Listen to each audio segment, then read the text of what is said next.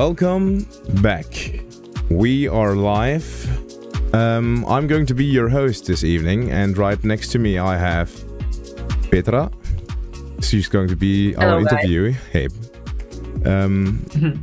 And I think we are already starting with this event right now. All of the drivers are already in the driver briefing, and we cannot really join it because there's so many people there.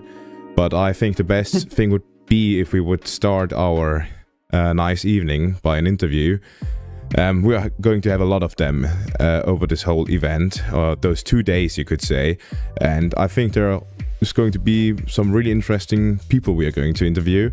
And if we just look, one of our first guests that we have here today is Matthias Dank, the Executive Vice President of AVL. And let us already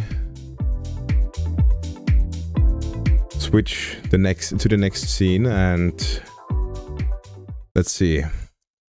I'm not sure if we are already starting everything, but I think we are going to need the okay from the higher ups, you could say, because a lot of people are already not complaining, but let's say there are always technical difficulties when there are more than 3 people involved, and here are more than over 100-200 people right now on this whole Discord server. So yeah. So Petra, I heard you prepared yourself well for this evening. You kicked everyone out of your flat. Yes, but it seems that my neighbors are just trying to do some constructions work. So, Murphy's Law is really with us today. Yeah. It happens. It happens always at the worst time. As you said, Murphy's Law. Yeah. It is like that. I see Vincenzo already joined us as well. Yes. Yes, I'm here. Are we live or still not? We are live. So... Okay.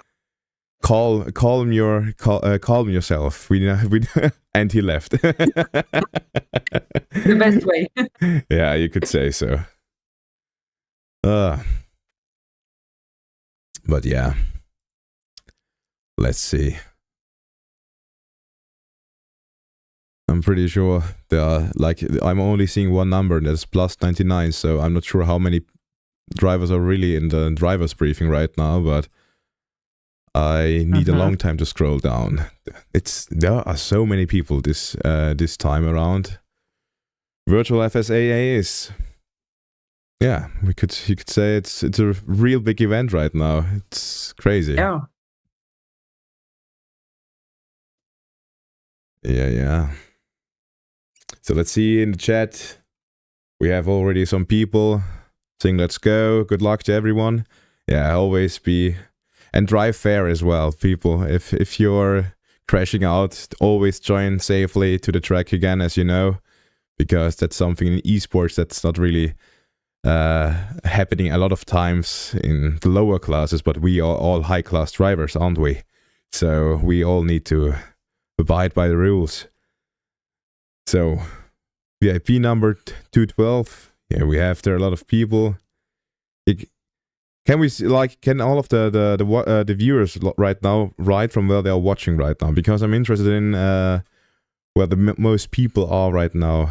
If they're from Europe, if they're from Asia. We have a lot of people. If you think about it, we have people from Indonesia, people from Japan, driving in this event. So yeah, it's going to be amazing.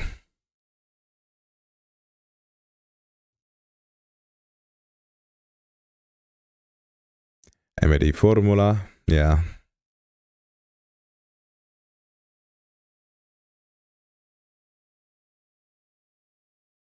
From Jerez, Budapest, BME Motorsports is also joining us. Our neighbors. Yeah. Nice. From, Athens. Yeah, we had some really good times with them as well. I remember 2022 was a difficult year for them, but they were party animals afterwards and FS East. So yeah, we have a lot of people here that are FSG 1212, too loud for FSG. Yeah, it's happened sometimes. Poland, PG Racing, nice. Romania, Racing Team, yes. Dortmund as well. That's perfect. So yeah, we are just only trying to get a time around because I'm pretty sure there are going to be many questions for all the drivers. And it's going to take some time. Paderborn, yeah. UPW. Meine Stadt, ich liebe dich. Yeah, that's the nice thing about all the German teams. Every city has a really cool song, and they all play it. They all love it, and that's how everyone knows all the different songs when they are coming to Formula Student. It's like with Schokolade, or Petra? Yeah. So we have some mentions. Tarragona, Ukraine, Unpu, yeah, Starko. Got this.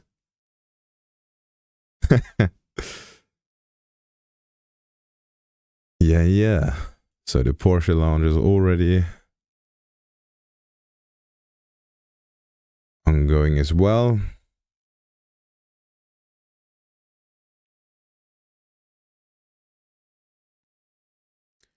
But yeah, guys, what do you expect from tonight? Because the schedule itself says that we are going to finish the stream at 12 o'clock in the evening, and I'm pretty sure this is not going to happen. So, what are your predictions, Petra? Well, based on last year, not last year, but last time, I think that last time we went over little 3 hours in advance, not in advance, by and the plus timings. If we got like 2 hours this time, I think we can congratulate ourselves. Yeah, I do. But the more the merrier, I think. It's not a bad deal. It depends how you look on it. Yeah, the thing is, tomorrow is only Thursday, so it's not as bad as it could be, but still, 2 hours over is still a long time. I really hope it's not happening, but as you can see from our schedule onwards, Group A autocross launch should be at 6:55, like at 6 p.m. 55. So it should have started 10 minutes ago. So we are already 10 minutes late, and that is just, you could say, a good prediction for the whole coming event. Everything is going to take a little bit longer, but I'm pretty sure once everything is running, it's going to be perfect. Yeah, but as opposed to if you're mentioning the schedule, I think maybe it would be a good idea to maybe start with our first guest and first interview of today. What? I also think so. If he's ready. We will see. Mr. Matthias, are you with us? Can you hear me now? Yeah, we can hear you now, yeah. Oh, okay, now it works.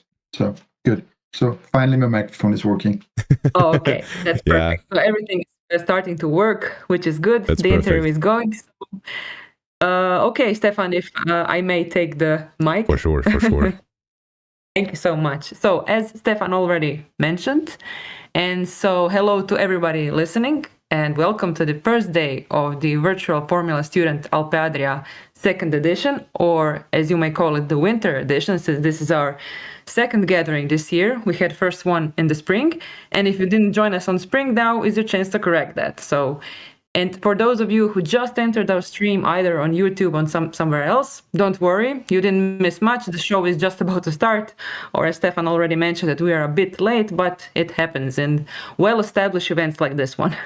And you were saying, Stefan, before that a lot of people are joining our chat and our YouTube channel from all over the world, and I was quite shocked when I first read this, but it seems that 116 teams have registered in this winter edition of the virtual FSAA.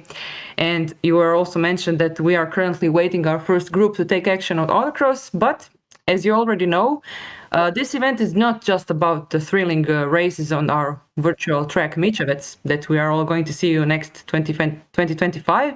It is also a chance to gain an exclusive insight from our motorsport experts. And speaking of which, first of our today's honorable guests is none other than Mr. Matthias Dank, who is the Executive Vice President at AVL in Graz, which Stefan already mentioned. What Stefan did not mention, and I will take my time to do this, because among many of Mr. Matthias's admirable achievements, he has more than 20 years of professional experience in product and technology development, engineering management, and business transformation, and he was also responsible for the motorsport business in AVL's instrumentation and test systems division.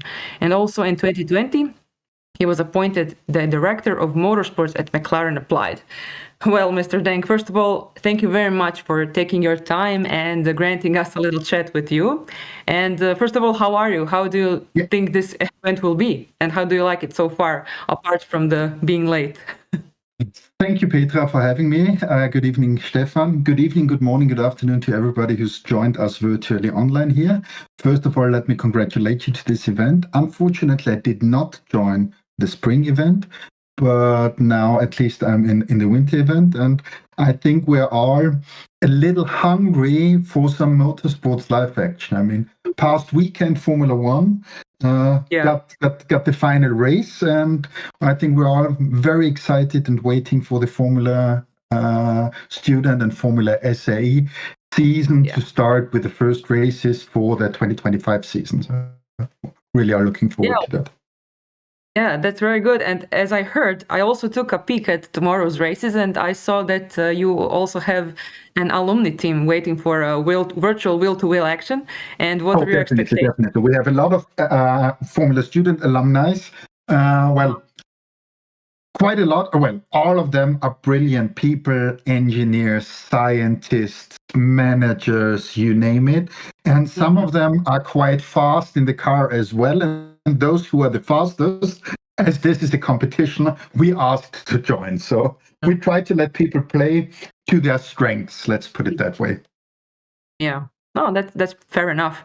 And speaking of racing and virtual and Formula Student, we know that, and I also think that our listeners, some of them may not know this, but AVL Croatia, so the Croatia department, let's say, of AVL, has been our supporters, so friends and supporters of Formula Student Alpe Adria since 2021. And it is also no secret that students often need to sort of say balance the theory and practical application. And what key skills from Formula Student make them, let's say, stand out at AVL? So what advice would you give to someone who is, for example, listening right now and maybe who is looking for a job at AVL?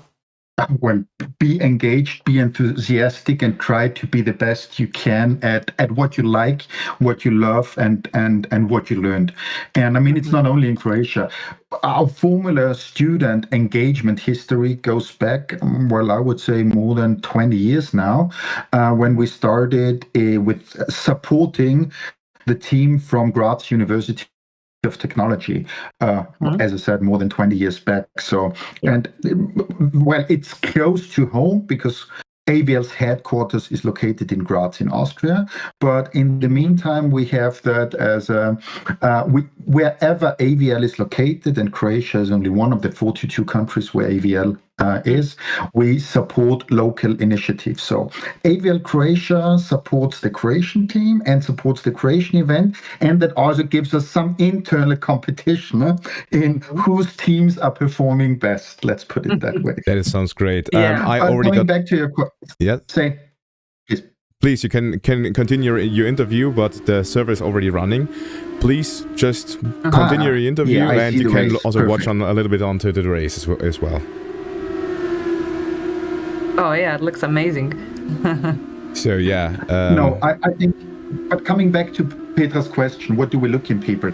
Be enthusiastic and try to put something forward. And I think that we for sure recruit a lot of people outside of Formula Student, but we have a special heart for people who have done their pedigree and have done their work in Formula Student, because you see a lot of very engaged students that put in the extra mile and the extra effort in order to achieve a product. And at the same time, I think the very valuable part with Formula Student is not only that you build a race car, but you accompany a product in its full life cycle.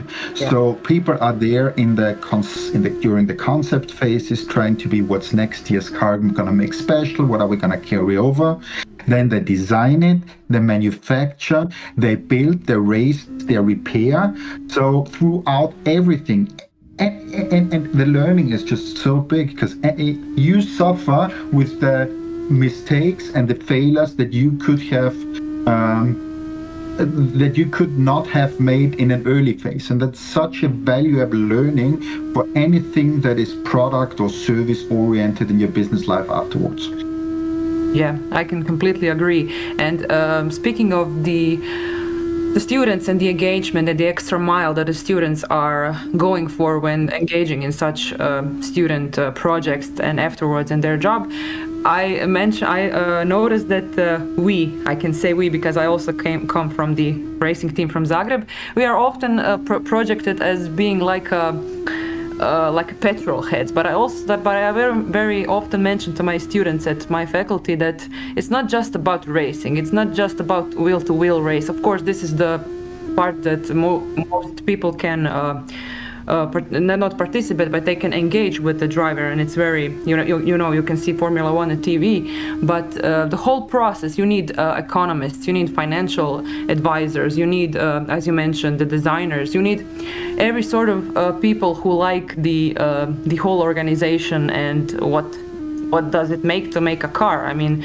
I know a lot of people that went into a Formula Student team and later became, maybe medical experts or any kind of product in general. But of course, this is really interesting to our petrol heads and electoral heads, let's say. So I can only agree with you. And what inspired particularly, I saw that you have really an amazing CV, and I didn't have the time. We couldn't have put it all into this interview because it will probably take 1 hour. But what inspired you to pursue a career in motorsport and the technology development, as I mentioned? Did you always envision yourself working in this industry, or did it just, came along and you sort of like went along with it? Well, as very often in life, it's being at the right place at the right time or at the wrong place at the right time. And sometimes, and that might be a very male-specific thing, is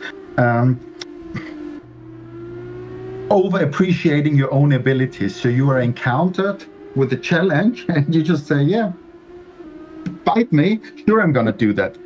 Yeah. It was not clear. So I am an engineer, but I'm not a traditional engineer. I'm a mathematician by trade. So, and when I was back at university already quite a while ago, it was not quite clear that I would be even ending up in an industry like that, let alone automotive or motorsports. So I started to do a lot of software development on the side. I dipped my feet into banking and finance, and then somehow I just ended up starting my early career in drivability design and evaluation. And then more than 20 years back, I started vehicle dynamic simulation. And by that, we started in AVL our first bigger steps with motorsports, having a professional vehicle dynamic simulation, a third party, and then, well, things just took their way. What I really love about the motorsport is that everybody is so goal-driven. You're really target-driven. It is about the one thing, and it gives you the clear purpose and the clear determination. That is something that now, having moved out of a motorsports role, my motorsports responsibility is only a small part of what I'm doing now. But there are a lot of things that I've learned with motorsports. First of all, it's organizations as well as people, it's a big advantage if you have your purpose. Why are we doing that? For motorsports, it's so plain and simple and easy to be communicated. The other thing is successful motorsports organizations are very failure tolerant and are learning organizations. So you make a mistake, and you learn. You always, and I mean that's one of the favorite quotes that I like to do from Niki Lauda is. We always learn more from our mistakes than we learn from our big wins and successes. And the next thing is you tend to not to become too arrogant. Just because you are successful one day, you win one race, you win one season, because technical regulations, sporting regulations change often. That does not mean that you're successful in the consecutive year. So always during the drive, during the race debrief. That's the thing. When I was a young engineer and started with motorsports, race debrief, no matter if you won or lost, was always what did we do wrong? How could we have done better? Where do we still need to improve? So you're always going for the constant improvement. And in comparison to other industries, the very funny but crazy thing is, I mean, just think about Formula One. There are 10 teams.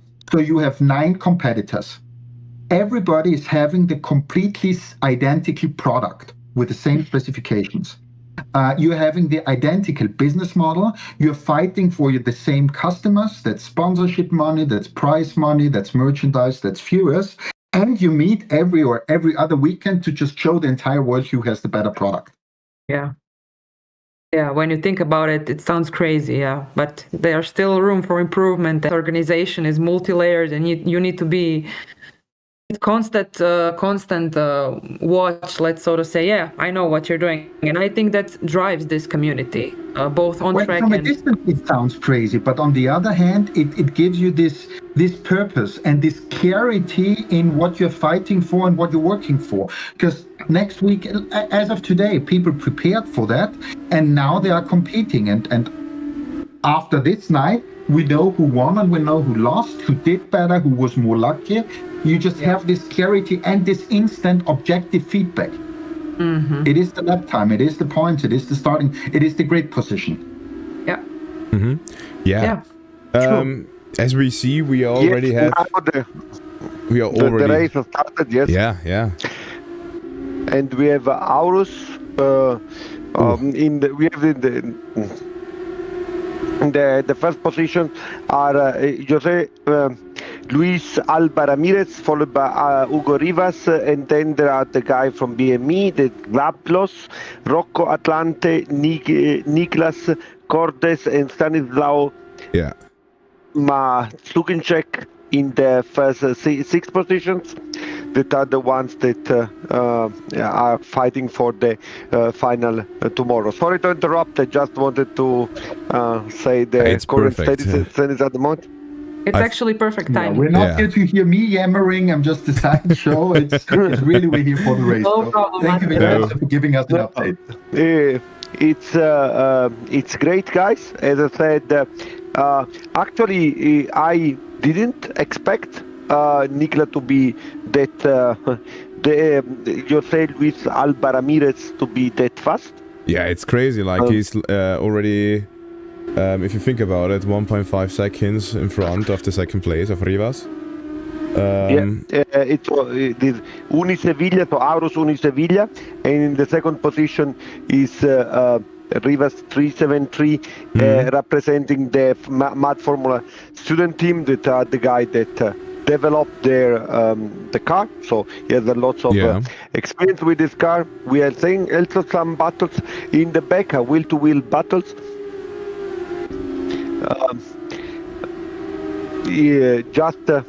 For the people once more, today race the first 5 cars will go in the finals tomorrow, so it's very important to consider the first 5 positions that at the moment are occupied by the Aurus, followed by MAD, BME, and I cannot actually see very well on my screen. What do you want to see right now? No, but it's just probably to my connection. Just the first 5 people that are fighting for the let's say for the position for tomorrow. I see actually very, very nice liveries. The one of Politecnico di Milano. the Dynamis PRC is very, very nice, and they are fighting currently for the position with our friends.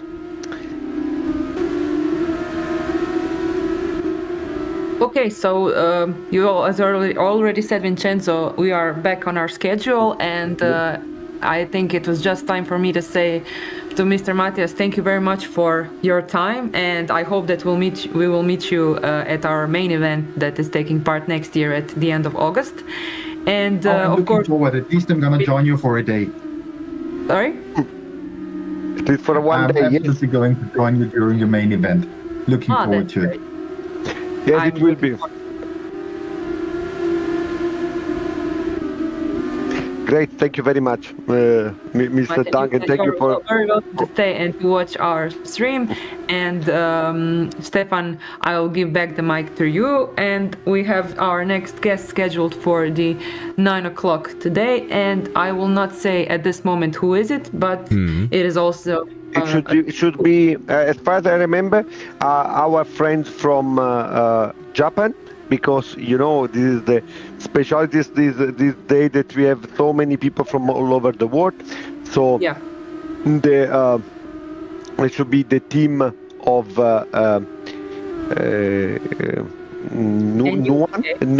Haruki from NUAE, if he can join the chat. Haruki Oishi. Yeah. I don't know. Thanks, guys. Have a lovely rest of your day. I'm gonna pop off here and join you on the YouTube live stream. Thank you very much, Thanks again. Matthias. See you. Thank you for Bye. having you.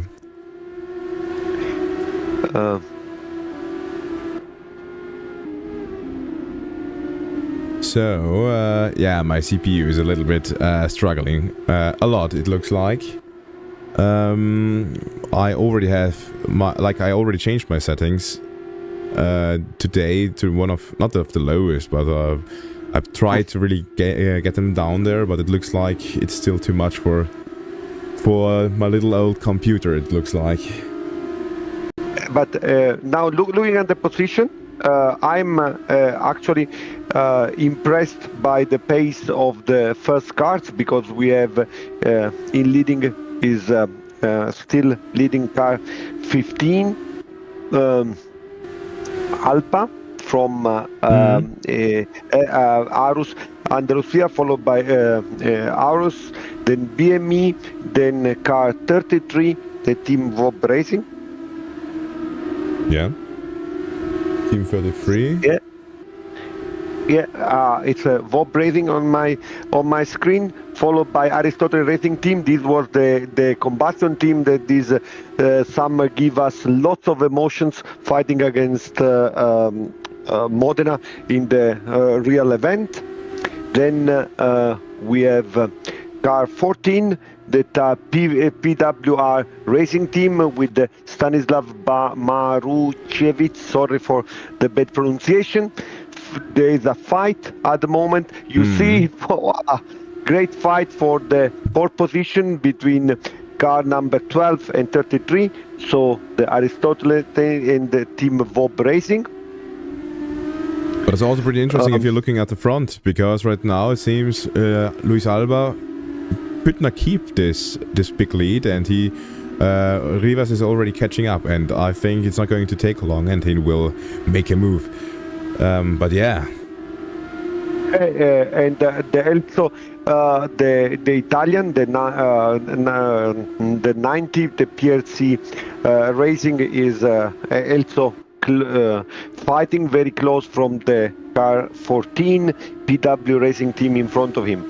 But Stefan, can we go back quickly through just showing all this wonderful car, all the wonderful livery, when the guys works from the number 1, which at the moment is Arus, followed by MAD in second position. The third position is the nice livery of our Hungarian friends of BME Motorsport. In fourth position, once more we have Aurus. In fifth position, we have car 33, that is the Vob Racing. Team Vob Racing. Then we have PVR Racing Team. PVR Racing Team in 6th position.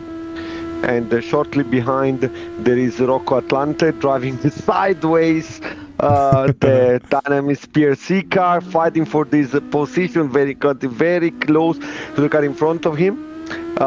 It's 0.6 seconds. Now this is Alexander from UBT Racing Team. This is from Romania. Mhm. Then we have in Luca.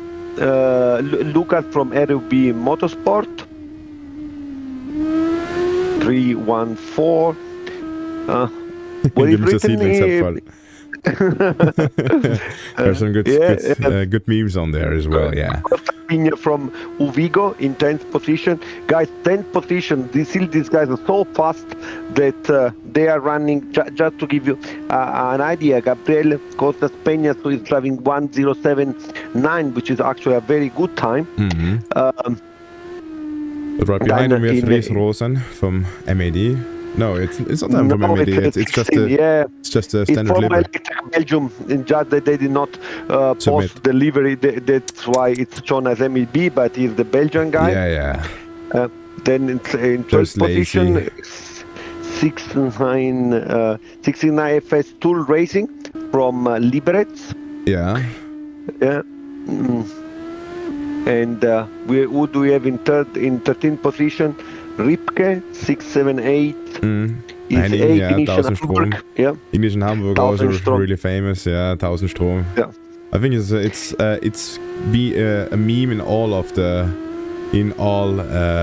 Formula Student teams who went electric. But yeah, when YTU isn't behind us, we miss them.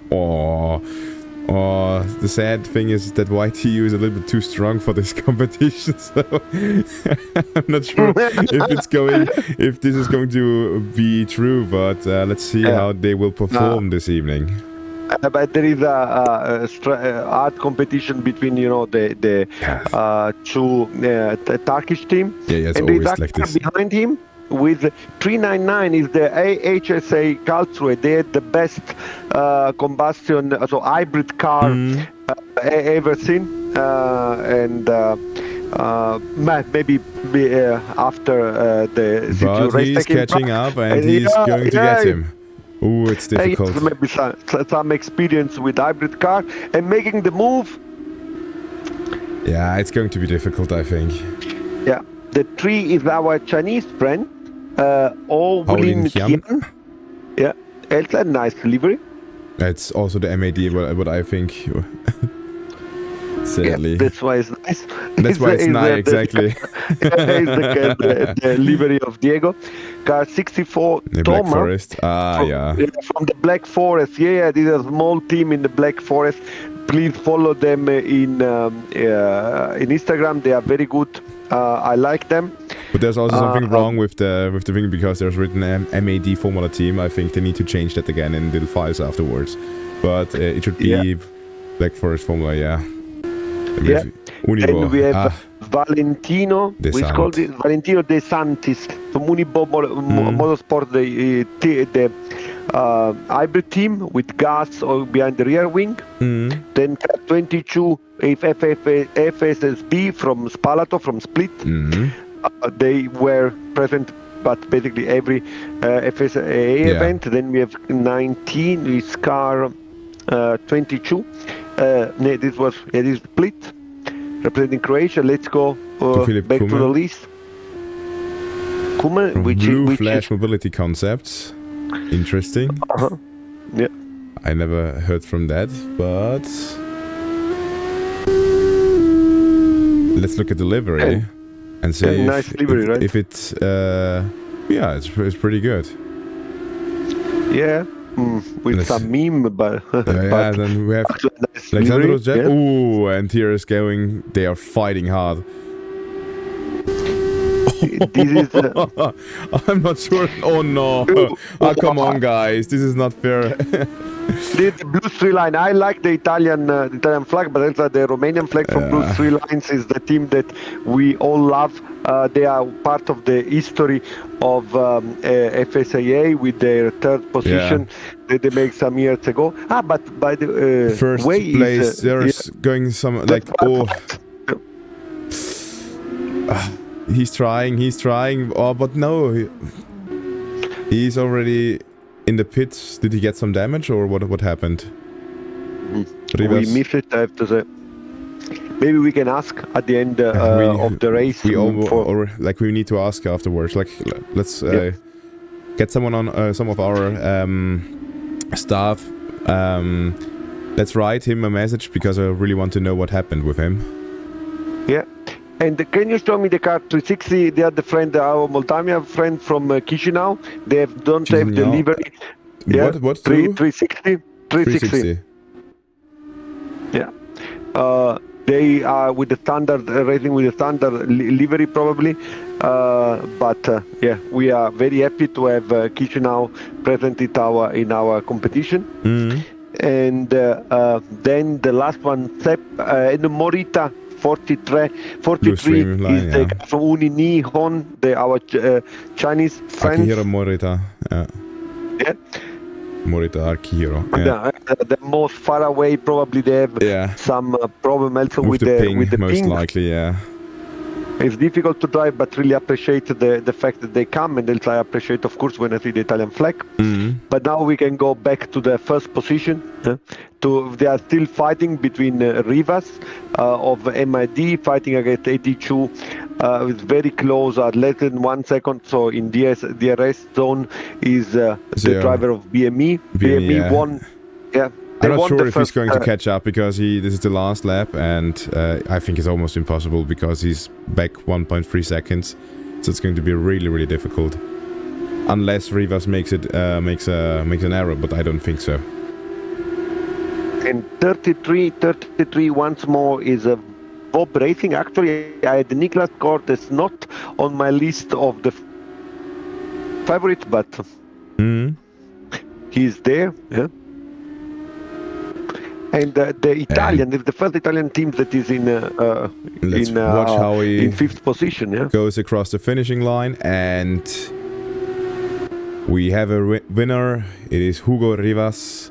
Right behind him, we have Zablox, Mezaros, and Niklas Cordes.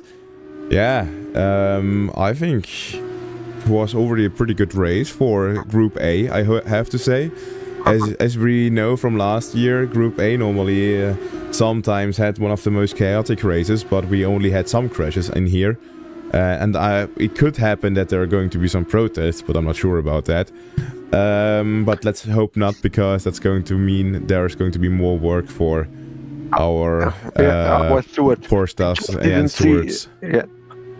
I don't see Arus in the first position, which surprised me a lot because they were one of the favorite.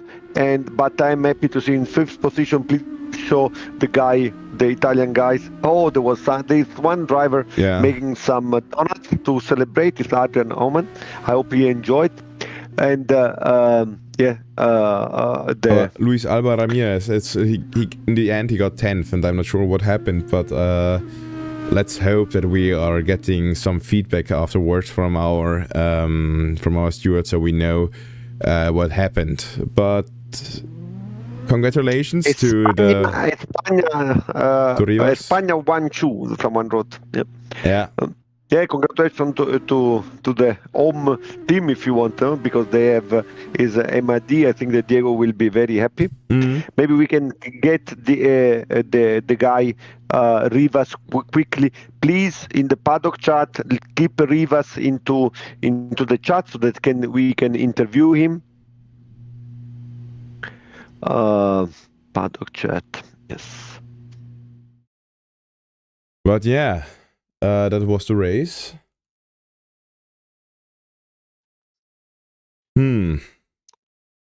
Yeah, let's see. Let's look into the YouTube chat. So we have a lot of people speaking in all languages, but not in English. At least Pirondi is coming to the happy hour. Yes, we have a lot of Ukrainians who are speaking in Russian, or not in Russian, sorry, in Ukrainian, but still in Cyrillic. They're writing in Cyrillic. So please try to do it a little bit more internationally and keep to the FSA rules and write in English. That's the same is also for all of the Spanish-speaking people. Yeah. Stefan, just Ugo, the winner of the race one, Ugo Rivas from MD Formula, just join us in the commenters booth. So, Ugo, how was the race? Good evening to everybody. The race was pretty fun, actually. I enjoyed a lot. That is good. The race start was really clean, at least from the beginning of the cars. So yeah, I enjoyed that much. And it was a pity that Arus had to stop because it has been a very beautiful, like very clean. So what happened to Arus? We didn't saw it exactly. Can you tell us what happened to them? They went to pits. I don't know why, but they went to pits. Maybe they had some mechanical damage. Maybe they hit something. And maybe, or maybe the fuel, because we had more consumption than expected.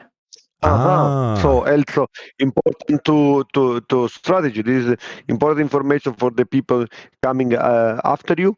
And what can you say to the your mad fan in the Spanish fan in the YouTube chat? Yeah, thank you to everyone for the support. Thank you for my engineers. Thank you to Kiko, to Paul, to Sema, and to the rage group that helped me a lot. And yeah, this wasn't possible because of them. So thank you to them, and thank you for the fans. And what is the target for you now? I mean, the second driver was very fast on the server, and so I think we set really some significant time. So Jose Matoro. So what do you expect for race 2? Well, we actually expect everything. Like I know Sema's abilities. I know Sema's talent. I have all my faith in him. Like if I had to bet all my money, I will bet on he wins.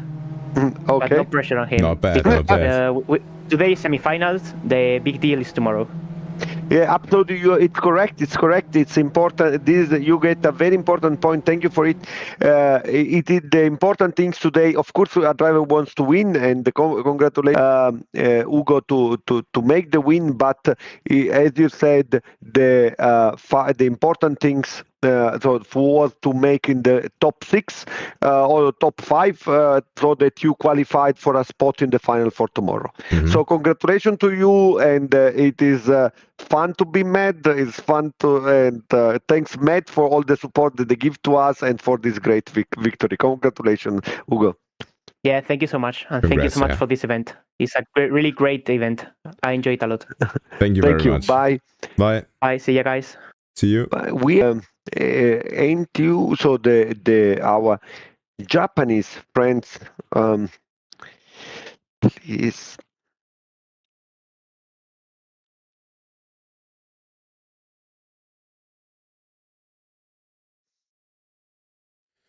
Yeah. We are just waiting now until they start a new server, and I'm also trying. Yeah, I wanted really to speak with our friend from Japan. If someone from the organization can help us to bring our Japanese friends in the interview room.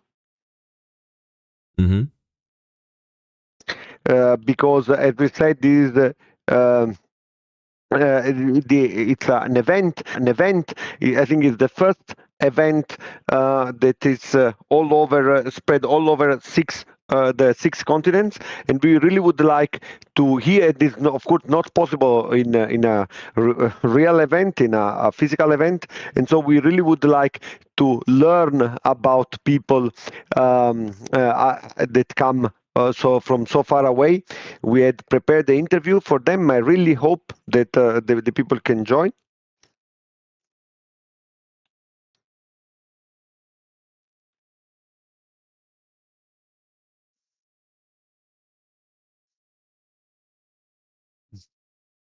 So yeah, I'm changing some settings right now because the stream, like the first race, was not really that fluid, you could say. Yeah, there were some problems with the ping as well as with my CPU not dying, but let's say cooking some good stuff. But yeah. So who do we have now here? Do we have someone now? It's still not here. But I think our interview is going to come immediately. He's already here. Oishi Haruki. Ohayo. I think we can wish him good morning because it's already. What time is in Japan here at the moment? Haruki, can you hear us? Hello? We can't hear you, Haruki.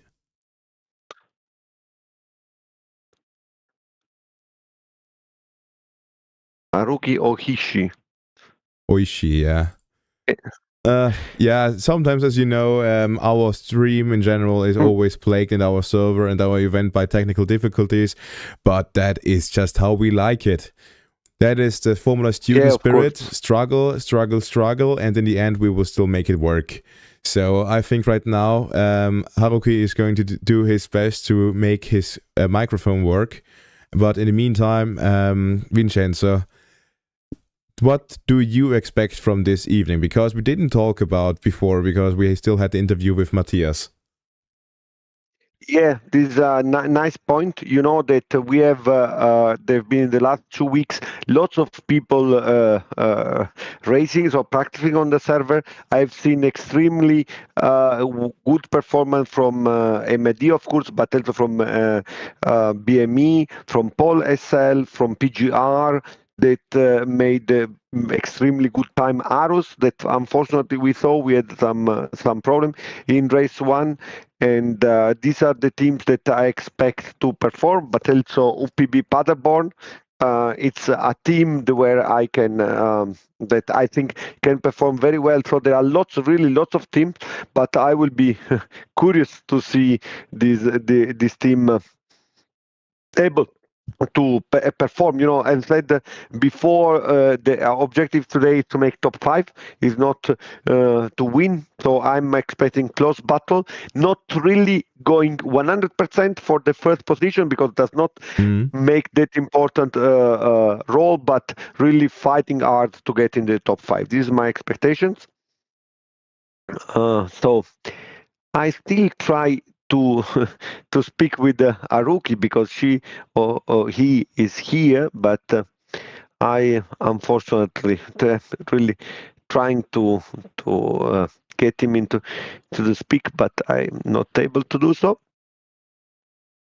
And yes, but maybe for the people in the YouTube, it's also tomorrow will be a great event, because after the behind the final we will also have the Alumni Cup, when some very good alumni driver plus representative of our sponsor and guest will also join the competition. So we will have team also from Aviel and the official Porsche Coanda esports team will also join. Plus will join the TU Graz alumni with Markus Plechberger, and Miki will also be on the starting line, and there will be the all-star team with Hendrik Steuer and Walter Lux. So it's will be a really interesting race. Plus behind, let's say, a side event of our great competition.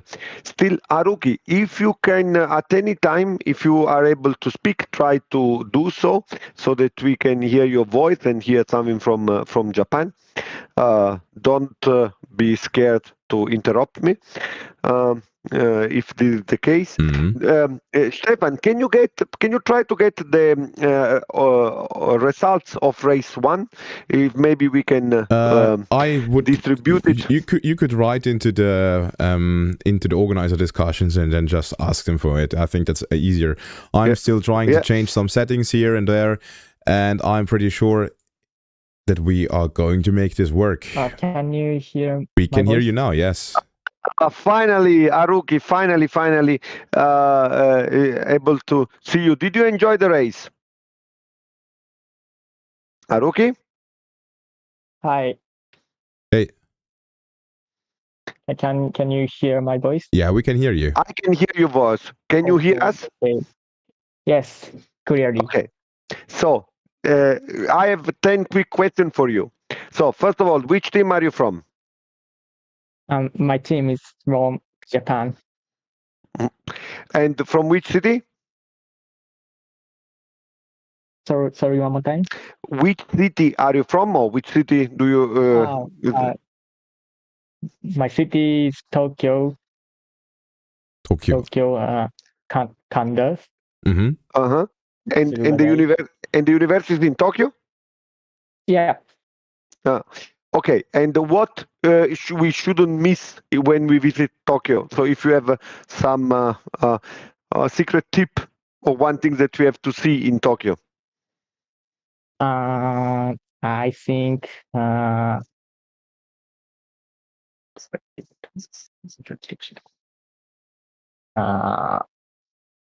Tokyo is many temple and have a long history. Mm-hmm. Finally, what is your favorite temple? Best temple in Tokyo? Yes, my favorite temple is Dojoji. Dojoji. Dojoji, yeah. Okay, and what is the most famous dish or drink of Tokyo? I would say ramen and sake. Yeah. Sake is famous. Yeah. I like sake. But one technical question for Stefan: do we have is the server 2? Is the race still going on?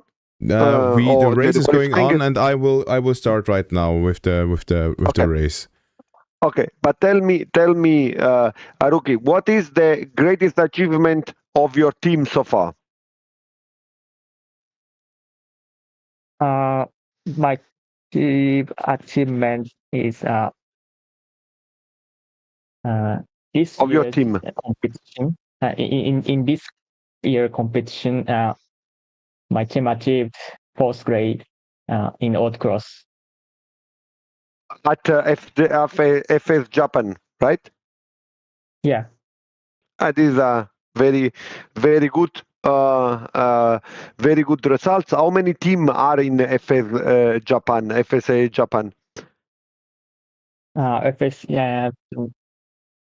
18 teams in participating. And you make P4.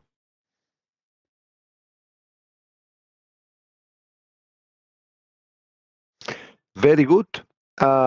Here in Europe, every team, when you achieve something important, they shout something together. For example, the Graz, they shout Prost Graz. Do you have something that you shout in your team when you make something great to motivate yourself? Do you have something you can shout?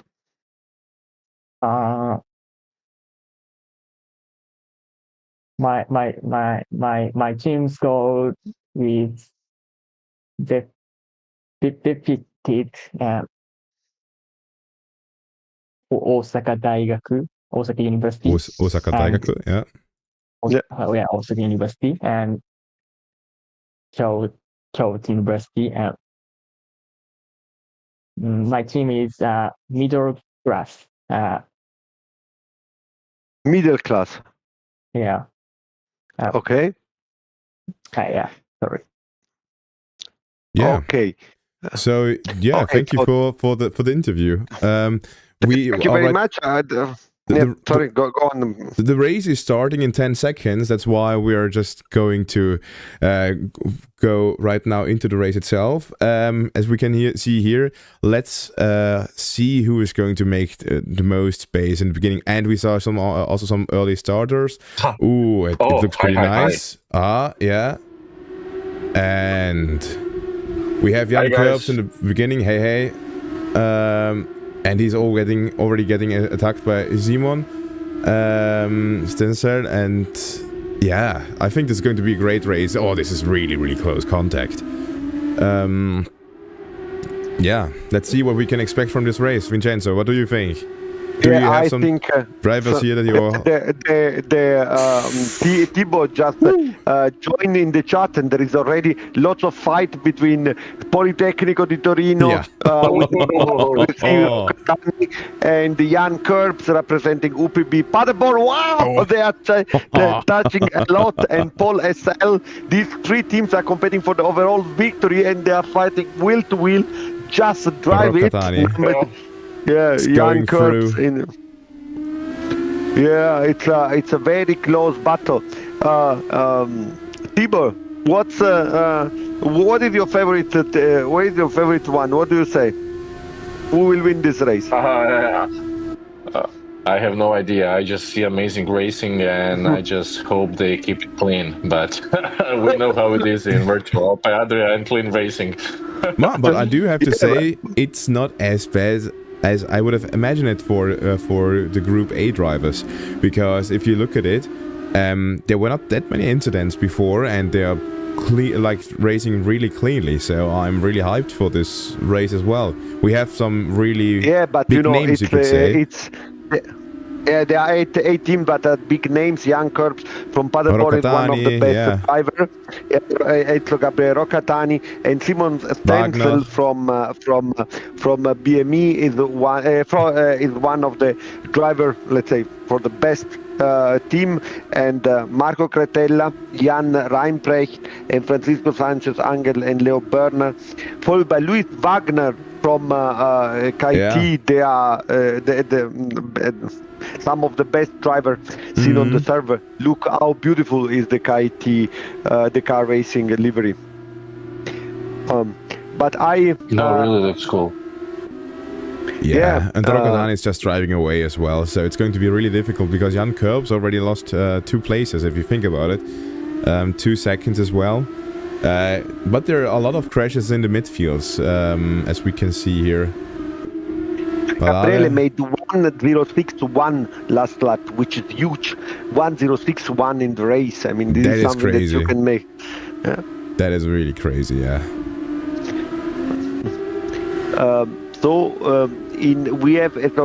We were going through the list in sixth. We have Luis Wagner driving from KT.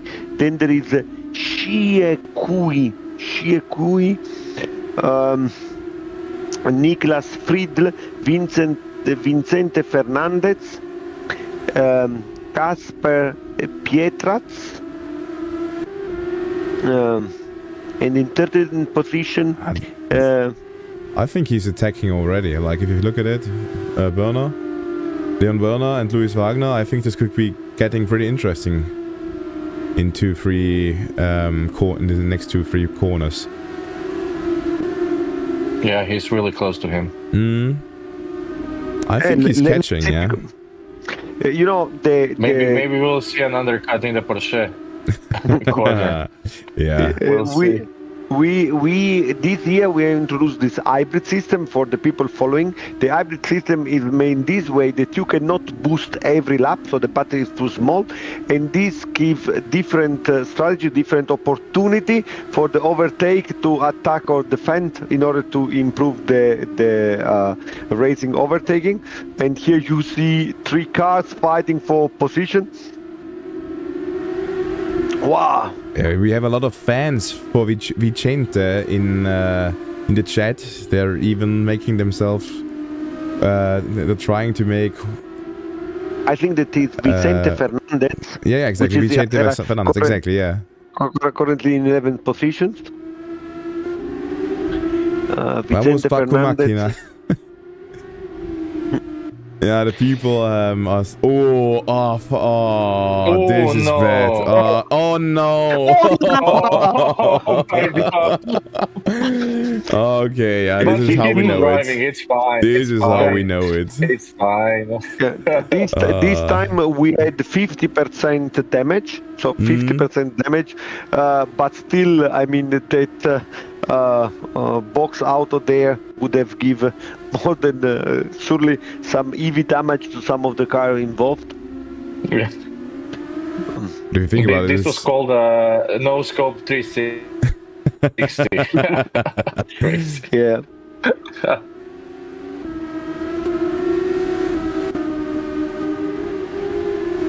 But still, Gabriele Rocatani, followed by Simon Stenzel, Jan Kurbs, and Marco Cretella. Another Marco Cretella, which is the driver. It sounds Italian, but it's the driver of KT Racing.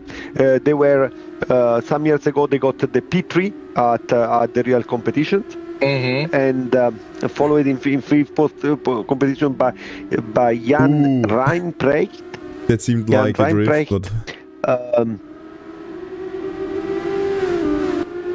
let's go a little bit through. Jan Kurbs is also being pretty consistent as well.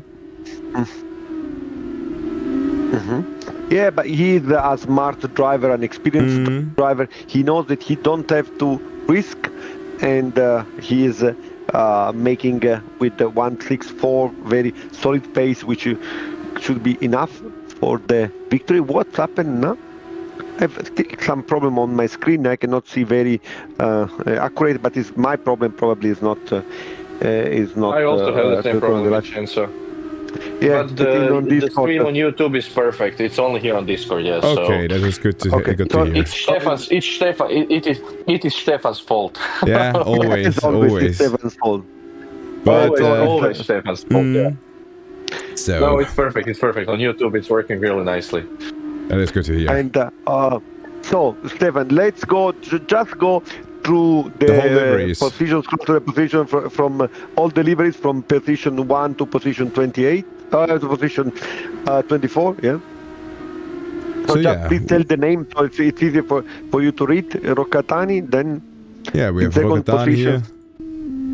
Some nice carbon fiber, as you can see. Then we go back to Simon Stenzel from Porsche Racing, and here as well, really nice livery. I like that. It has some really nice accents to the yellow dampers and springs. Looks really nice. Yeah. Then we have Jan Kurbs from UPB Racing. It's also a really nice livery if you look at it. It's really nice. Then next, and did you overtake someone? I'm not sure. Then Marco Cretella from Cat Racing. Yeah. It's also nice carbon fiber livery.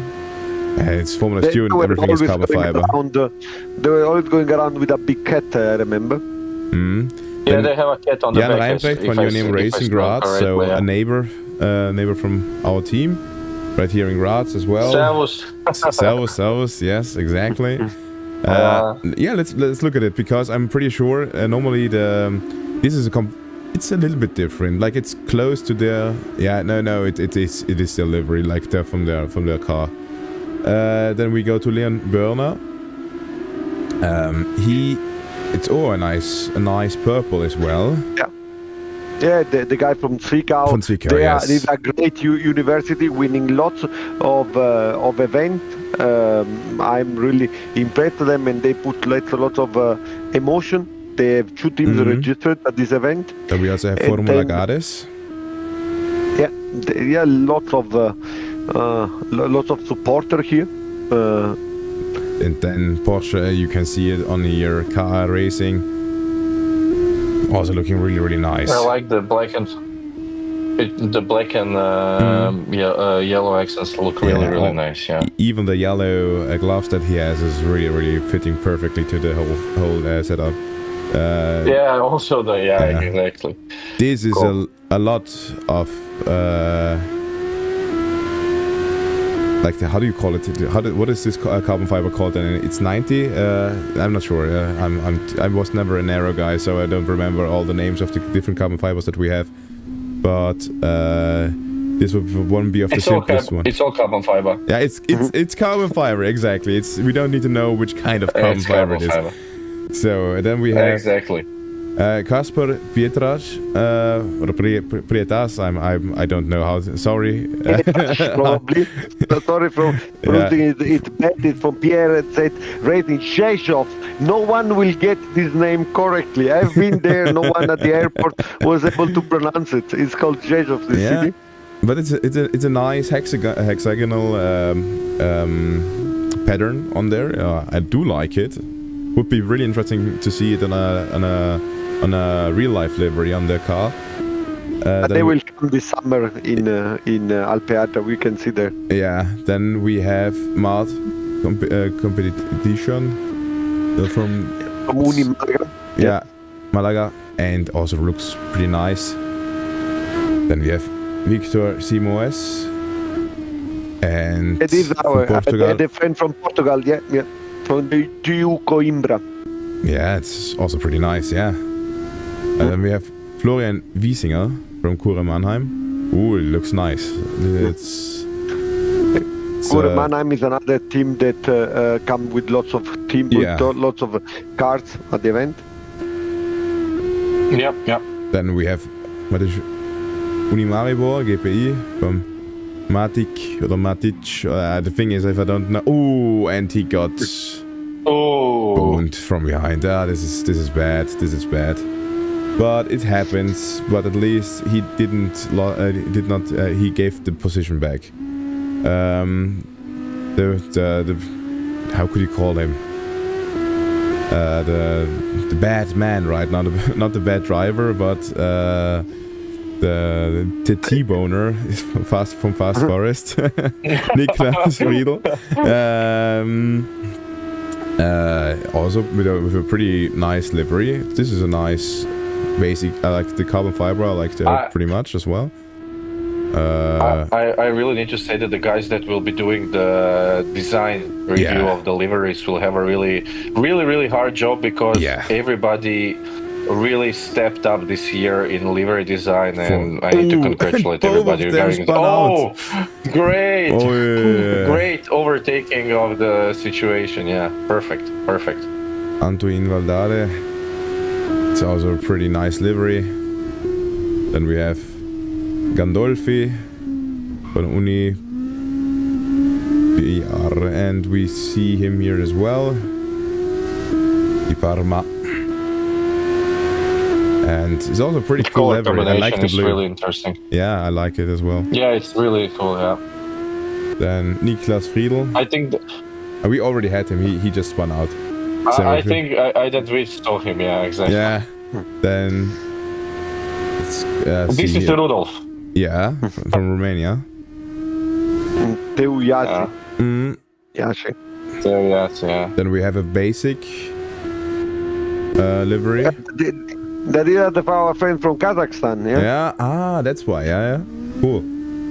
Alessandro Fabricini. I'm sorry again for butchering your name, but these are our friends from Ukraine. Yeah, nice. Also pretty cool livery. I like the lighter accents because you don't really see them that many times on the real life cars. Normally we try to save as much weight as we can, and that's why we don't really see many liveries with bright colors and with a lot of paint. And I really do like it if you look at it, because it is refreshing, you could say. You never see it. And I'm also pretty sure if you're driving in the heat of Croatia, having those brighter colors would make a cooler interior for the driver itself. But I'm not sure how much difference it would make in the end. But also with a pretty cool livery. Istvan Karoli from Electric Racing Miskolc.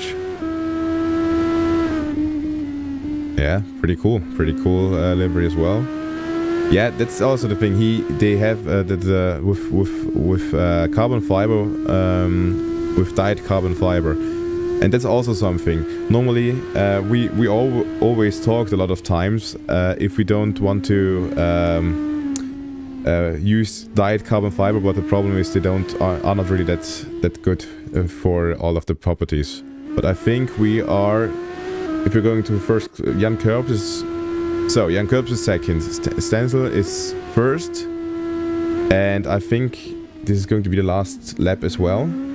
We should still look at I think the people from Wuhan have problems with the internet connection. That a lot of people are in the pit lane. So let's look at the last lap. So also here, the first five positions. So is the lead was taken by Paul SL, one of the best team, and Latia Pichu. But this year they want to make. I'm not sure what happened, but Rokatani and Kurbs is still the same, but I think Rokatani made the error. And he's in third position, followed by Marco Cretella, Jan Reinprecht, and Leon Barner. These are the top six. of the Good race. job, guys. Good job. Yeah, absolutely, a great job. So is Wagner is in sixth position is Francisco Sanchez Angel, and Luis Wagner from car racing in seventh position, and in 10th position is Xie Kui, representing the two fast racing team E-Tech from the TU München. I need to say that so much stuff is going on the track all the time. Yeah, not only in the track. It's really hard to keep track of everything. It's really difficult, yeah. There's a reason why for only 20 cars in Formula 1 they have 10 people just operating all the different cameras and so on. So, but it was a pretty cool race, pretty nice. Not too many incidents. Maybe we can the driver from Paul SL, the winning driver, to join us, not or the team leader from Paul SL to join and to have a quick interview. Sure.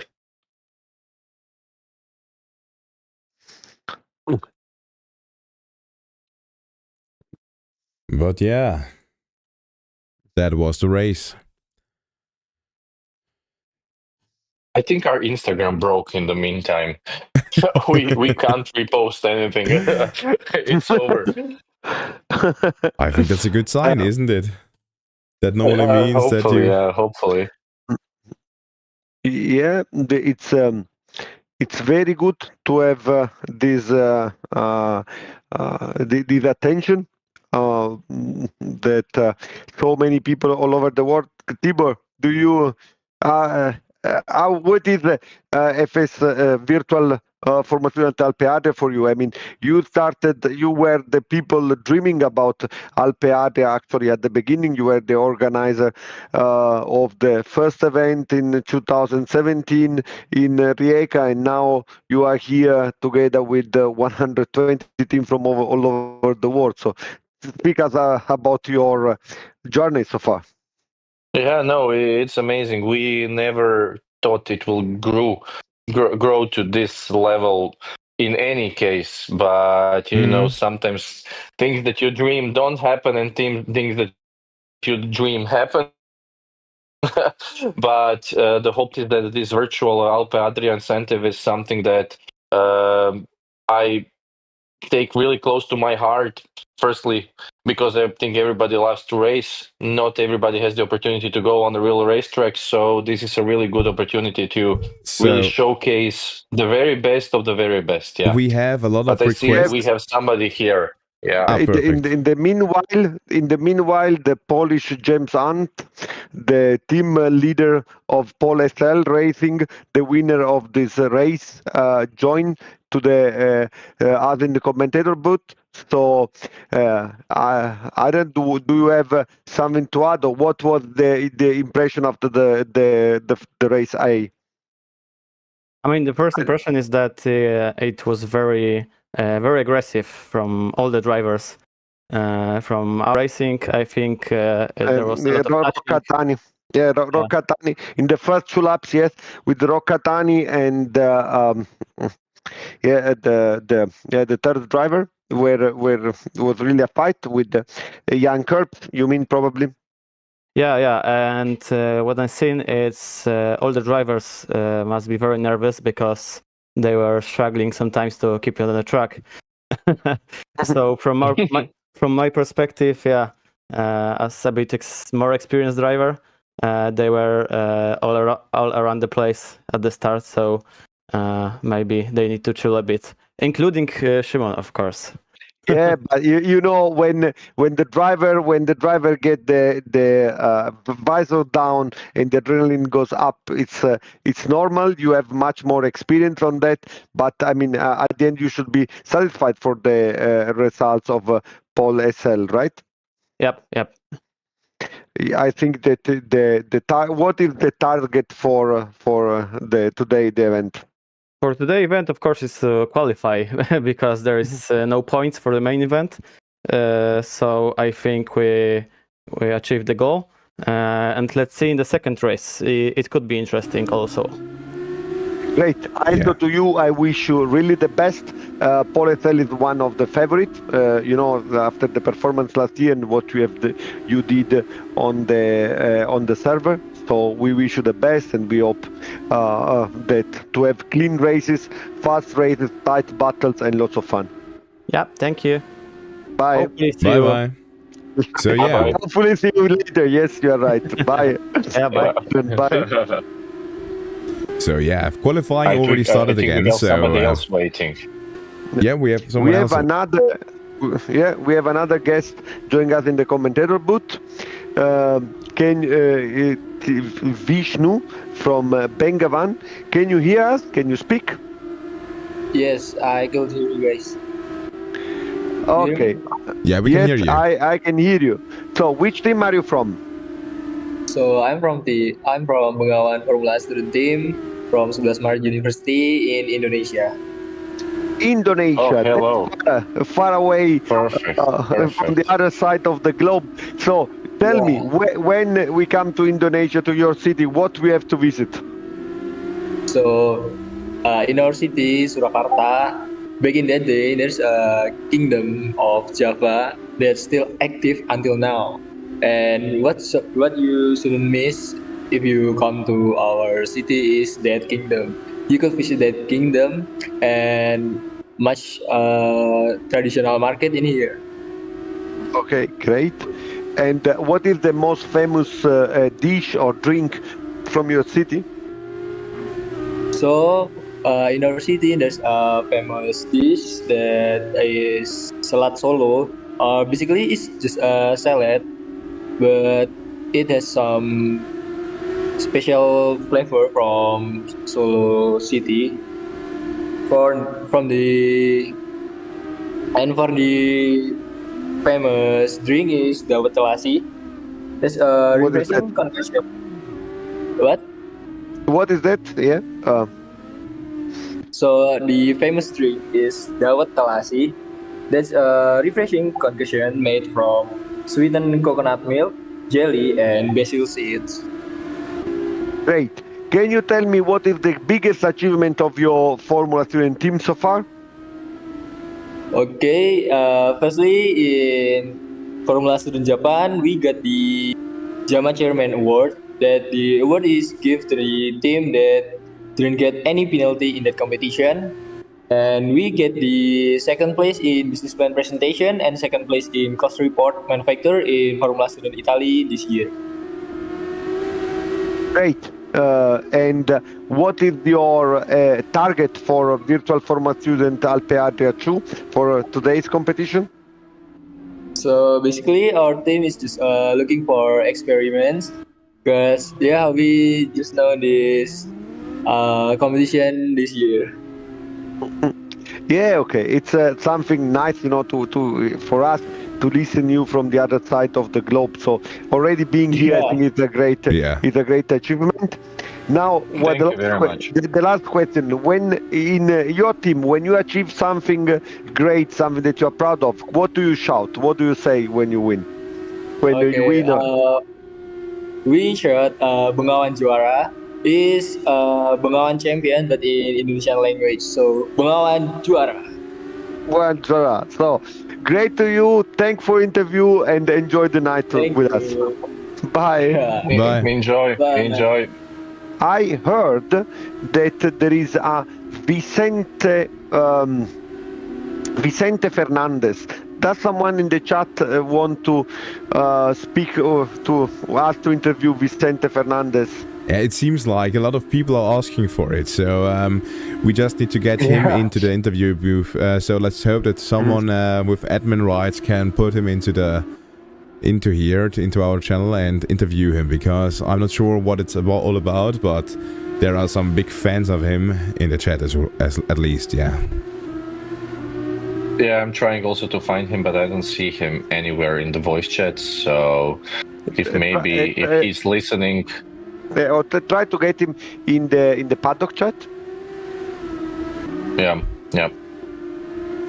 By the way, at the moment there is the qualifying going on on the server 2, I think. Let me see what is. If someone want to speak with Vicente, want to have Vicente Fernandez, then please tell us. Bring us into the waiting room, and we will give him an interview, of course.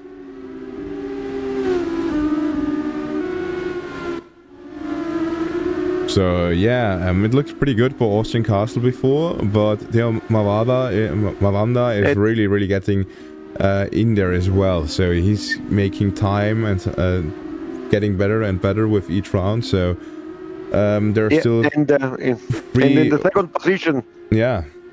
In the second position, we have the Austrian Castle from the Castle brothers. Exactly. That, a very strong competitor this year, followed by Jan Poludrienski. I hope to pronounce it correct. Sorry for that. Wait, just a sec. Go on with the top 5.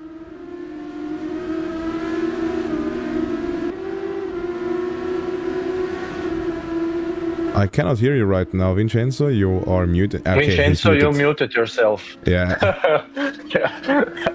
The microphone overheated. Yeah. Vincenzo shouted too much into the microphone, so now it needs to cool down. Yeah, it's over. It's over.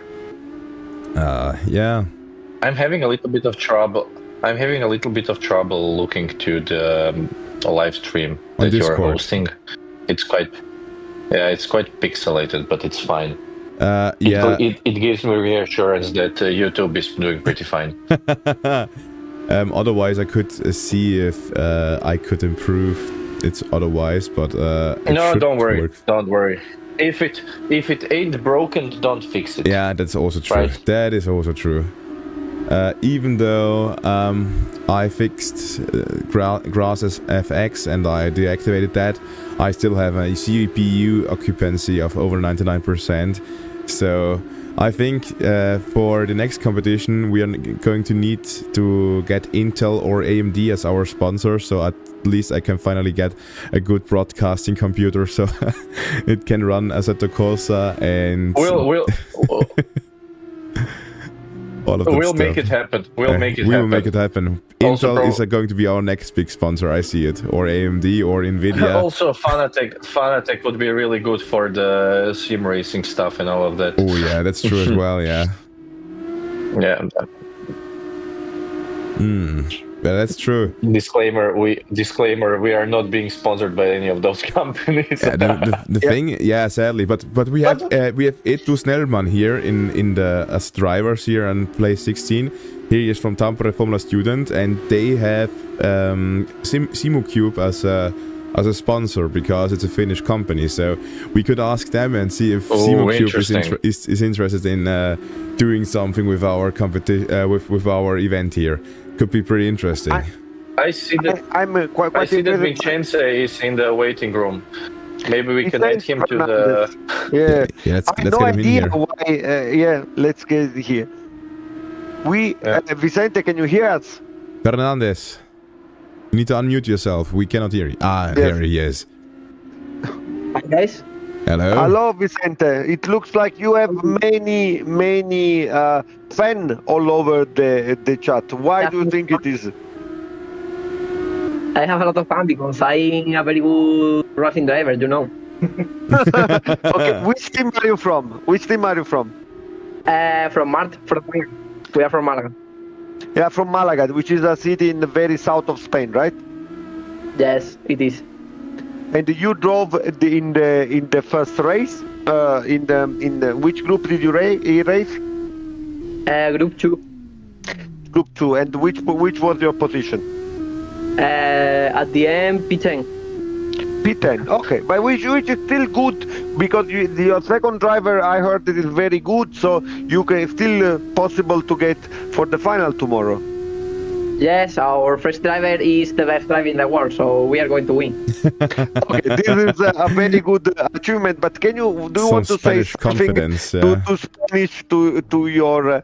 Can you say something in Spanish for your all the fans that are following you? Yeah? Yes. In Spanish? Yeah. Yeah, in Spanish. Go on. In English or Spanish? In Spanish. In Spanish. Vamos, Marta, y mi chavale. Great. We say thank you very much for being here.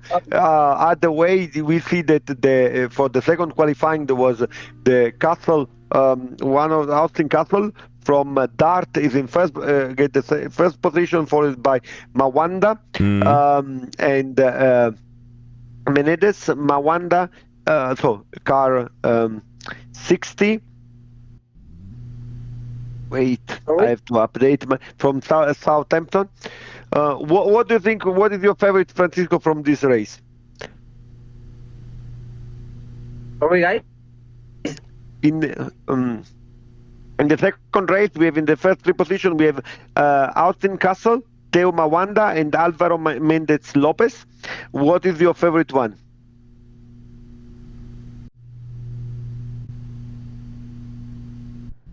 I think that he answered. He answered really greatly. The Univigo, we had some incredible time from the Univigo, which is in third position, and also Christoph Nagy is the driver of the car 79 IRT, the Arab-born racing team from Győr, and these are the most. In fifth position, I just saw it, there is the 888, the car from PGR Racing, one of the favorites for the final win, followed up by Peute Motorsport. So this will be very important to have the race start. I really hope that a clean start. I really hope that Austin Castle can make turn one without any problem, but Kurt, our English friend from Southampton, will not allow my easy life. So it's red light, red. And this is a long red period, but he had a bad start. Bad start from Castle, great start from the car in third position, making it to the outside. Mawanda is already in front. Castle is second, and Menendez Lopez is right next to him. Ooh, this is going to, but with rainbow colors on the rear wing, pretty cool. Pretty cool livery as well, yeah. But yeah, this is okay. It's a very hard fight for position now. At the beginning, very fair, very clean between Castle and Menendez. Let's go back because I'm pretty sure there's going more on. Yeah, but he could try something now, like Menendez, if he sends it, and he leaves some space for him, but he does not commit. Can he overtake him? That's the question.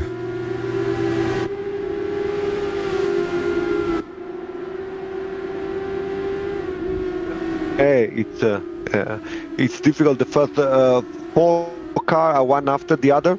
Very close. And now it's PGR going from the move with the car 888. There's some pretty good stuff going on. Yeah. Ferronato from I see the Eagle of Trento, which is in position number 6. Maybe we can go through the line. The 6th car is Ferronato. Then we have Richberg. He was extremely fast. Is car 23 running Snail Racing Team. Then Lambrecht from number 87 is with a car without liveries, Dynamis EV. That's why it's not shown correctly on our graphic. Smitkovsky. Yeah, just fighting there's some crazy stuff going on back there. No! This was from Vincenzo. The team of my region from Unical Reparto Corsa, the wonderful car 181 representing Calabria this year. There was the first electric Calabrian car ever developed, and it's called Odyssea. And they were able to pass the scrutineering. It's a great result from a Calabrian team. But we are going to the from Can Bertje son from IP2 Racing E. For Schanze Kalmar Racing. from the Schanze, representing the University Ingolstadt.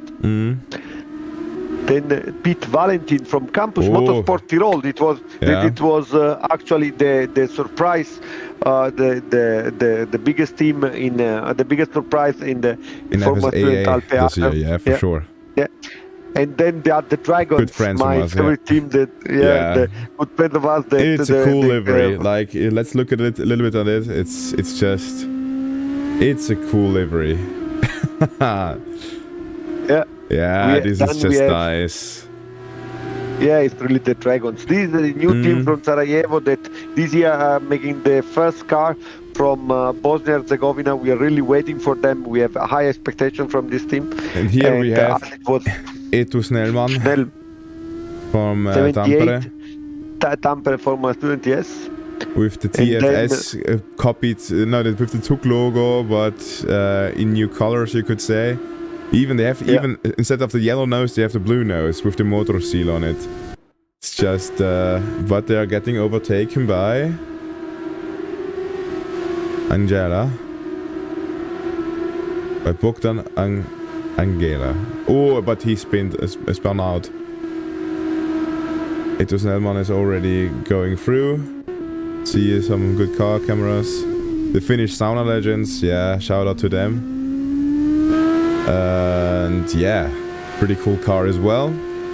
We go back. Here we have the Formula Student Alpe Adria livery. Loved by everyone and known because of most of the screenshots that we made are with this livery. And it's a nice livery as well. This UPB driving team representing University Unipolytechnica Bucharest with Bogdan Angelea on driving. Clemens Flesner from the Lions. Yeah. Then we have Federico Scozia. On the great Unical. team Unical Reparto Corse. Then we have 81. Levi. Is BGR Racing Uni Ben Gurion from Israel. We have Nova Racing Team with Alejandro. MS Racing from Zlatko Trojanovic. Yeah, they are the first. They last year they make the first car coming in, at Formula Student Alpe Adria. Yeah. Leo Tokno from the TU Wien. Yeah. Typical, pretty similar to the real livery as well. Yeah. Ebbe Stubbe from Ugent Racing. From Unigent in Belgium. And we have Zlatko Trajanovski from Macedonia. The livery is actually, the livery is neither cool. Of the livery of the race car, right? Yeah, pretty cool. Yeah, we can see it in all its glory. Then we have Maximilian Hilbert. From he comes from the University of Dresden. If I recognize the logo, L Florence Race, they're able to rebuild the car. They lost the wheel on Saturday and being P2 on overall P2 in Sunday. So great respect from Dresden. Now we can come back to the top of the race, right? Where after we show a lot of them, I had some car sideways. Who is the guy drifting? Is your computer? Or I think it's my internet connection right now. Even though my ping is only 67, but I think the server itself is could also be that the server is at its limits, or as I said, my computer is not the best right now. But there are a lot of people wanting to see number 888. So yeah, it's PGR. It's one of the favorites for the overall win. So absolutely. Let's show PGR and technical communication. If Now it's Castle. Let's follow the battle for P2 because it's Castle and Menendez fighting for P2 for the Uninovi. This is representing Oviedo. You know, we heard that at a certain point the time was so fast that we still imagined that Fernando Alonso was driving that car, but was actually not the case. Was Adrian Brida Stobrino, very, very good driver. Yes. Oh no! Ooh. No, this one it will be material for our driver. For our. It will be material. Behind he also spun out, or what happened there? But I think it was a driver. It was a back marker. So, but this is also really difficult for them to overtake. Here is really crazy as well. Yeah, it is the problem of this track and this car. Is he trying? Oh, look at that! Look at that! On the inside, but is he going to get taken? This is really good racing. Yeah, this is PGR against Arabona. This is a really a nice battle. Wheel to wheel, what we want to see. And we hope not to see cars spinning, but car letting enough space. While Mawanda, it is, it could also be the next overtake here. It's not far. It's Eagle, they are the Eagle team. They have a very nice rig. They make some story on Instagram showing the rig that they are using, which is absolutely top notch. And we hope that this will give them a further push to be in the final for tomorrow. But we have still Nagy I hope to pronounce it correctly, in third position fighting for the podium with Menendez, while Mawanda, which represents the Southampton team, we do not see so many English team in Europe, but now we see that they are not even slow less, at all. yeah. Now after Brexit, even less, that's the problem. But in general, FSAE and Formula Student Germany, the rule sets don't really, even though they mix somewhat, they don't mix that well, and that is one of the reasons why a lot of British teams are not coming to our to the competitions of the Formula Student Germany rule set. But yeah, at least we can see them here without any rules at our event, and so they can still showcase their driver skills, which I think they have plenty of.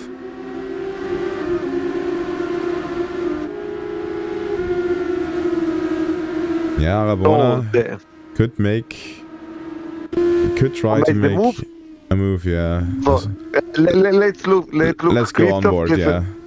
Yeah, you remember this summer, this was the guy, I saved this scene with the last year with the combustion car, and there was the driver really trying with all his emotion, all his strength to bring the car to the track, and then we saw him on the knees in front of the car, kissing her for all the emotion they give this car of Arabona. Powered by Assetto engine, don't forget the other team, the Unigure, developing the engines. And now they're fighting for the chasing for the second position. Also Adam Medowski. But we see Austin Castle is also right behind Jan Poludniewski. So I think there are still some people who are trying to gain some positions. This looks really good. I think he deployed curves like hybrid systems. Oh, that was nice. Yeah, that was really nice. Nice move. So it was a dive so deep, but he's coming back. Yeah, crazy. That was a nice move.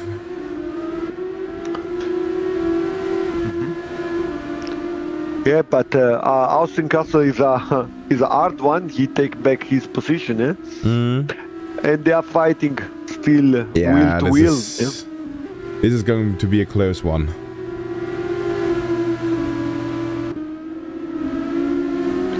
Absolutely, absolutely. I see Levy just overtake Rickner from as running snail, yeah. But I think also Daniel Lambrecht could be overtaken right now from Adam Smitkowski. So the number it's 10, close. The PUT Motorsport represented TU Potsdam, Adam Smitkowski, is the driver going from the move now. It's it's incredibly fast. I said this new on this long straight. You see the speed of 124 means that he was deploying all the battery inside. And this is the battle for P4 now between PGR Racing and Austin Castle of the Castle brother of Dart. It's going to be a close one. Yeah, absolutely. They're not giving themselves an inch. It's crazy. This drive is really, really great.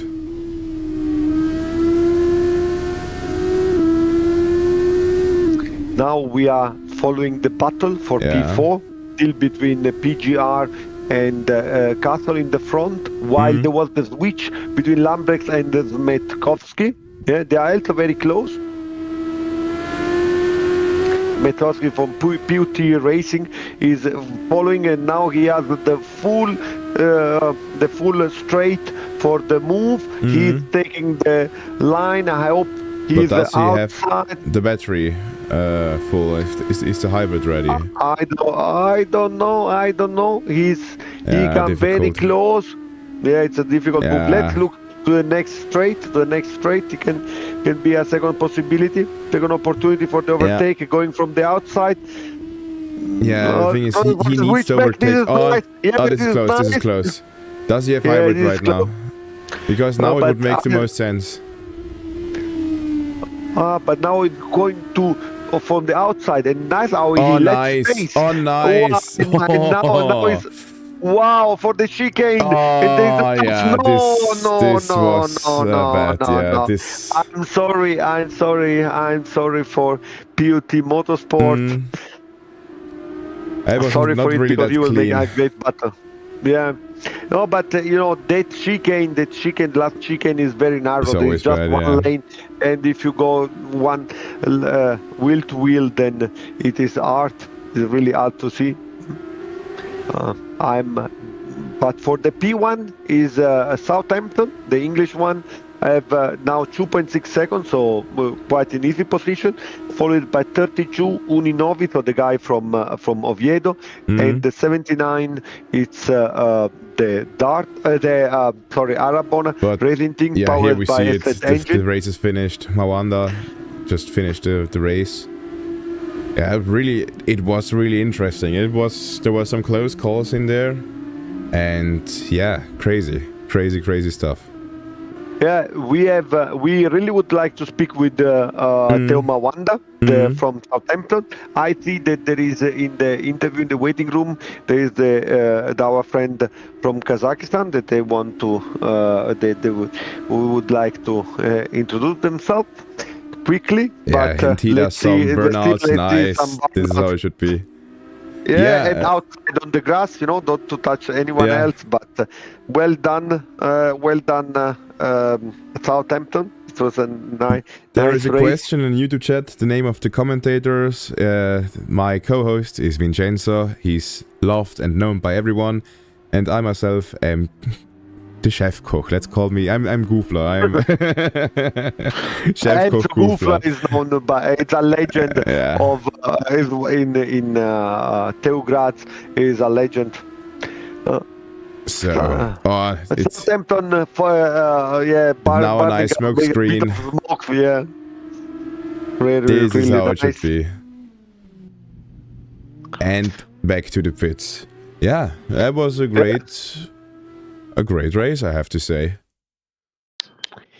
Our friend from Enu Motorsport, representing Uni Nazarbayev, is just join us in the commentators books.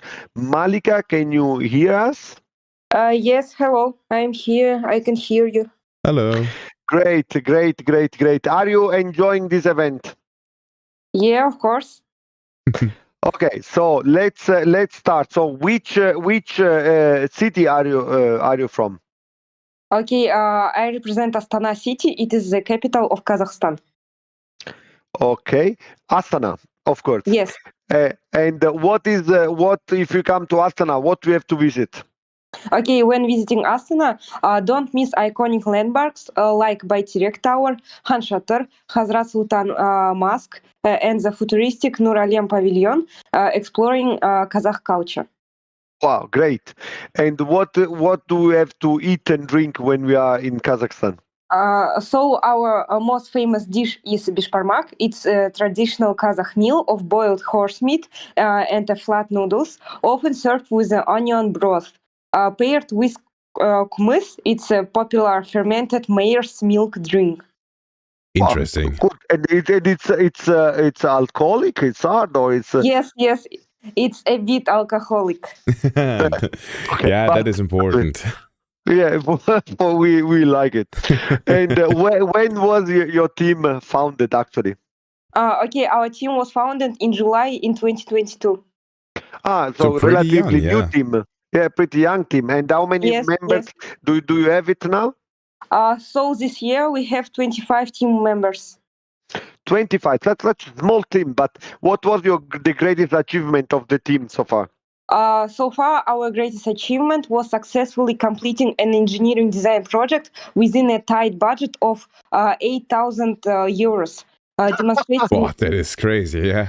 8,000 euro is the alpha of what Teograd spent on beer every year, right?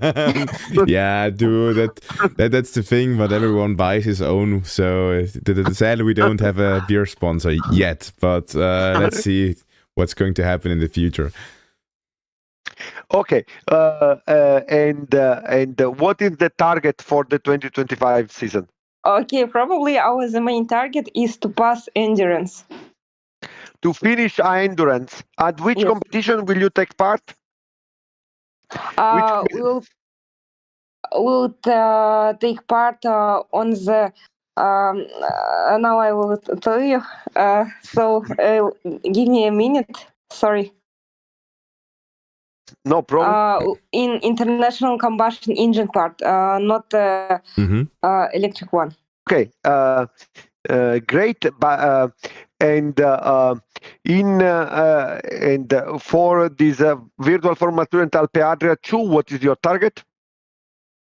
In this event, our target is to win, emphasizing our achieving the highest level of performance and success in the competition. Great. It's great, always nice when the people say that they want to win. But tell me, how did the first race went? Do you know the results of your team? Now I don't know all the results. I will probably ask them for later. No, not a problem. But tell me, when you win or make a great achievement in your team, what do you shout? How do you charge yourself each other? Okay, we'll shout something like "bring it to home," but it will be in Russian with the use of full language. Nice. Okay, nice, right? Nice, very nice. Because I know because the tradition in Kazakhstan you still use Kazakh, but both Kazakh and English and Russian language, right? Yes.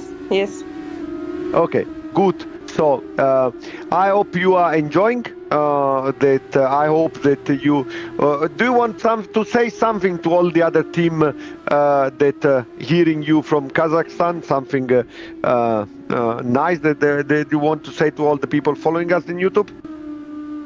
Yeah, of course. Good luck, everyone, and I think we should win. Okay, so good luck. We also hope that Kazakhstan and Nu Motorsport will win, and also in the real life. And we wish the best to you, Malika. Thank all the you. best, yeah. Bye. And good luck for the endurance for next year, yeah. Thank you. Goodbye. Bye. So bye. Yeah, finishing your first endurance. That's always a really big goal for every new Formula Student team. But it's one of the biggest and most difficult goals that you can set yourselves, because even if you're already an experienced and good team and world-class team, finishing endurance is always a difficult task. So absolutely, it's doing and it. How the rules are made. Finish the endurance is also very important to be fast. Yeah, to be reliable is the most important stuff. Yeah, sorry, you were telling about your first endurance that you won, that you finished. Yeah, not me, but the thing is, it's just in general, because like 20 years ago, it was a little bit easier just with combustion to finish an endurance, because I think also the rules were not as, how could you say, not as strict, because right now, as you've seen in the last year, it's gotten much more difficult to pass, for example, post scrutineering and all of that other stuff.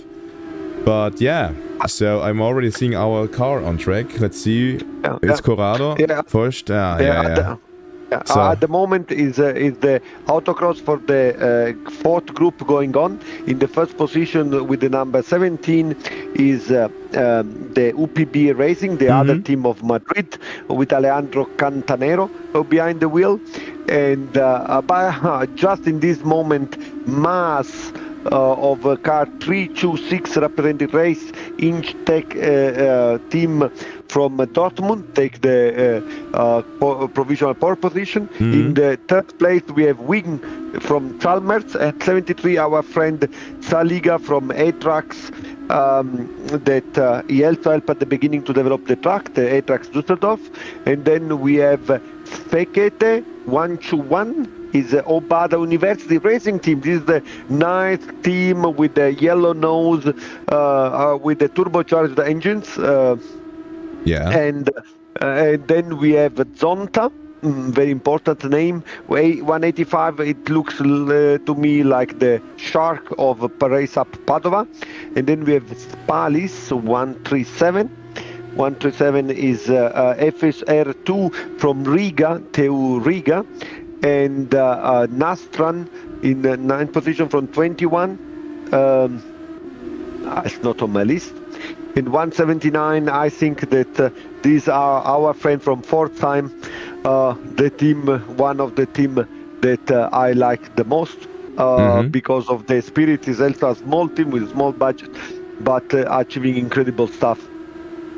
So these were the first 10 position. So now it is still Mass. Mass is a driver I never see on the server, and now making such incredible time, 1:06.4 with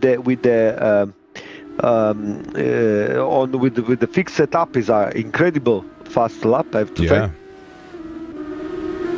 Alejandro Cantarero, right next, right behind him, is already having one of the fastest sectors for himself, but I'm not sure if he's going to improve. It's going to be unlikely, but Alexander Wick. We got Jario Seifert just made his new PB.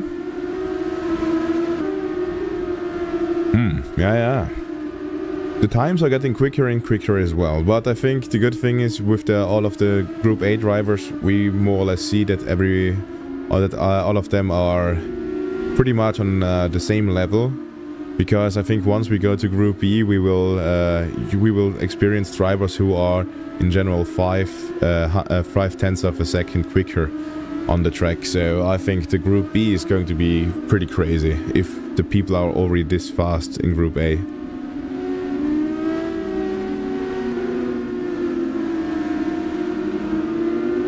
Yeah.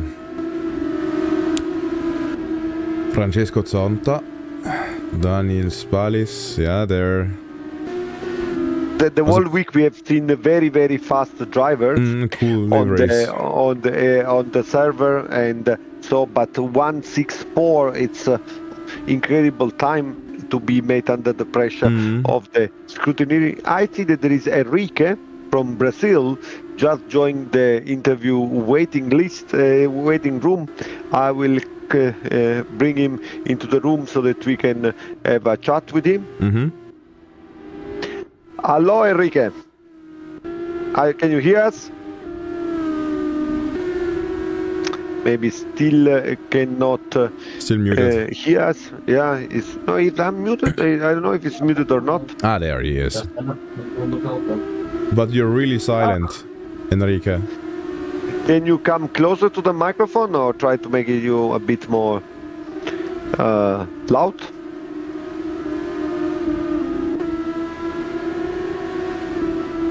Some technical problems, of course, it's very difficult to collect with people all over the world. Hello, guys, can you hear me? Yeah, this is perfect. Yeah, now we can hear loud and clear. Yeah. So, Enrique, how is the weather now in Brazil? It's sunny, very hot. Oh, nice. I've been skiing this week. Yeah, he's been skiing, Vincenzo, that's true. So it's 4 o'clock here and it's like very sunny. 4 o'clock in the afternoon? Yes. Okay. So tell me, which city are you from?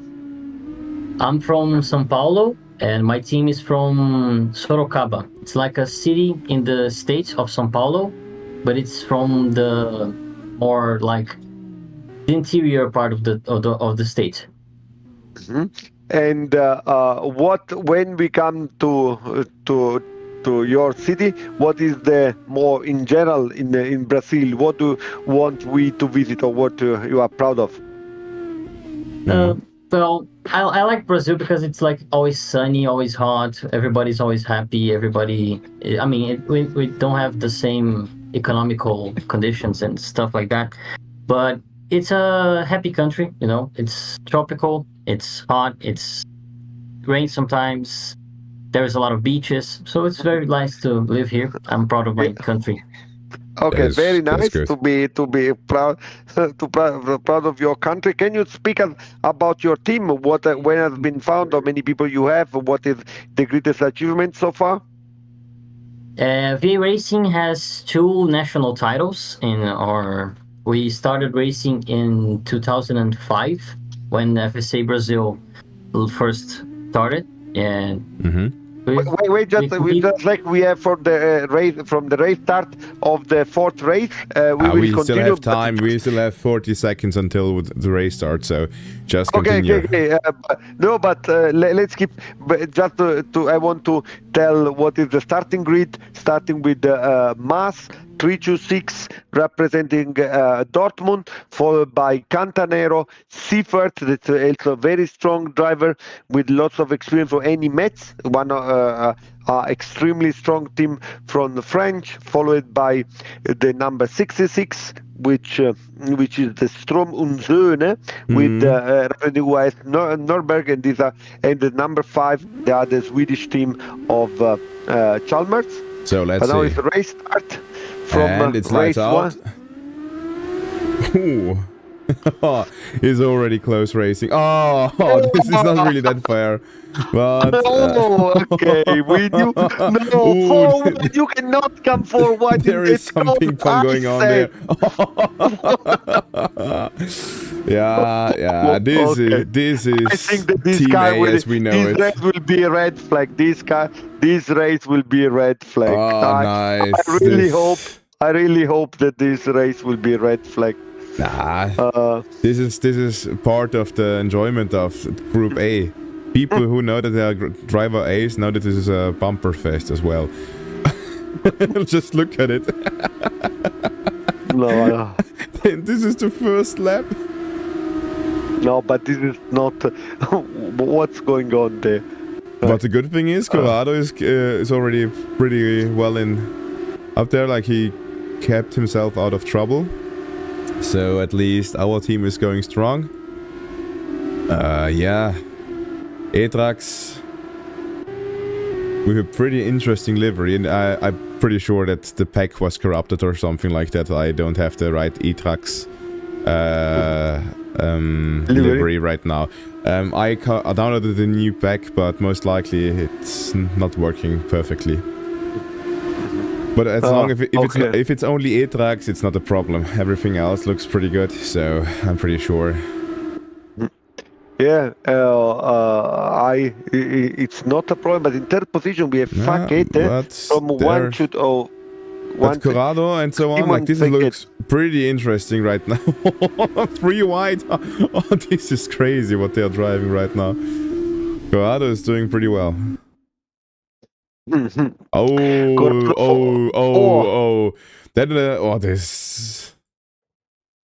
He was touched by someone else, but Ramirez, it seems like he got. And he's doing a good job, Corrado. Like just not crashing. Like if you look at the back there, it's pretty crazy. Corrado Force is what? But what is happening in this race? Crazy. We've seen such clean race, and now it's really a mess here. Corrado Force is one of the drivers driving the div here. Drove at autocross for TU Graz, setting a very good time. He is a very fast driver and a very nice guy that we are happy to see on the track here. And now he is after getting some experience. He was not unfortunately driving the final on the finals, but they're on the endurance. But now we see him here. Good.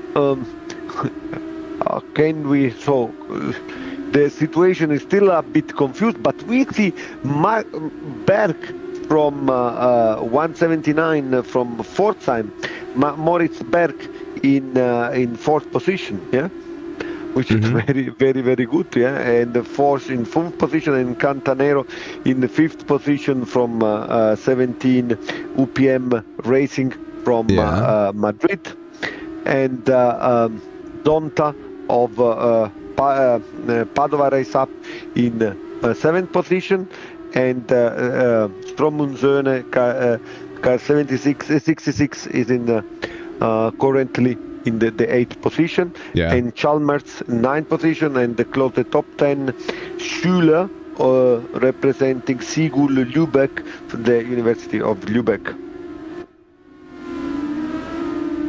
Yeah, this is going to be pretty interesting. I think Maas, it doesn't look like he's going to keep this position because Maxime is pretty much on his rear all the time, so I think there's going to be a possibility that he's going to be overtaken by him. Yeah, everything else, it seems pretty close. Sorry, Enrique, we were really got into this race. What is your opinion of this race start? Yeah. Kind of messy. My teammate Lucas, that's driving right now, he got himself into the trouble at turn one. Lucas Bach or? Yeah, Lucas Sanchez, yeah. Now in 20th position. Let's look the delivery of your team, V8 team. So you were telling about the success of your teams, right?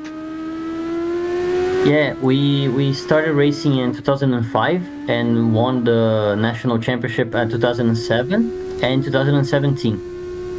So we've been kind of rebuilding the team from that point on, and from years that we didn't finish our endurance race, we finally got to finish it on 2024 champion season. So the car in my picture is the one that's from this season. So it's like a very basic car built into not a very how can I say,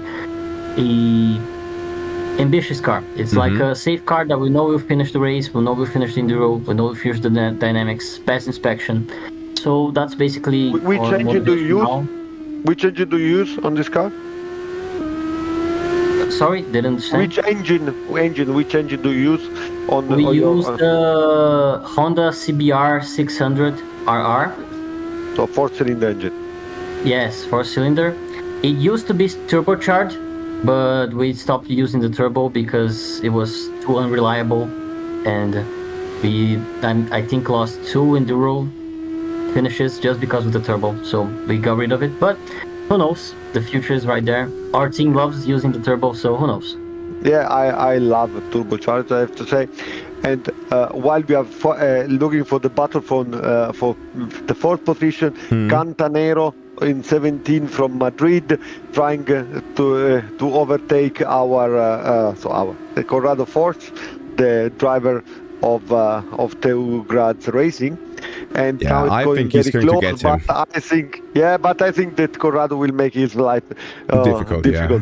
But I'm not sure how difficult, because the thing is, right now we are on the 7th lap of the whole race, so I'm not sure about that.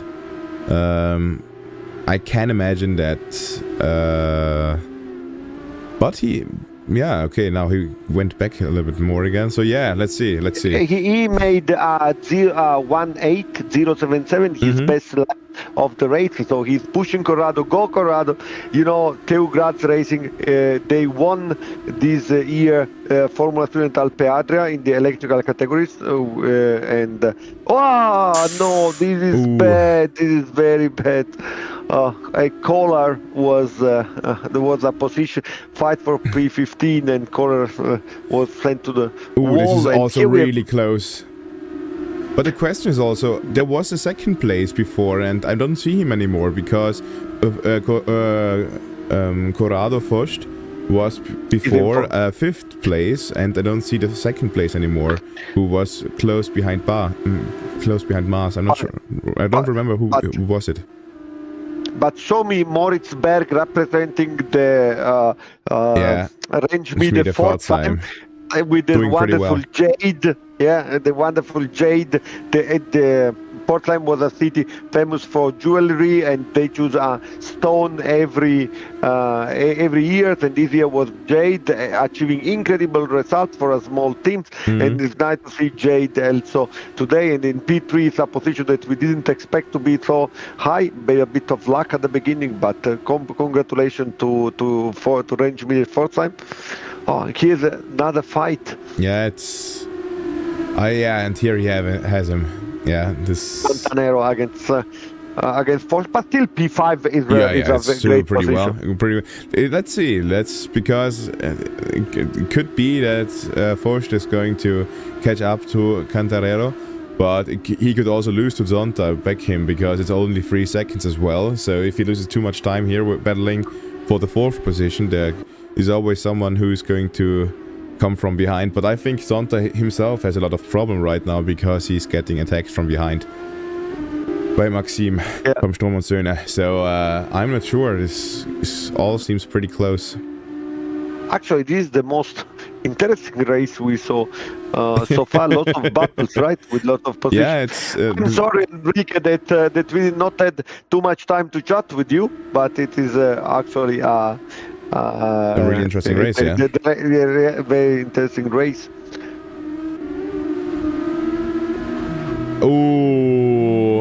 This is going to take a lot of time.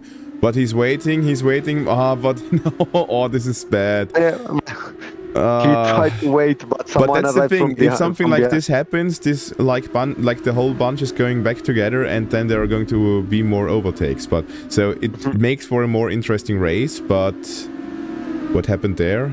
He just went wide, it looks like. Yeah, it makes for a better overtaking and so on, but yeah, the race is more interesting that way. Yeah, but Stefan, we have to say goodbye to our Brazilian friends. Maybe Enrique, you are muted now. Can you unmute yourself? Can you tell something from Brazil to all our people, to all people following this live? Loving the Croatian. You guys receiving us from Brazil. It's an expedition to us from Brazil to participate in such a world-class event, and with so many good drivers. I'll be racing in Group A-B and Group 4B, so it's nice. Looking forward to seeing you guys on track. We will look at your car and look how you will drive. Looking forward to see you, Enrique, and I wish you the best, and I hope to see a Brazilian car at Formula Student Alpe Adria in the next future. Would be good. Thank you, guys. Thank you very much. Thank you. Oh, you see the contact. Yeah. Schüler is battling right now pretty well. It's a good race. It's a good battle as well. But now we see that there is going to be a little bit more time between all of the different drivers. Yeah, but still, I mean, for the first position, once more, very impressed from Dortmund in first position, and in the second position is OR, and Moritz Berg with the Jade with a double license plate, followed by Cantanero from Madrid, Corrado Forge of Teugraz, and Slesarenko, I think, 66 from Stromunzöne, and Seifert of 57 from Eni Metz, and Zonta in 8th position. Is currently the top position. This was Alexander Wick von Chalmers. Yeah, from Chalmers with a livery that I find it so great. I really like it, I have to say. It's a bumper fest. Bumper car fest, yeah. Yeah, but I mean, Mass is doing no mistake. Robin Mass is called the guy with the best time of 1:070, which is not super fast, but it's absolutely respectful time. He's now leading the pack. Berg, Moritz Berg. He got P2 for fourth time. Nice, Incredible. nice. But now he's back on third. I think there's something wrong with the showing, because now he's third again. Yeah, I see on the live screen on the lap timing is in P3 actually.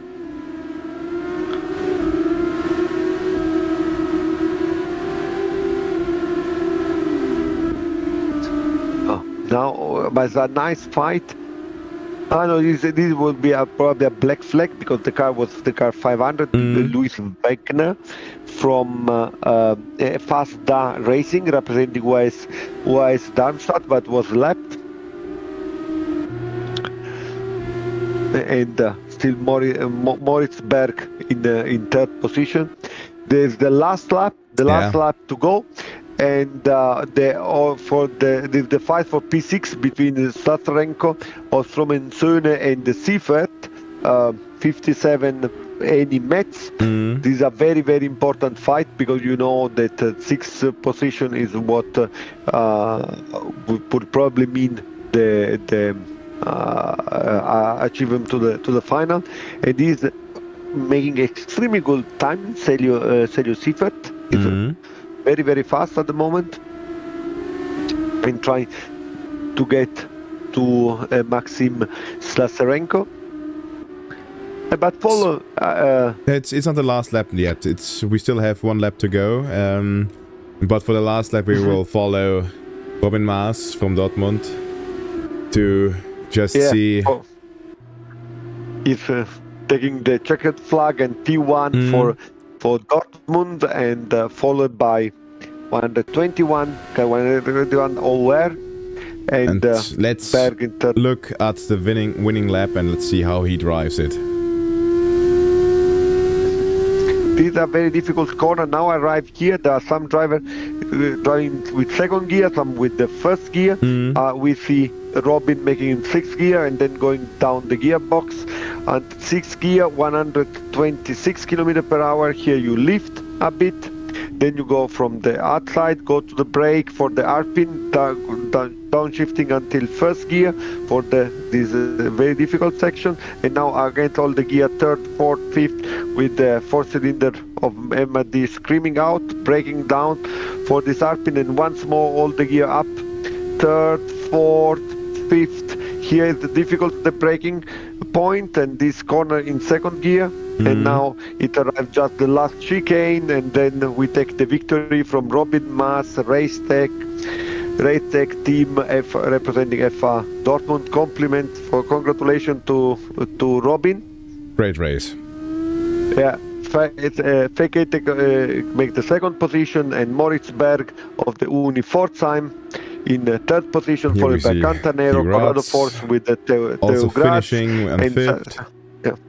And I think this was a pretty good race, I have to say. Like, even though it was the most chaotic one that we had from all of the 5 races that we had so far, but as we know, we love chaos, and chaos is always bringing the best moments and the most fun, the funniest moments as well. So yeah, was a great race, I have to say. Yeah, absolutely great race.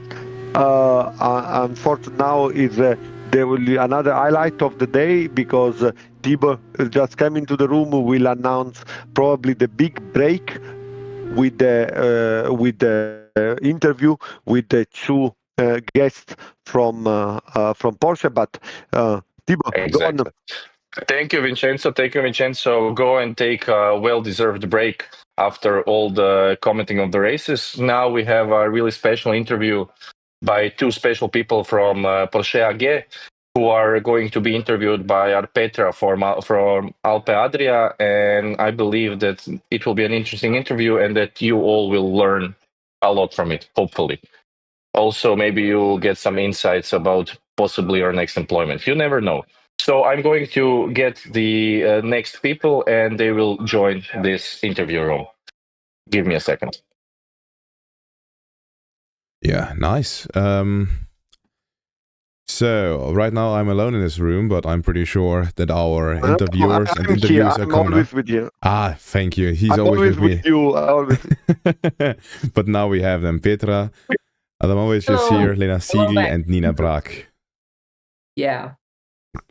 So, hello again to everybody who is listening to our stream. And if you just joined, a very warm welcome, or may I say a hot welcome, because since our teams have just finished the autocross and endurance races and currently are preparing for the next round. Let me just turn on my camera so you can see me. Oh, okay. Hello, world. So welcome to the virtual Formula Student Alpe Adria Part 2. Or as you may recall it, the winter edition, since we also had a spring edition before a few months ago. And it is time for our, if my numbers are correct, fifth interview. And it is my very best pleasure to introduce you to two of our very special guests and friends of the Formula Student Alpe Adria, which are Lena Siegel and Nina Braak.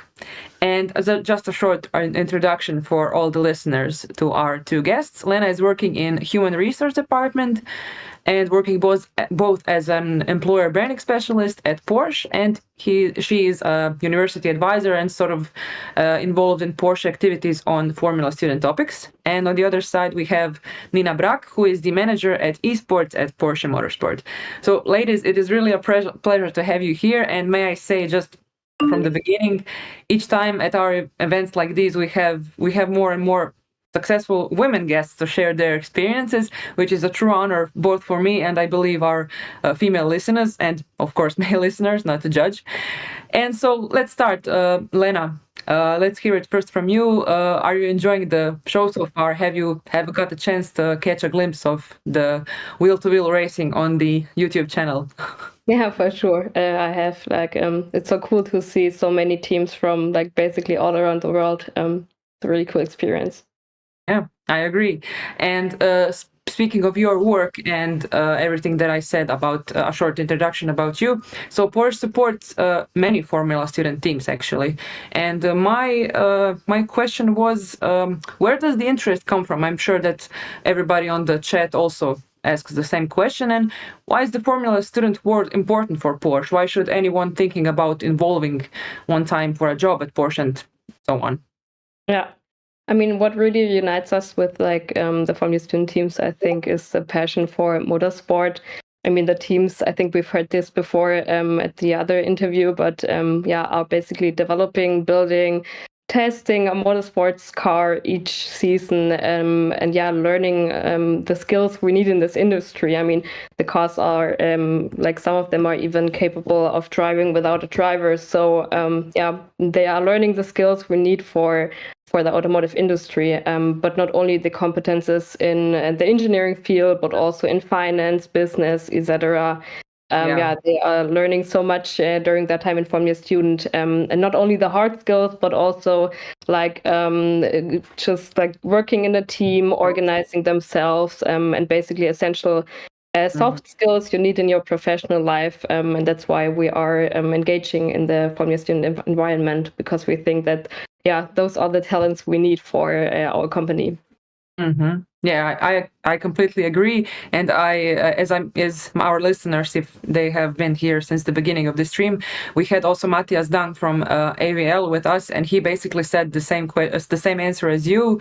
So we have this big community which has a specific goal, and everybody's working together. And for the people who are outside of the motorsports, who are looking at us like some sort of a group, just like a petrol heads, etc. So we really need all kinds of specialists in our Formula Student teams, in our factories, in our companies, etc. So is an experience in Formula Student appreciated at Porsche and in general in the automotive industry in Germany, if you know about that? I mean, I can't speak for the whole automotive industry in Germany for sure, but like as for Porsche is concerned, definitely it's appreciated. Like as I mentioned, the students are learning practical skills that are essential for developing and building basically the best sports car in the world, which is our goal. And I've also found that the students are incredibly hardworking and just like driven by their passion and like what they're doing, and not just like for earning money. So I think when my colleagues are seeing an applicant with a Formula Student background, it's definitely a positive aspect in the application. Like it doesn't necessarily mean that they get the job, but like it's definitely a plus. Mm-hmm. Yeah, I agree with you completely. And for people who are willing to apply for, let's say, a job, which advice can you give to a student who would like to apply at Porsche for a job? So, okay, you said that it is certainly a plus to came from the Formula Student world, but what should one bear in mind when having an interview with somebody at Porsche for a job? Yeah, I have a tip for your application, maybe like just a basic one, but I've seen like some applicants just failing at this. I think when you're writing your application, maybe just like try to put yourself into the shoes of the person reading this, and like truly ask yourself, is this application pointing out the motivation and the skills needed for this particular job?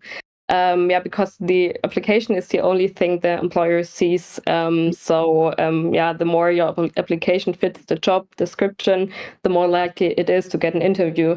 And I think this is the biggest obstacle to get the chance to have an interview. And then of course when you have the interview, like just be confident in yourself and like know what what your skills are, and especially for the Formula Student environment, like just point out what you have learned. And So basically saying more, less is more, so to say. When you're seeing a CV from somebody who wrote, let's say, a lot of things, and if they pass to an interview, then it's not exactly a big story. Have you encountered yourself with that sort of situation, maybe? I mean, you should just point out the relevant skills for sure. And your motivation. Yeah. Okay. So, and what opportunities, let's say, if somebody gets a job, so what opportunity do the Formula student teams have at Porsche, let's say? Yeah, I mean, we offer like various opportunities for students. Of course, there's like the classic internship you can pursue at basically any field within our company.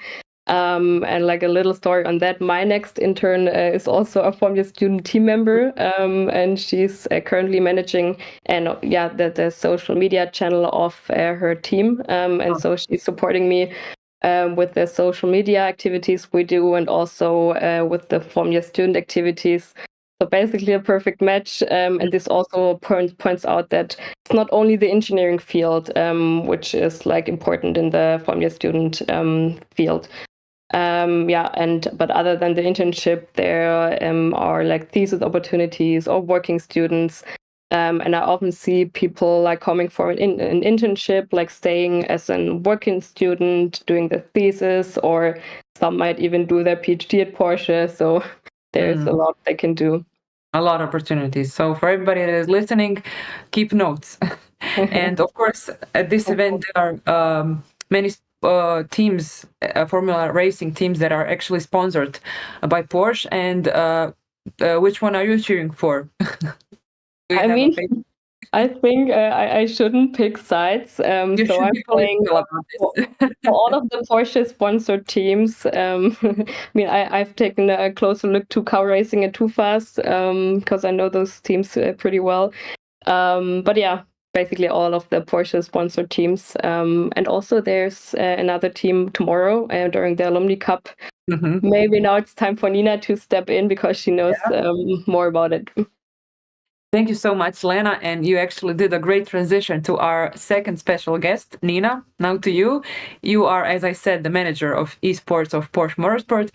So do you know something about the Alumni Cup, which Lena mentioned, that starts tomorrow? Do you have a favorite team? Yes, I mean, I know a little bit. I know the part where my drivers kind of are participating.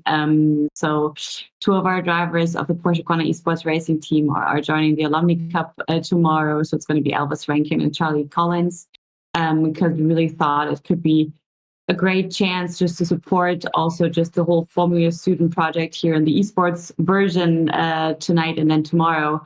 And they also just wanted to check out what everybody's doing here.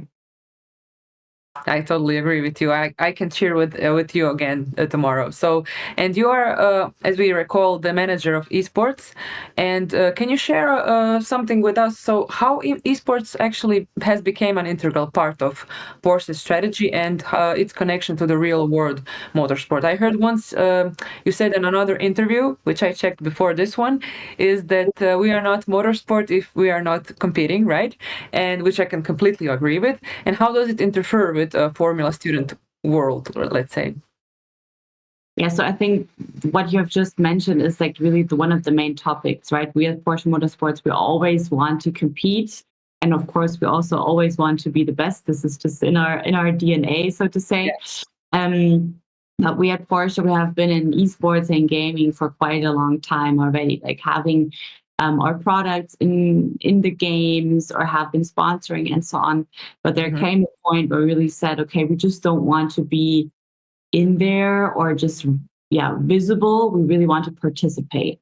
And therefore we came up with our very first esports factory team and founded that end of 2022. So we partnered up with Guanda Esports, which is quite a well-known sim racing team. And came up and with the Porsche Corner Esports Racing team, and ever since we're competing in like the top leagues of sim racing with that team, and are very, very happy that we are able to do so because we really see sim racing and then esports racing as one of the disciplines in motorsports.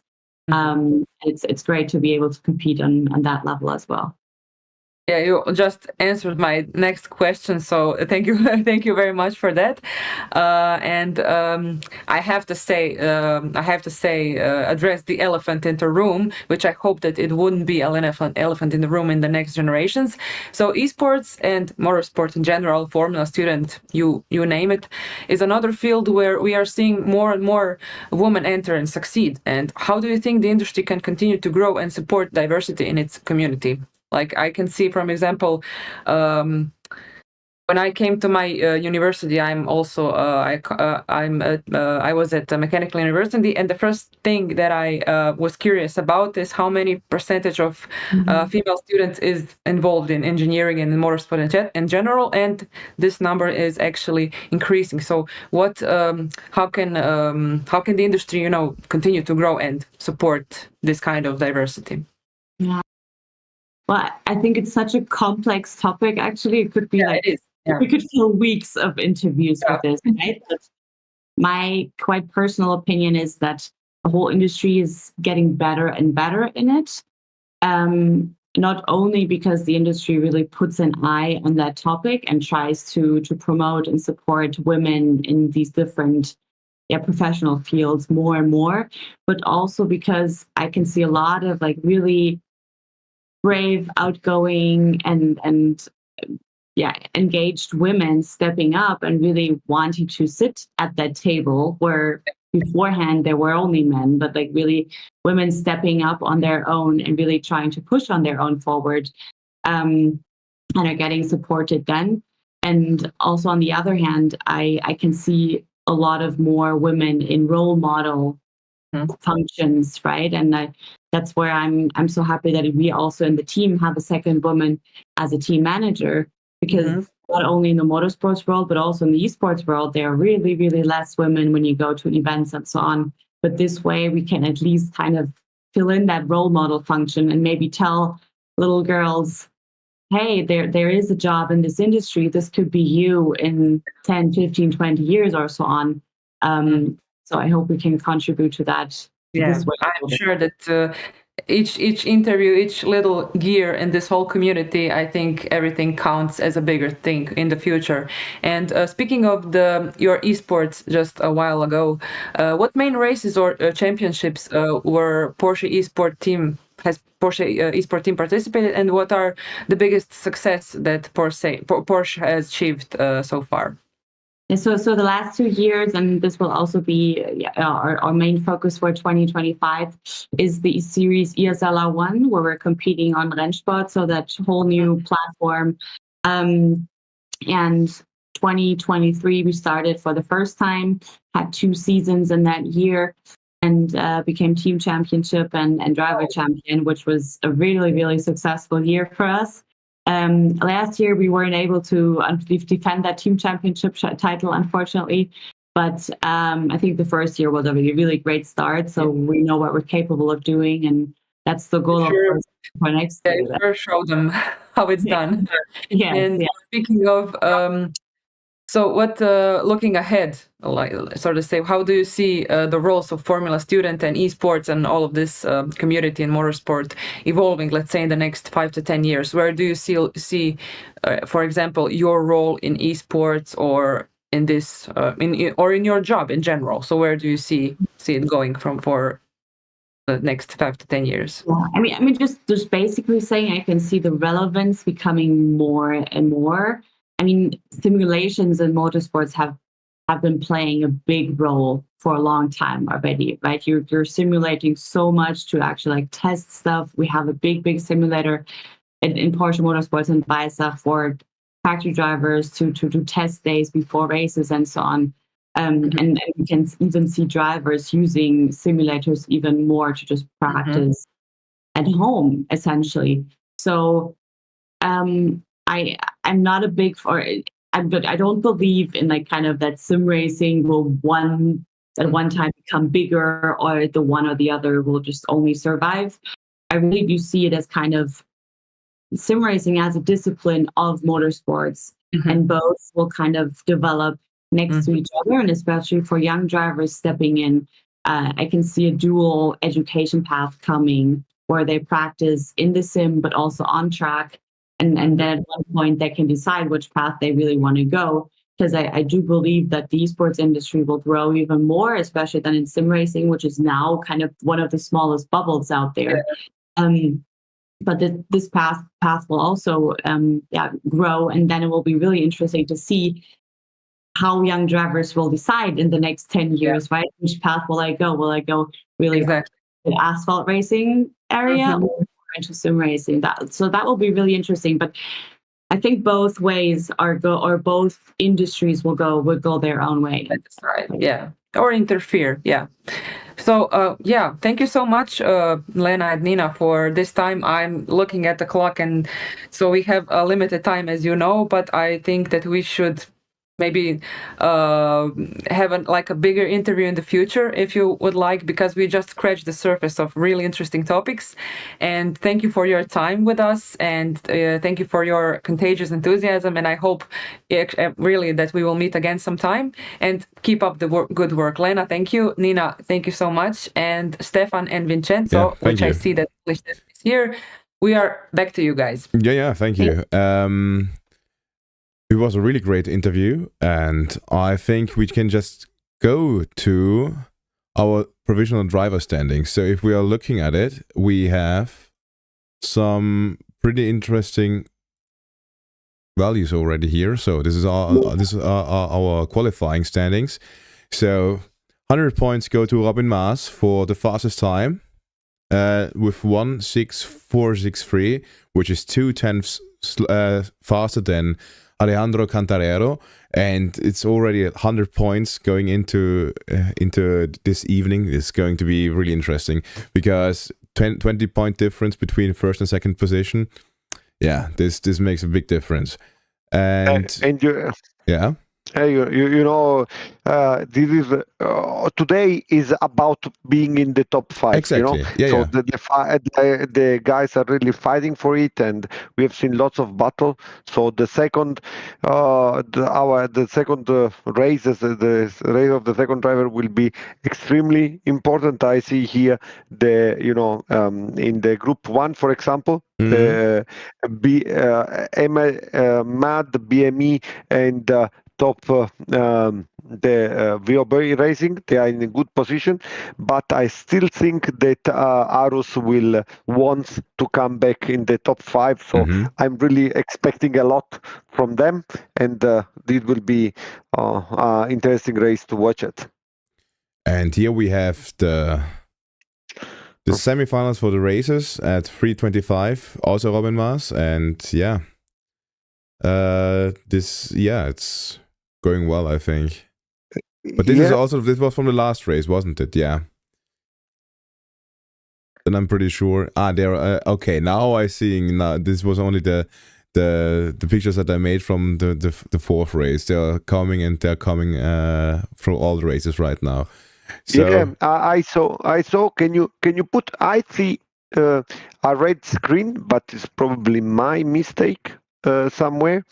That I just showed the red screen. I cannot see your the position at the moment, the current standing. Yeah, it is not standing for everything. This was only the standing for the fourth race, for race number 4, not for everything. For race number 4, I see. So I think they will come out with the whole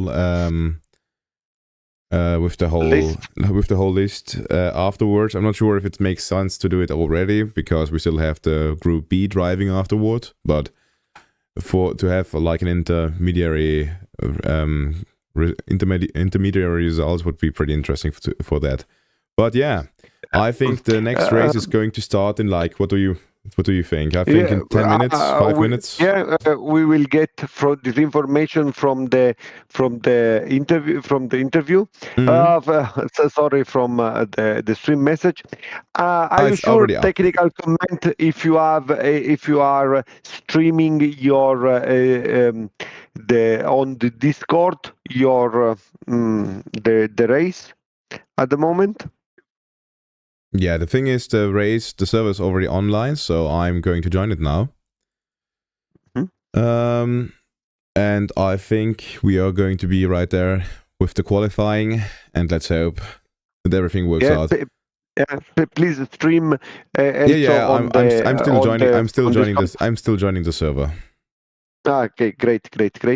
As I said, for race number 1, for the group number 1, the current provisional classification is MAD, BME, then Team 33, VOB Racing, followed by Team 90, Dynamics PRC from Milano, and then Rub Motorsport, Arus Andalusia team, that 23, and then UPT Racing, PWR Racing Team in 9th position, 399 High Speed Karlsruhe, where we expect a lot, and in 10th position is Formula Electrical Belgium. These are the 10 teams that are closer, but just a 5 points difference. We have Black Forest Formula team, and in 12th position Uvigo, followed by Tool Racing from Riga, then also Racing, VT Racing in 3rd position, Unibo Motorsport Hybrid in 16th position, 17 Ignition Hamburg, 18 is Black Flash Mobility Concept, followed by FSAB, then Bankvan FS Team, Formula Student Team UTM from Chisinau, Aristotle Racing Team, and then Nuya from Japan. In last position, the guys from Blue Streamline from our friend from Romania. So we're still in practice, as you can see. But we are already seeing some really good times from Adam. I cannot see on Discord anything at the moment. That is pretty weird because you should be able to, but I will do it. I will see if I can fix it right now for you. I switched it off, weirdly enough. Okay. I'm not sure why this happened, but... now it works. Okay, perfect. So Adam Pinches is a last year champion from BME Motorsport. He's already make 1:06.3. This time on this Group B, the time will be slightly faster because the driver were allowed to have a free setup, which means but I tell you, it makes about half of a second. So 1:06 high was a good time. I mean, the 1:63 is a low time, but it was just a free practice. So this is just this section where they need to join basically the server. But you know, Adam, when he has the wheel in his hand, he wants to top always. Yeah. Yes. If you think about it, he's just already doing such good times because, as we saw before, Maas had a winning time in qualifying of 1:06.45. I'm pretty sure, like 1 minute 6 seconds and 45 hundredths, and I'm pretty sure if he's already doing such fast times only in free practice, this is going to be pretty crazy now. As you said, you can expect a time difference from about 5 tenths, but I'm pretty sure it's not just the free setup that's making those drivers much faster. Because if you also look at it, the fifth driver, Bosch, is just 5 tenths behind Adam Pinches. So I think this is it's going to be pretty crazy. Absolutely. So, for my opinion, the driver that you have to look at are absolutely the Adam Pinches from BME Motorsport, but also the Arus Andalusia, MAD, of course. Formula Student team is Jose Matoro, that was extremely fast. High-speed Karlsruhe and Uni Bologna also have a good driver, Julian Bosch and Andrea Schiavoni. And these are, my opinion, I'm sure I forgot someone, but these are the team that I will have a look at. Yeah, maybe just we will have a look to Adam number the fourth position. Yeah, he is the one. Sorry. Go to Adam. Yeah. He get wrong. He was not that lucky in the starting position because he's he has a car in front of him. Maybe he will take some space to set the lap. Now he's still warming the tires, you see. Yeah. But I'm sure that he will. He takes some space. Either overtaking. Well, it's still the warm-up lap, so there is no time lost. But now he's going to leave some space. But he's already getting pressure from behind. But the other one spun out, so that was Krajnov. So let's look at this lap, because I'm pretty sure this is going to be one of the fastest laps. But we also have Torres here with us. Alvaro Torres is also going to make really, really good time. So absolutely, Alvaro Torres. Alvaro Torres is one of the driver that was faster in the qualifying. I just confused of the number because I don't see the number 15 on my list. Maybe there's been some change, but anyhow, he has been extremely fast, and I'm sure that he will set a good time.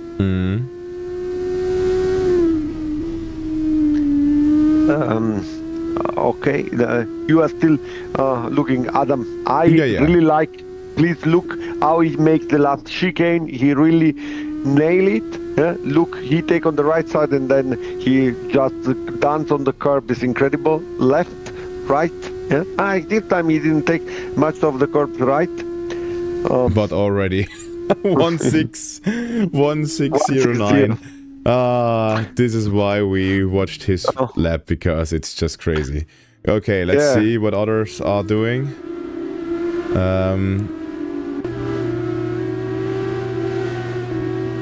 We could go to Alvaro Torres, like we said, because I'm pretty sure he's also going to have a really good time now. Yeah, but I think he had traffic. I'm pretty sure he had traffic. Yeah. Arus has to make Alvaro has to make the time, because the absolutely the position of Arus in the first race was not what you expect from him. But Alvaro is a great driver. I'm sure that he wants to win, and he wants to start really from the qualifying with a nice time. But yeah. 23 in the first sector, 23.0. It's beyond the physics. 33 low. It's a very nice time. But let's go a little bit through. Here we have Yuyang Wang, most likely from Wuhan. It's a Wu team. Exactly. Wuhan University. UT. So this is also pretty interesting how they are going to perform, because on a server I'm pretty sure they're having a lot of trouble with the ping. But let's see. Absolutely, but we are very, very happy that people from China... And as we said, you see, Alvaro Torres is already on second position. Yeah, it's okay. They are coming back. I think that they want to maximize the Abbey strategy. This is why they go back to the server, or maybe it has something to do with the high temperature on the track. I have no idea. Is there development? It's like the track development. I'm not sure about that. Is it on? I think very, very slightly. But in the car 64, the Black Forest Formula with Jonas Rothman behind the wheel played the third time, which is quite impressive. And in the fourth time, Julian Bosch with also another team from South Germany. 162, it's P2 from Julian Bosch with the black car of ISK Karlsruhe, High Speed Karlsruhe. Last year they developed the first electrical car. I see Bovente, car number 48, Rub Motorsport representing Ruhr Uni Bochum, also making good times. But I see now P4 Jose Matoro finally from MID setting a good time, and there's still Schiavoni of 388 Unibo Motorsport Hybrid in fourth position. Yeah, it's very close pack. It's a very, very close. Are you following Julian? Are you expecting? He's fighting. I mean, this fight cost him a lot, in my opinion. But it's not the first. And the other guy spun out. Yeah, this is our friend from Moldova, also a small team from the city of Chisinau, capital of Moldova, UTM, that we would like to see sooner or later in Alpe Adria. They are a very sympathetic team, and we are very happy that they participate. They are in the cafe in Chisinau to race, and so they want to change group because the cafe will close soon, but we hope that they will enjoy the race and be able to race until the end, show all their potential. So we are BME, followed by Karlsruhe, then Alvaro Torres of Arus, and Jose Matoro, Schiavoni, and 64 is Black Forest, and then 48 Rub Motorsport, followed by 90 Luca Longo. I think this is from Dynamis PRC, representing the University of Milano. Great team with great tradition. They used to have a 2-cylinder Aprilia engine on the combustion car, which was an incredible, nice car. So Alvaro Torres is right now out of the pits and is doing an out lap. Pinches is doing his first his second flying lap now, you could say. And I'm pretty sure he's going to try to even go faster than he did before. Below 106? Wow, he was 20 milliseconds out of the first sector. Now he got some small traffic, but he is nailing really the snail, and now he arrived to the to the hairpin, and at the end of this straight there is finish the second sector. Let's see the time. And Torres, it's very true. Yeah, only 300. Yeah, that's crazy. Below, let's look in the last chicane. Touch the wall. This is going to be a 5? In my opinion. Oh, yeah, it's below. It's below 105. Oh, crazy. Very good, very good for Adam that parked the car and teleported himself to the pit. Yeah. I think that's been like he's not doing anything anymore. I think he also has not the time because he still needs to do an out lap and then do the flying lap. But yeah, it's going to be pretty difficult for Alvaro Torres to beat his time. But let's hope. Yeah, but you know, I'm sure that he was training a lot on the server, Alvaro, and he's a very talented driver. Yeah. So let's follow him. With the first sector was not optimal, but let's see if he's catching up, because it can always be that he sacrificed a little bit of time in the first sector to be faster in the second and third. Yeah, maybe he got a toe on the long straight. It can be, but plus I don't think it will be. Yeah, I don't think so either. That didn't look that stable. Yeah, I think that those are going to be more or less the standings.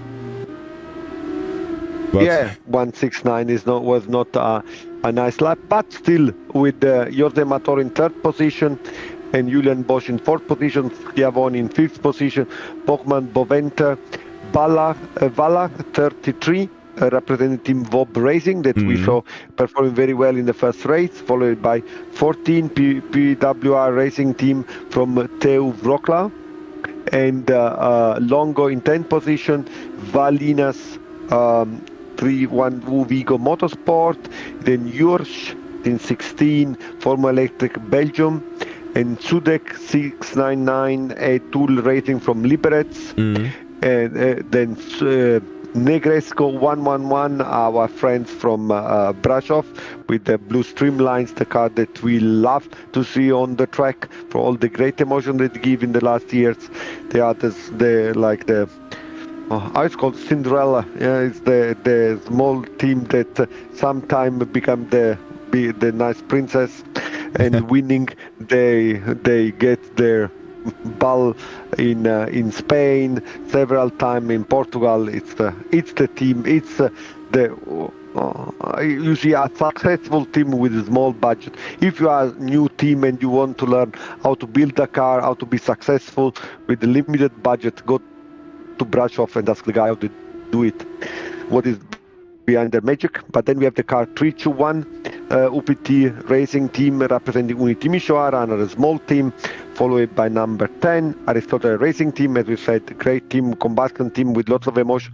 That this summer, car 161, Luca Jacob on Blue Flash Mobility Concepts, and then Saryan number 7, car number 7 for Ozu Racing. These are the other Turkish team. They lots of fun with the Y2, and then Kamish 678 or E-Ignition Hamburg.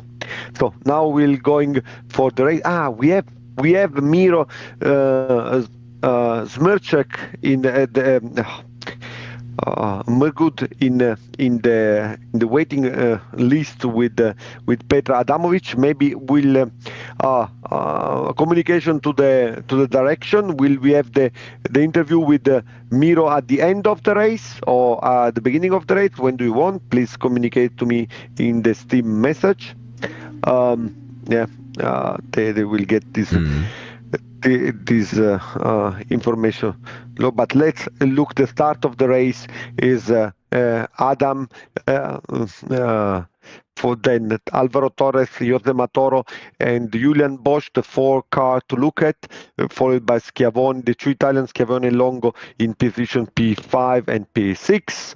We really hope to have a clean start, but we know all the top drivers. They are gentlemen drivers, guys with lots of experience. So, yeah. The traffic light are going to become red. Let's have a look to them. Let's look the race start. Who release the clutch at best, and who is that? All have a race and he's start, trying already. Yeah, but Toro is... them I was... This is great. Incredible but there restart, it doesn't look. From you see, this is Group B. There was not even one crash in the first corner. This is how it should be done. There are a lot of drivers changing places, but no bigger incidents. Yeah, but let's follow the top. Let's follow the top. Let's follow Alvaro Torres chasing Adam for the position. It's very, very close. They are very, very close. And I think at the end of this race there will be the next opportunity for the overtake. Yeah, but Adam make no mistake. You know, Adam make no mistake. Just when he will finish the hybrid, the boost of his battery, then can be an option for that. But I think a little bit farther back we can see some action, because in the front we know it's not going to be that there's not going to be that much movement in the standings. I can see Julian Busch, like he's really behind Schiavoni, Andrea Schiavoni, so from Bologna. So I think there could be, yeah, he could overtake now if he's using the hybrid system now and getting some tow, but he's still waiting. But it's pretty clean racing so far. Yeah, it's close but very. Once we say, when we say there's a clean race, then it happened an accident like this. I didn't see the accident, but Busch just overtook him. I'm like we missed it. I said, I think that was for sure a really good move. Yes, and they are very close. Here, the three of them are very close. 399. This Julian Busch of HSK High Speed Karlsruhe, Schiavoni of Bologna, and Longo representing the Politecnico di Milano. They are very close, fighting for the position that counts. These are the positions that will make the finals for tomorrow. But also Torres is catching up to Pinches. This is going to be really close as well. Now it really matters who's the more consistent driver.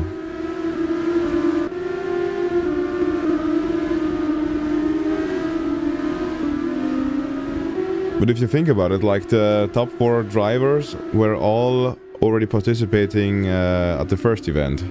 Pretty sure Busch was there, Toro, Torres, Adam. So experience really is key. Absolutely.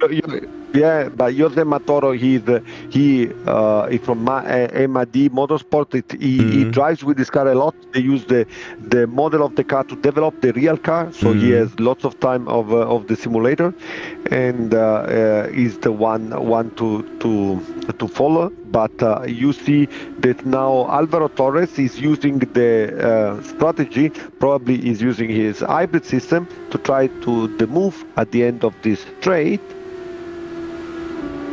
He made 1:6.1 in the last lap. That's a really good time. Like for race pace, that's crazy. Yeah, it's absolutely incredible race. I think the temperature is very high, so it will be difficult to manage the tires, in particular the rear left, and also the hybrid battery is difficult to manage, but the drivers are incredibly fast. Now it's 0.7 the distance. In this last sector, Adam was had a very good balance. Yeah, Jan Busch is also catching up. But otherwise, there's only on 14 plates Simon Sudek, pretty close. Oh, and he's overtaking. I want to leave the move. Oh, nice. The move. on the outside. This is how it should be done. Ooh, this was a cut of the chicane. This was a cut. This, but something happened here, or no, it didn't. It just seemed like it. Yeah, it's always BME, Pinches, followed by Torres, and then Jose Matoro from MID in third position, and Julian Bosch in fourth position, Schiavoni and Longo, but the closest one is the battle for P3 I see on the screen. So Julian Bosch with the Karlsruhe car trying to overtake Jose Matoro in front of him. The battle that we see also right now. Zich is also catching up to Boventa. Silas Boventa at Rupp Motorsport. I think he can catch him. Yeah? So we have a look to all the liveries, to all the driver involved from the... Yeah, we can, but maybe I'm pretty sure that those should be the same liveries that we already watched in Group A, because it's the same teams competing there. Yeah, you are right. You are right. Let's look this battle. Let's look the arc track of Karlsruhe. Yeah, you know, this is UAS. Usually the UAS are... have less founding really close, than but also Sudek is also making some really good... Sudek is it's going to overtake now. This is really close. For the 13th position, the fight for the 13th position, yes. Yeah. But, you know, the team of... Well, let's go back to Jan. Julian Bosch, sorry. Yeah.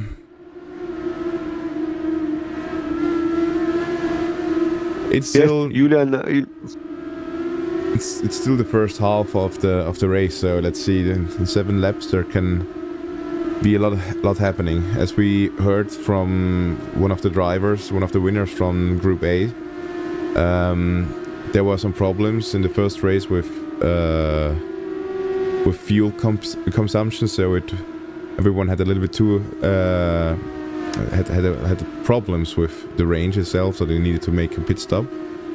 But I think now the people know how much fuel they will need, and that should not be a problem anymore for autocross. I hope that they learn. But here we see really a nice battle for P3 between Julian Bosch and Jose Matoro of MID. Yes, Julian, it's a guy with incredible talent that we see also in the real car, and I'm sure that he wants to take this podium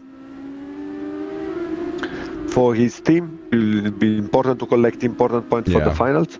Here, the Tool Racing is a great livery. I like very much. Car 699 Studek.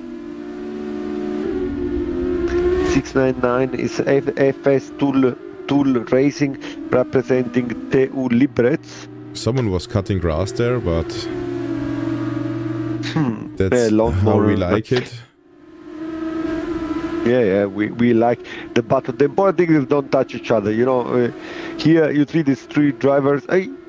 So the chat says they want to see car number 48, Silas Boventa, Rupp Motorsport. So let's give them what they want.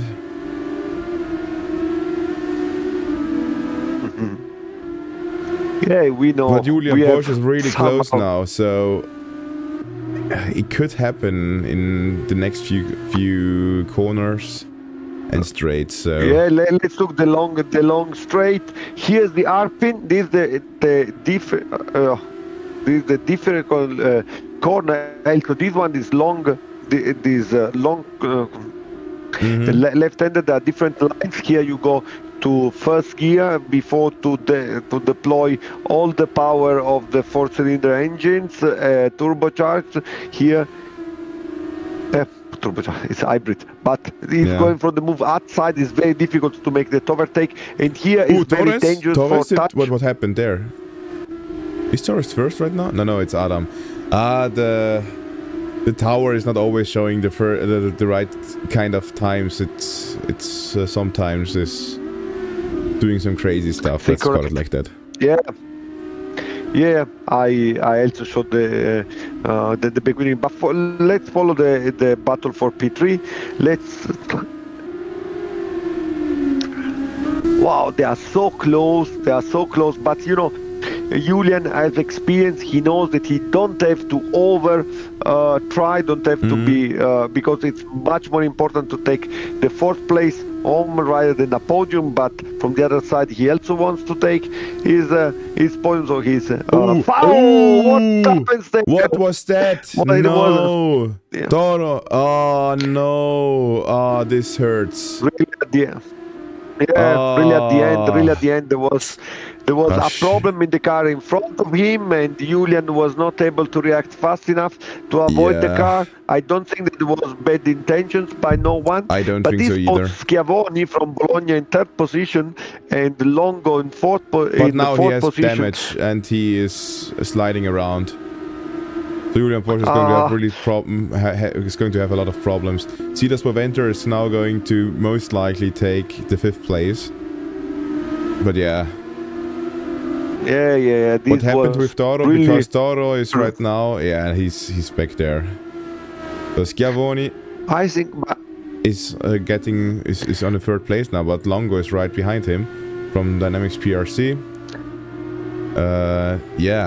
I think it was a mistake from the Spanish driver. Yeah. And he was just too close for Julian to make whatever things, which is now still in 5th position, still okay, but he would have deserved more. High-speed culture from the tradition of this team. But from the other side, as an Italian, I'm happy to see 2 Italian drivers in 3rd and 4th position. So very nice battle, and Adam is away from troubles in P1. This is also good, and Boventer, car 48. Why do the people like the car 48 so much? Yeah. This is interesting question. Yeah, Silas Boventer. Rap Motorsport has a big fan base, it looks like. Yeah. They definitely have. Longo is not enough 4th position. The Milano guy want to take the 3rd position from Bologna. It's clear. You know, the people from Milano, they always think they are the best in Italy. So it's not. This was very aggressive on the hill. And now I think that he will have the last possibility at the end of the long straight here, probably on the snail going outside. Yeah. But Schiavoni is defending. He cut the grass. Longo is 7 tenths away. Let's look if it's quite far away to make the move, but he still will try. Yeah, it's far away. It's far away. I don't think that it's enough to dive inside. But here, Nathanael Josh from Belgium. Oh, that was let's call this a racing incident, because I'm not sure who was at fault there right now, because then there you would need to see the telemetry, but I think he left him enough space, but I'm not sure. Okay. I think that for the overall victory, it's on Adam, and he of course completely deserved. Yeah, but Torres, I also think Adam and Torres were the fan favorites or the predicted ones, so we all were pretty sure that they are going to perform really, really well in the Group B.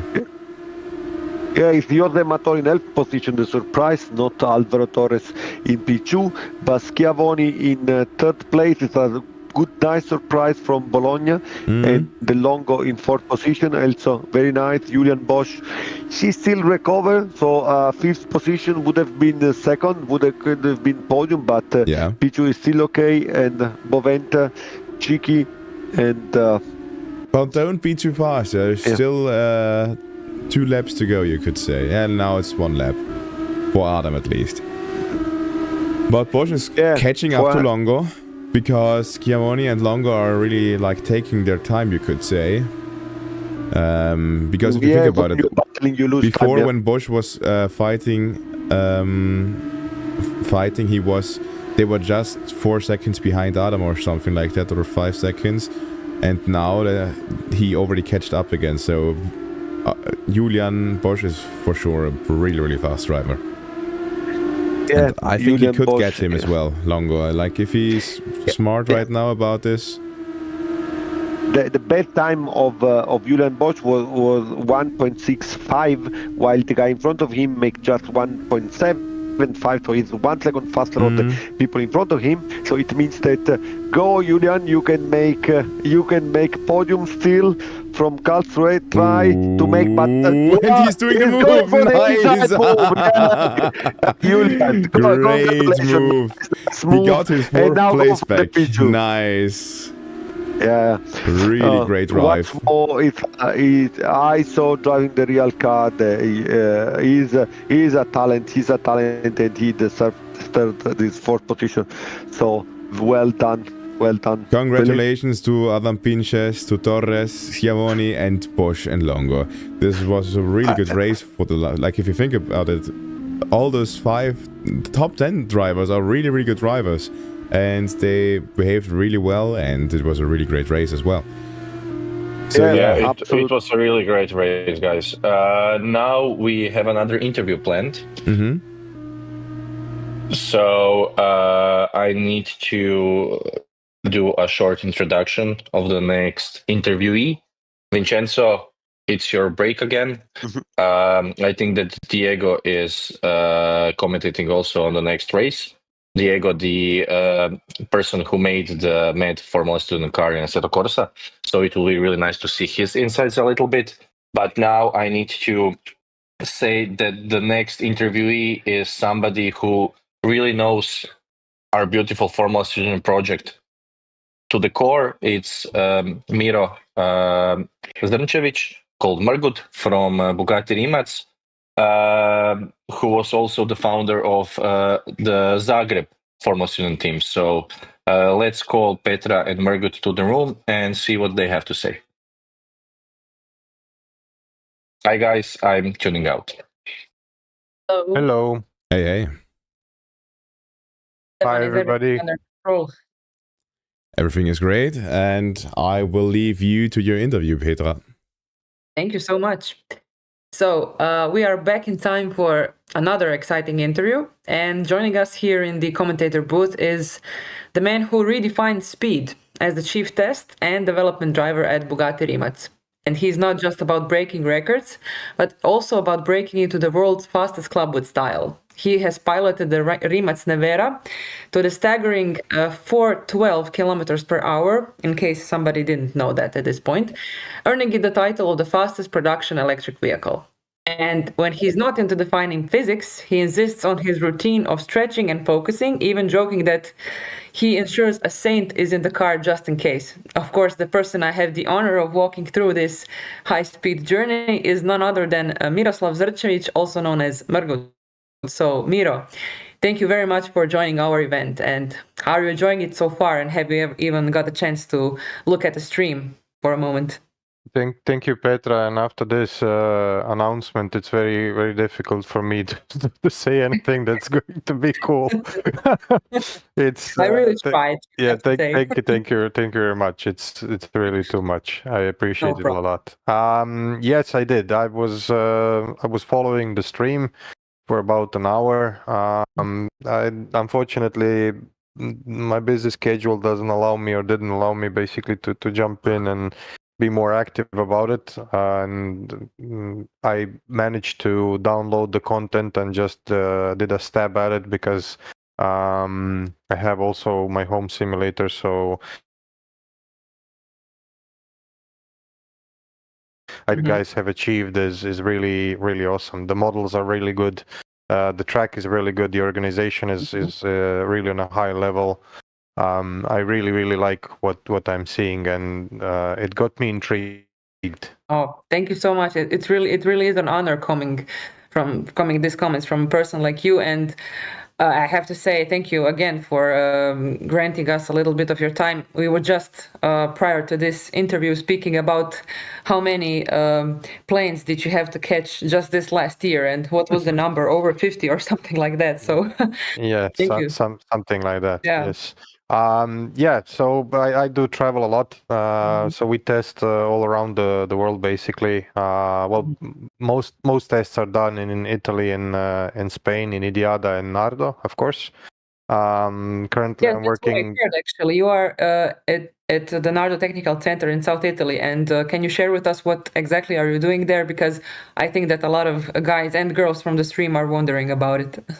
Yeah, so I was supposed to be there, but because of bad weather and some other issues, I have the fortune to be home a little bit, which is also nice. But I really enjoy testing, and I really enjoy working with guys in testing centers. So we spent a lot of time this year in Nardo, and next year is going to be basically the same. So Nardo Technical Center, as some of you guys know, is a very big base basically in the south of Italy. It's a complex of multiple testing tracks and testing facilities.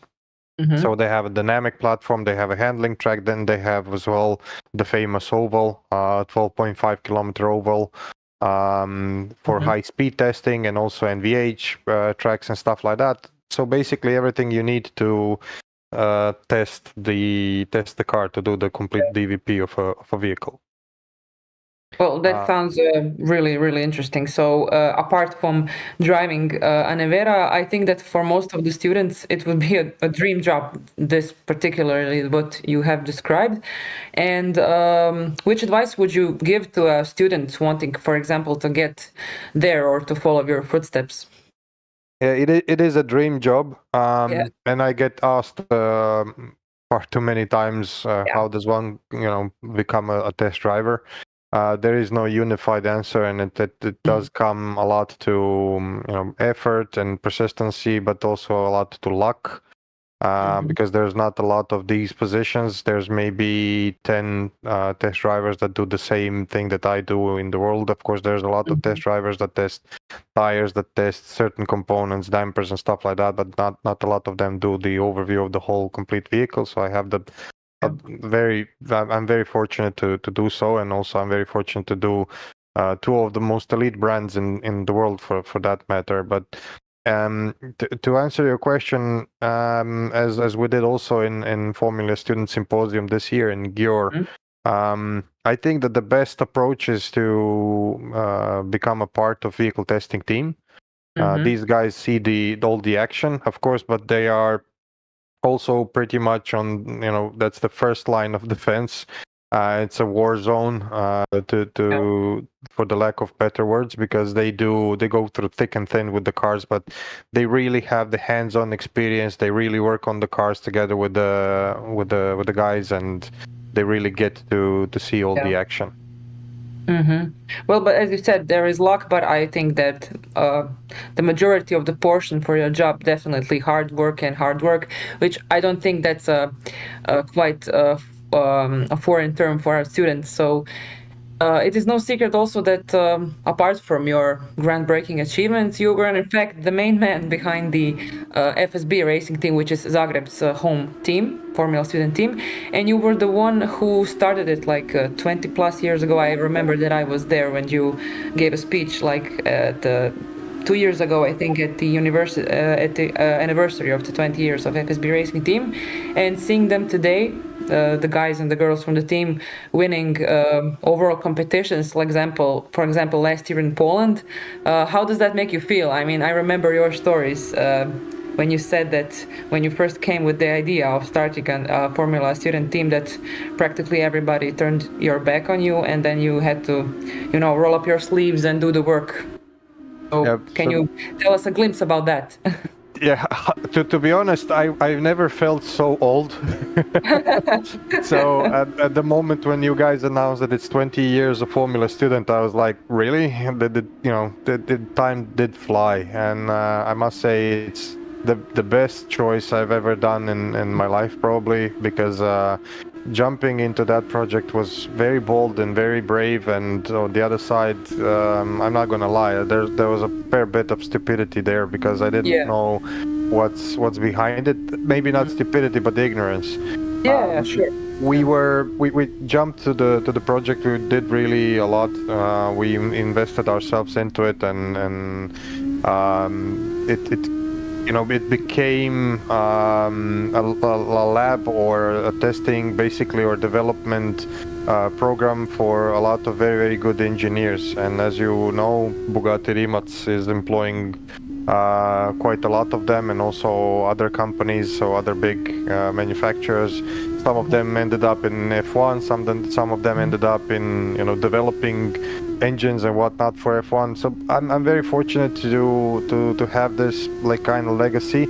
Of course, I'm not taking the results for myself, but I'm very proud that I was a part of that. Everybody's basically making their own destiny in this, but it's a very, very good platform that gave us a lot of very good people, quality people, and I encourage everyone in their student days to jump on Formula Student.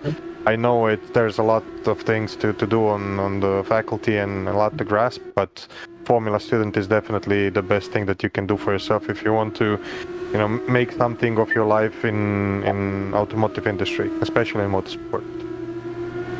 Yes, well, as you said, of course, everybody involved in Formula Student teams knows that this is not a one-man job, but I think back in the day when you started it, of course, you have to have your friends and most valuable people around you, but one man needs to, take the step forward and take all the bravery into this project. So I think that a lot of generations can thank you for doing this first step, and I was particularly one of them, and we were sure appreciate your bravery at the time. And likewise, I consider myself a detonator, but you guys were the explosive. So basically, there's a lot. There's a lot of people that I need to thank, especially in my early days, or in the early days of FSB racing, that jumped on the project and did it, because there was no money involved. You could not have people employed in the team or whatever, so everybody was there with a good heart, with very good intentions, and also with a mindset to do something more.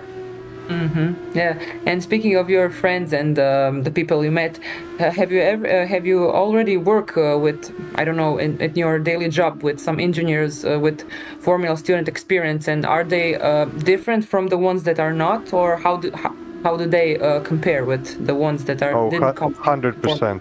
100%. So whenever we start working with a supplier or another company or whatever, instantly you can literally spot these people, and they're always hands-on, no BS, very, very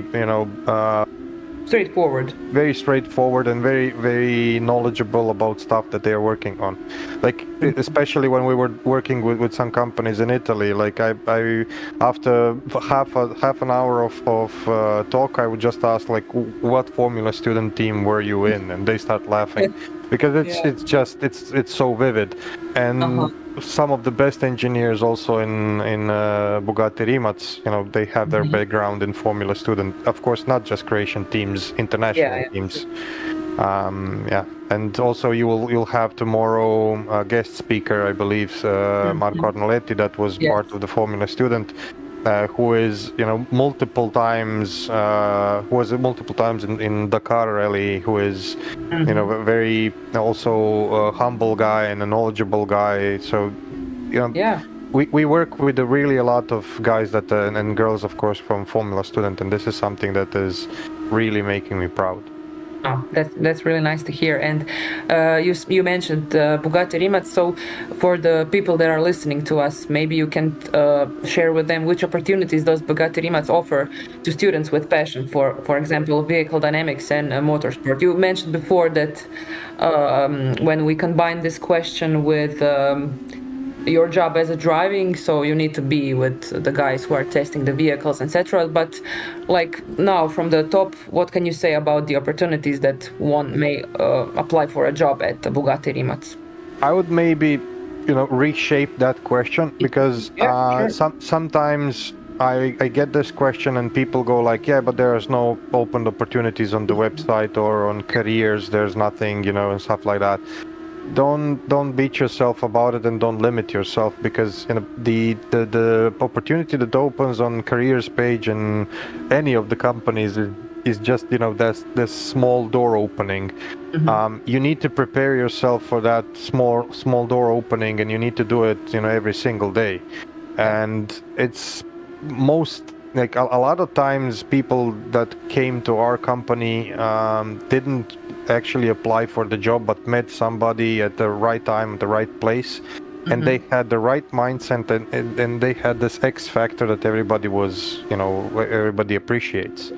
So I think that that's very important. Like, for example, if you open up a position a challenge for a position, you're gonna have thousands of applicants, and to jump out from those thousands of applicants, there's a lot of factors, because if people need to read 1,000 CVs, and it's not easy. Then on the other side, if you meet somebody somewhere at a certain point, and this person stays engraved in your mind because of the mindset, because of the work ethics or knowledge or whatever, this really makes a difference. Yeah, especially so the students get a sort of, let's say, stage when they are performing, on example, engineering design or custom manufacturing event, and you really have that opportunity to meet, for example, a judge, and then to catch that glimpse and somebody to remember you. Exactly.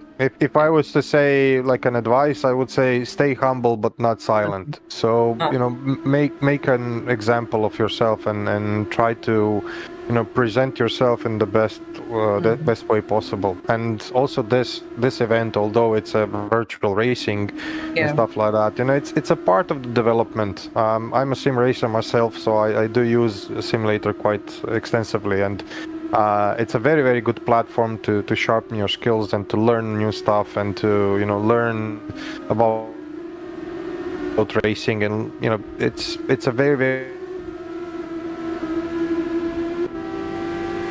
between Formula Student 10 or 20 years ago and now is it's a huge difference, and simulators are used quite extensively. And on the other side, there's a future in it, and as much as you are up to date, and as much as you have your new ideas about the whole work, you can accomplish anything.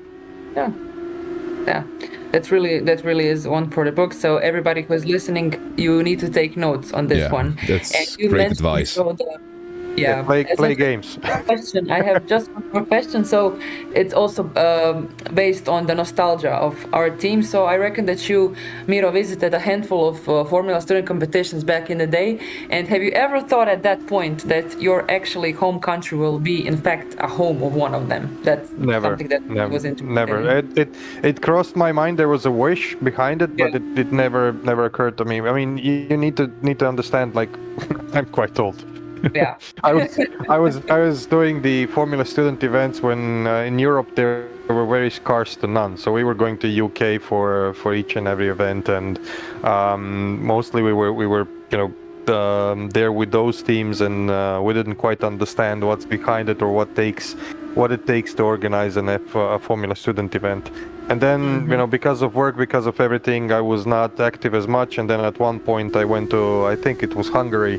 And it was organized like a very small event, but already there you could see, how things progressed, and what they've done, differently and better than these main events in Formula Student. I mean, one of the first events that I went to, Ross Brown was let's say the father of the event, or the one of the honorary guests. And I remember that we learned more in one Formula Student event than we learned in motorsport and some faculty activities in a couple of years, because it's hands-on experience. Of course, it doesn't mean. Yeah, it doesn't mean that you have to be a garagista to do these things. You need to have an engineering approach and an engineering background, but on the other side, it for sure it helps to get a better overview. Well, Miro, thank you very much for your time. We really appreciate it, and I believe that our listeners are going to appreciate it even more, coming from such an experienced person like you. And without being humble, I really mean what you say. And thank you so much, and see you next year in Micevec. And Stefan, the mic is yours. Yeah, thank you very much. Thank you very much, and thank you, Stefan. Thank you to the whole team, and of course, thank you for Vincenzo for inviting me, and also Tibor. So I'm very honored. Thank you very much, guys. See you next year in Micevec. Bye bye. Yeah, bye. This was a really great interview. I think to all our viewers here, because I think most of you are drivers yourself, or as you know, Formula Student team members, getting to know a driver who is such an accomplished driver. Like, he's not a driver like he's a performance driver. It's not a joke, but he's making his money just for driving for different companies and getting to have this amazing experience. And as he said, he's really, really lucky to have this job. It's just really, really amazing. So it's really cool to hear from him and to have it, here as well. And thank you, Petra, for this great interview. There were some really, really good questions with there. Thank you. So so right now my co-commentator, it's the race. I should do this. I got distracted. Yeah. So at least I didn't fuck up. So okay, good. It's a good start. Faber is pulling away as always, and so now we have my co-commentator is Diego. Yep. Hello, Diego. Hello everyone at home. So it's been a long time. We didn't hear from you since when? Since the last 7 months or something like that. So Diego, it must be like that. So Diego is I think one of the main people why we can do this event. It's because of, first of all, the Formula Student car that you're providing to us, and also the whole track that you made. So this whole competition would never work out, this whole event, if you are not here.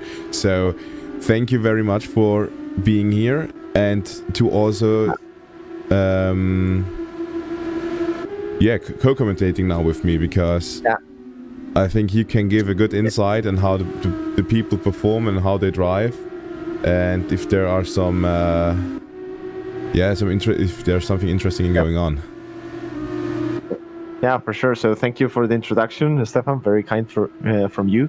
Thank you to everyone watching at home. Hope you're enjoying the races so far.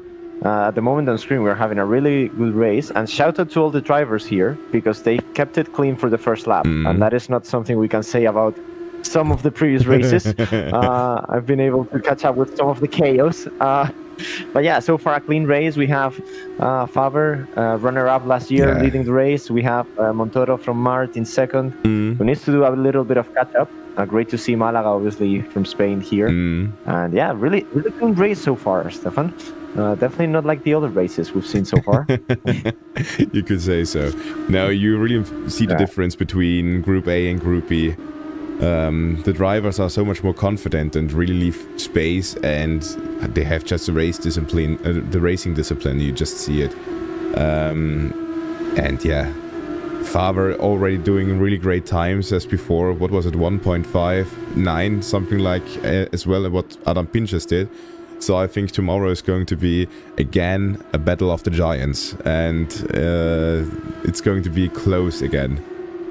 But for sure. I think it's going to be a repeat, but there are definitely a few drivers which have surprised me. We obviously have, as we speak, speaking of surprising, I saw Mart really close with Faber. There are a few drivers who are obviously using energy in a different way. For those who don't know, if you just caught up to the stream, this year we have hybrid cars. So part of the game this year is how you use that hybrid energy, that extra 10 horsepower that you have available to attack, to defend, to make overtakes. And we are seeing how a few cars are opening gaps, saving energy before attacking. As we have a spin. I didn't quite catch who that was. That was Polito, I believe. Yeah, let me go back again. Where was it? Menga. Here, Giuseppe Menga. So Squadra Corsa Polito, yeah. Oh, so they are at the moment P3 in the standings. But there's also remember some big spins right there. Like, not spins, but they... Not sure what happened, but they are now full cars back. Yeah, a few incidents going on as we speak. Yeah, and Polito, who's at the moment P3 in the standings, remember, only the top 5 are guaranteed a spot for tomorrow's finals. So it's very important to... Ooh, big contact. Maribor spins it in a very dangerous place. And that's going to be looked by the stewards. no, there's even happening. Oh no! We jinxed it. Goodness. We jinxed it by saying a horrible crash. Then got the ambulances nearby so they can go and recover the damage. You could say that. It's been a clean race so far. It's actually been quite enjoyable to watch this It's always the back markers, but as I said, the more chaos, the more we like it as well. That's something that we know from Formula Student. It's just that way. But also Montoro is really close to Faber. That is also crazy because I didn't have him on in mind when I thought about the fastest drivers right now. Was he practicing a lot on the practice server? No, but like Gavi, those who may watch iRacing may recognize his name. He's one of the best I-rated drivers in the world. And he was definitely an underdog. Well, not an underdog. One of the favorites for this event. He's definitely showing why. Understandably. I would have to do the math on whether this result would be enough for Mark to go by into the finals. I don't want to confirm it, but I believe it will based on the quick calculations I'm doing at the moment. But yeah, there will be a lot of teams very tight on points by the end of these groups.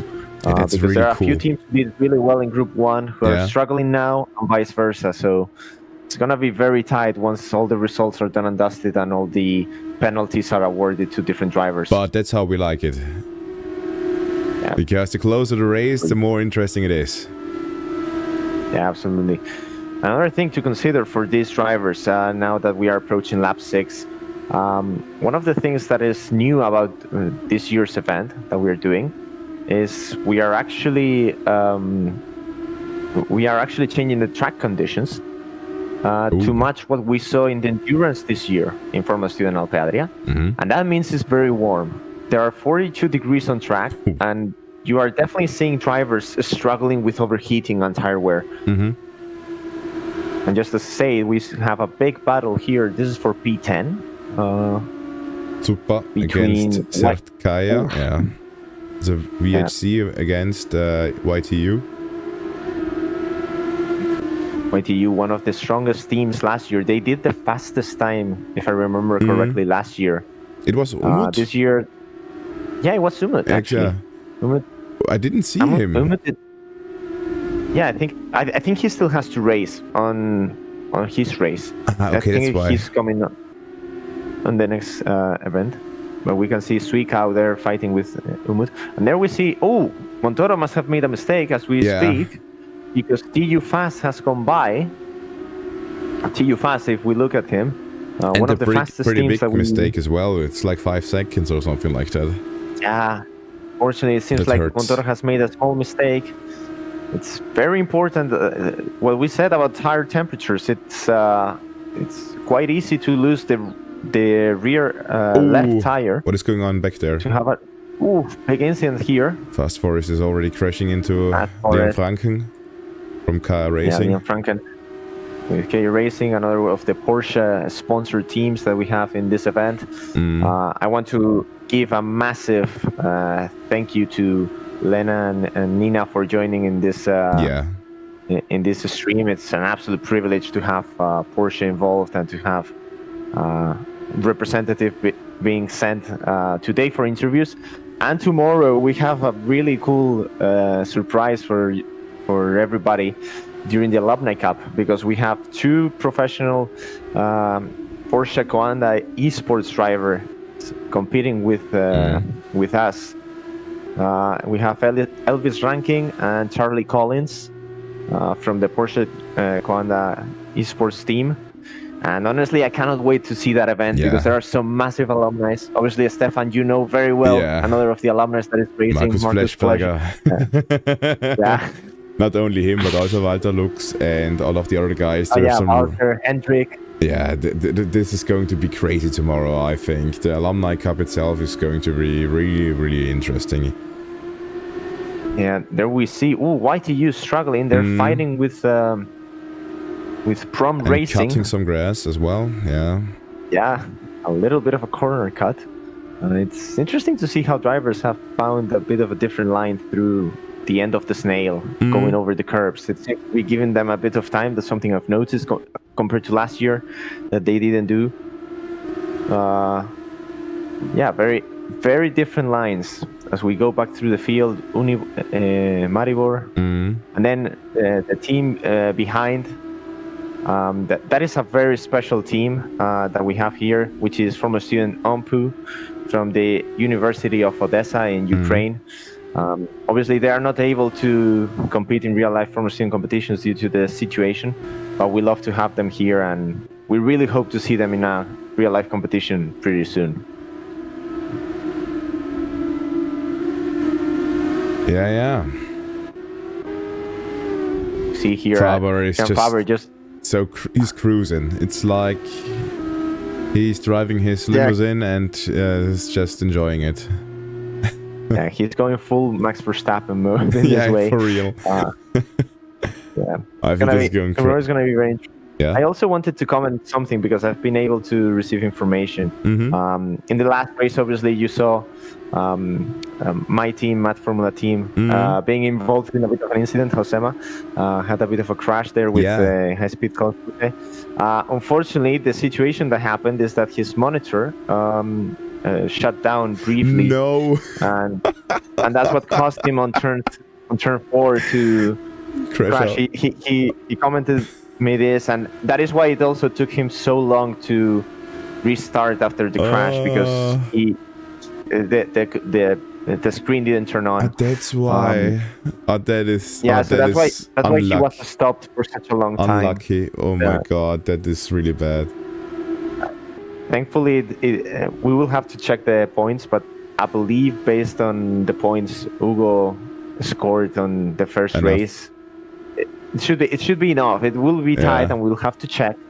But it was a bit of a shame. But hopefully tomorrow. Oh, there was a spin from PRZ Racing. Yeah, interesting. Really cool skin, actually. I think if we go on board with them. I like the hexagons. I already said that. Yeah. You go to the rear, like to see the rear wing. We'll see a few interesting designs on the rear wing. Let me see if we can also see it from the other side. No, we cannot, sadly. But speaking of skins, I have to say over 100 skins have been submitted by all of the teams. It's an amazing work crazy. What these teams have done, and let me tell you, the level of detail in these is unbelievable.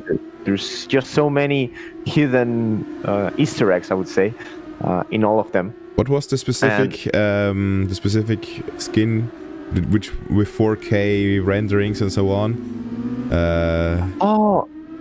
Faber in both. Oh no! What happened there? I think that was with a back marker. No! Oh, that hurts. Oh my god! And now this is the battle for the lead between TU. Between Torben Thies from Too Fast.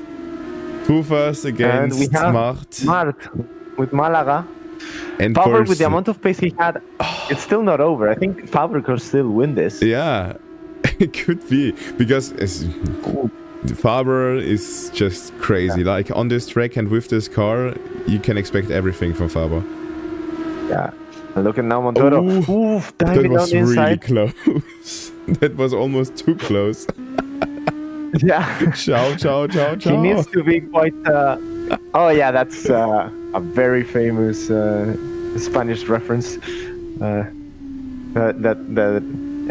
like a very famous meme. So it's really cool. Just the level of detail in these memes. But the person who's not saying ciao ciao ciao is definitely Adrian Faber. He's closing the gap very quickly. And with just 2 laps to go, I'm expecting fireworks going on. He's driving over those curbs as if they are not existing. It's crazy. Other people take them and they are flying off into space, and he's just not existent for me. Look at this is qualifying mode. Like he's just pushing so hard. This is like so qualifying. Look at this. He's all over the back now. Gabi. He's already catched up for like 1-2 seconds in like in 1.5 laps. It's crazy. Yeah, the question will now be how they use energy, because I think Adrian has used a little bit of energy to close the gap a bit more quickly, but now he will need it to pass. Yeah. And speaking of passing, Gabi now has a really good run onto the Porsche hairpin. As you know, if 2 are fighting, the third could really profit from it. Oh, but now a good exit. Oh, also Montoro. Oh my goodness. They are side by side now. And we're gonna enter the final lap. This is great. Over the curves, and look at Faber. Look at Faber. This is the final lap now. This is crazy.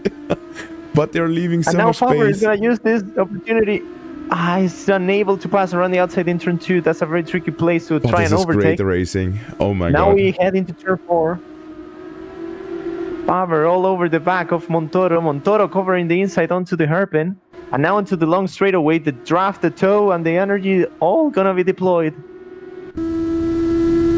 And is he making a move? Nah. He thought about it. But now the switch... the back there's marker. A spun car.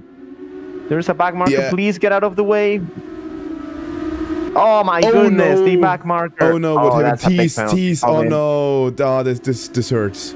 Oh my goodness, the back marker. That is horrendous. I don't know what team is that, but it's 19, please get out of the way. Yeah. Please get out. Oh my goodness, and he's not backing out. Oh my goodness. Anyway, I think the good news for TU Fast is that they're going through the finals anyways with this result. And what's this gonna help is Gabi Montoro. Crazy. Who wins it for Mart. Crazy. In an unbelievable fashion. Oh my god. Oof. That's been an amazing race. That was really crazy. Like the last 4 laps were really crazy. What the hell, yeah. Yeah. Absolutely. Yeah. So now as we wait for the next race. Do you think there's going to be some protests about this one? Oof, I think there will be. And righteously so, yeah. Rightfully. Yeah, definitely. I think maybe 1 or 2 against the back markers, but the good news for... There's nothing you can do about that, sadly. Yeah, the good news for the teams involved in these incidents is that they all seem to be in. We know that is not necessarily the case in some other races, I just know the stewards are going to have a long night of reviewing incidents. Yeah. Which, by the way, I am one of those. And at the moment, we are on 26 incidents reported. So that's going to be a fun night. For the whole thing or just for this race? Yeah, no, the whole thing. If it's just for this race, that would we be are not crazy. sleeping. I would just annul the whole race if that would be happening. Yeah. So at the moment, we had a interview prepared with YUTE, the Wuhan Formula Student team that is also joining us, despite the fact that it's, I believe, 4 or 5 a.m. in the morning. It's really early. Yeah. So while we wait, I'm going to see if the race winner, Gabi Montoro, is able to join us, and that way we can have an interview with the winner meanwhile, as we wait for the for the next race. Hold up. Yeah, I really do have to say you really perfected the whole organizational part about like starting servers and setting them up. Like we are really good in time, I believe. So from the schedule, we are starting now with Group 3, and we are only half an hour late. This is completely in my expectations. Come on, I cannot speak anymore. It's been too long. So because as you remember last year, it was like we were 2-3 hours delayed in the end. So it went a bit long. Thankfully today things are going far more smoothly. Just half an hour is completely fine. Yeah, actually, with the beginning troubles in the actually, I'm going to. Yeah. Actually, we have already Wuhan's representative prepared. Just see Yuan Liu. I'm sorry if I butchered your name. Yeah. But Gabi Montour and then is we also have here. Gabi Montour as well. So Wan Liu, yeah. Yeah, so let's see if they can join. Let's hope. Yeah, let's see. So, can you hear us, Shiwon? Hello. Hello. So first of all, thank you for being with us in this wonderful event. If you would like to introduce yourself and introduce your team to the world, go ahead and let us know. Why are you racing with us here?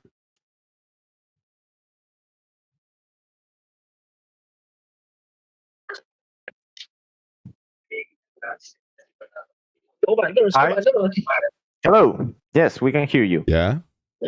Was that a question for me or for? Oh no, that was for C Yuan. I'm sorry. Sorry, can you hear me? Yeah, we can hear you. Yes, we can now hear you. Oh, okay. So our purpose of racing this series, you asked. Yeah. Correct.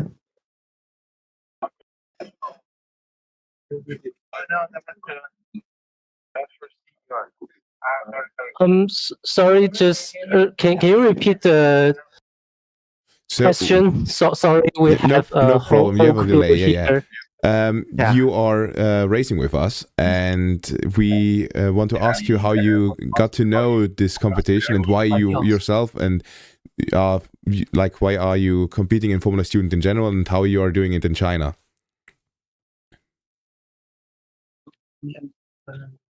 Well, we are all passionate to the motorsport. Nice. And yeah, we just group of passionate people gather together to sounds like make our dream come true. So I know China is not quite a soil for motor racing like Germany, like the Britain, but yeah, I think everything starts small, right? So it is a way for us to chase our dreams by attending the Formula Students. It's really cool, yeah. That's what the same thing that we are doing here as well. Doesn't matter if you're on the other side of the world. Formula Student always needs passionate people who wants to do motorsport. Yeah. So also I would like to ask you about what are your targets with the real life Formula Student project for this year? What are your goals with the new vehicle, with the new car? And where do you expect to compete in the 2025 season?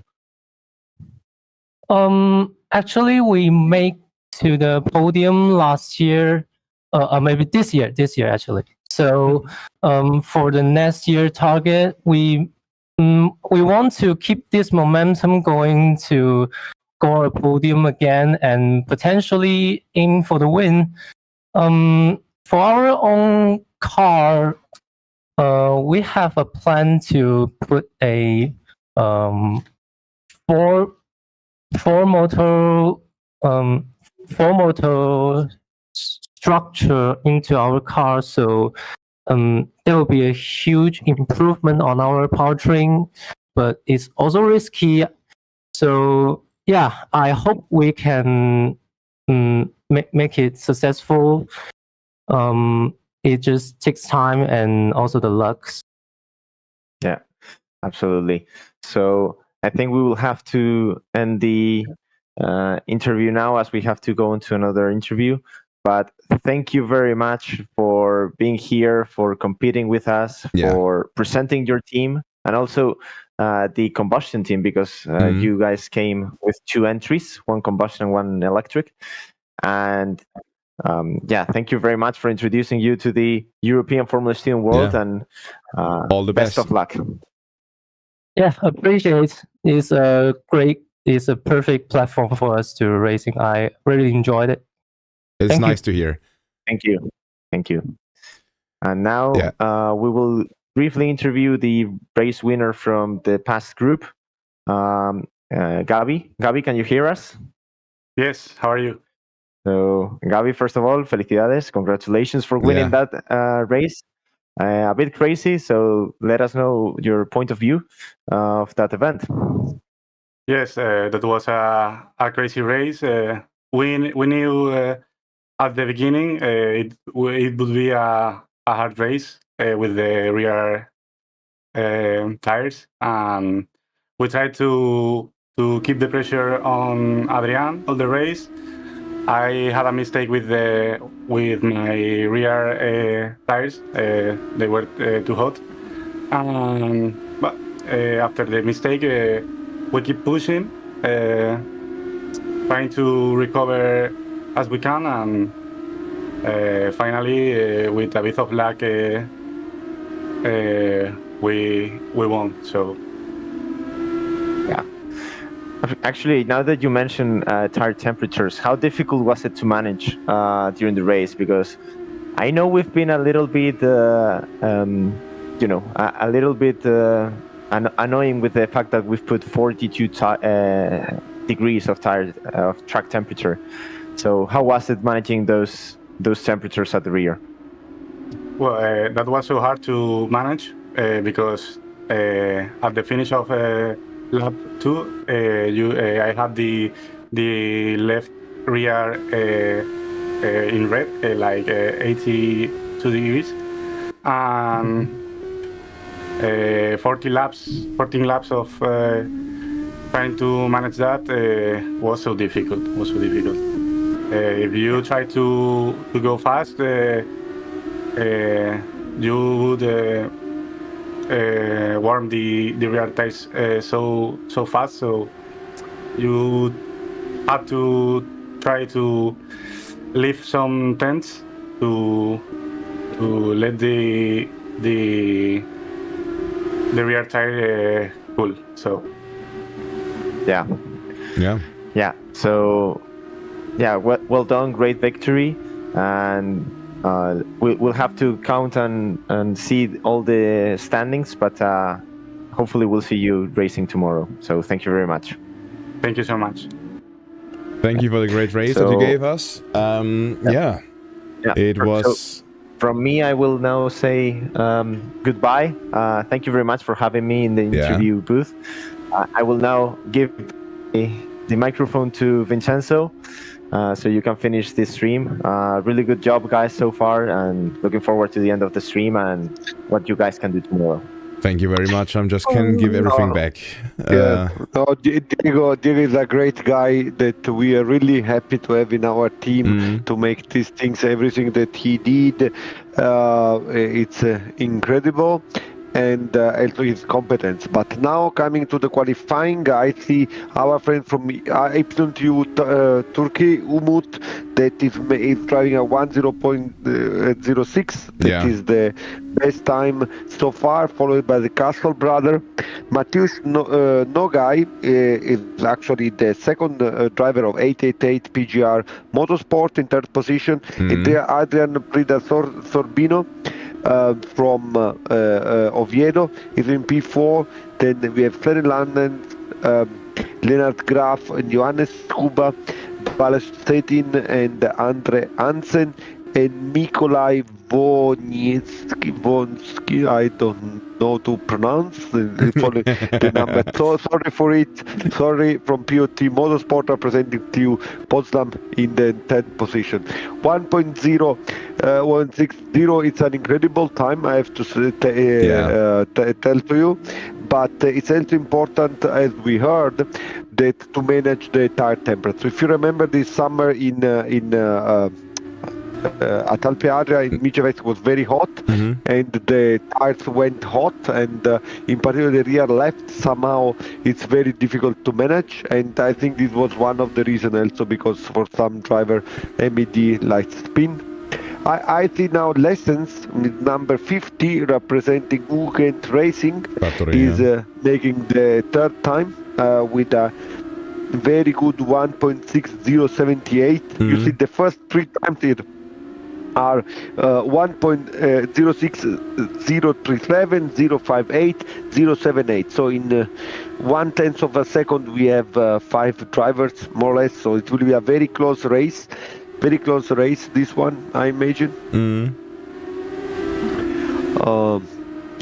Umut, it's a great guy, great person. He was driving this summer in the real race, so maybe he remember how hot were the tire going. But and the spin from Moritz Kettner. This was yeah, maybe we can go through all the list. And Eloma. From Tampere crashed into him. Tampere, Jakob. Yeah. This is not going to show me happen. the car 16 is a Fattori from the Eagle team. They have probably the best test rig or the most spectacular. Yeah, they have the most spectacular simulation rig of the world competition. They have some. So if you look to the story in Instagram to see what the guy are doing, and I think it's really great how much they are emotionally involved into the game. But and the opposite is the car 21 from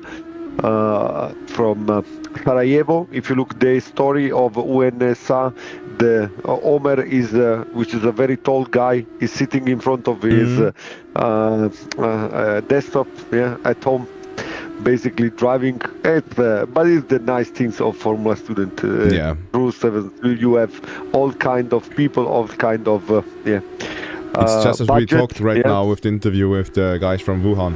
It's just all over the world, people enjoy motorsport, people are passionate about driving cars, about being the fastest, about making the fastest car. And it's just enjoyable to see that this sentiment is all over the world, and there are all over the world people who put their blood, tears and sweat into building these cars.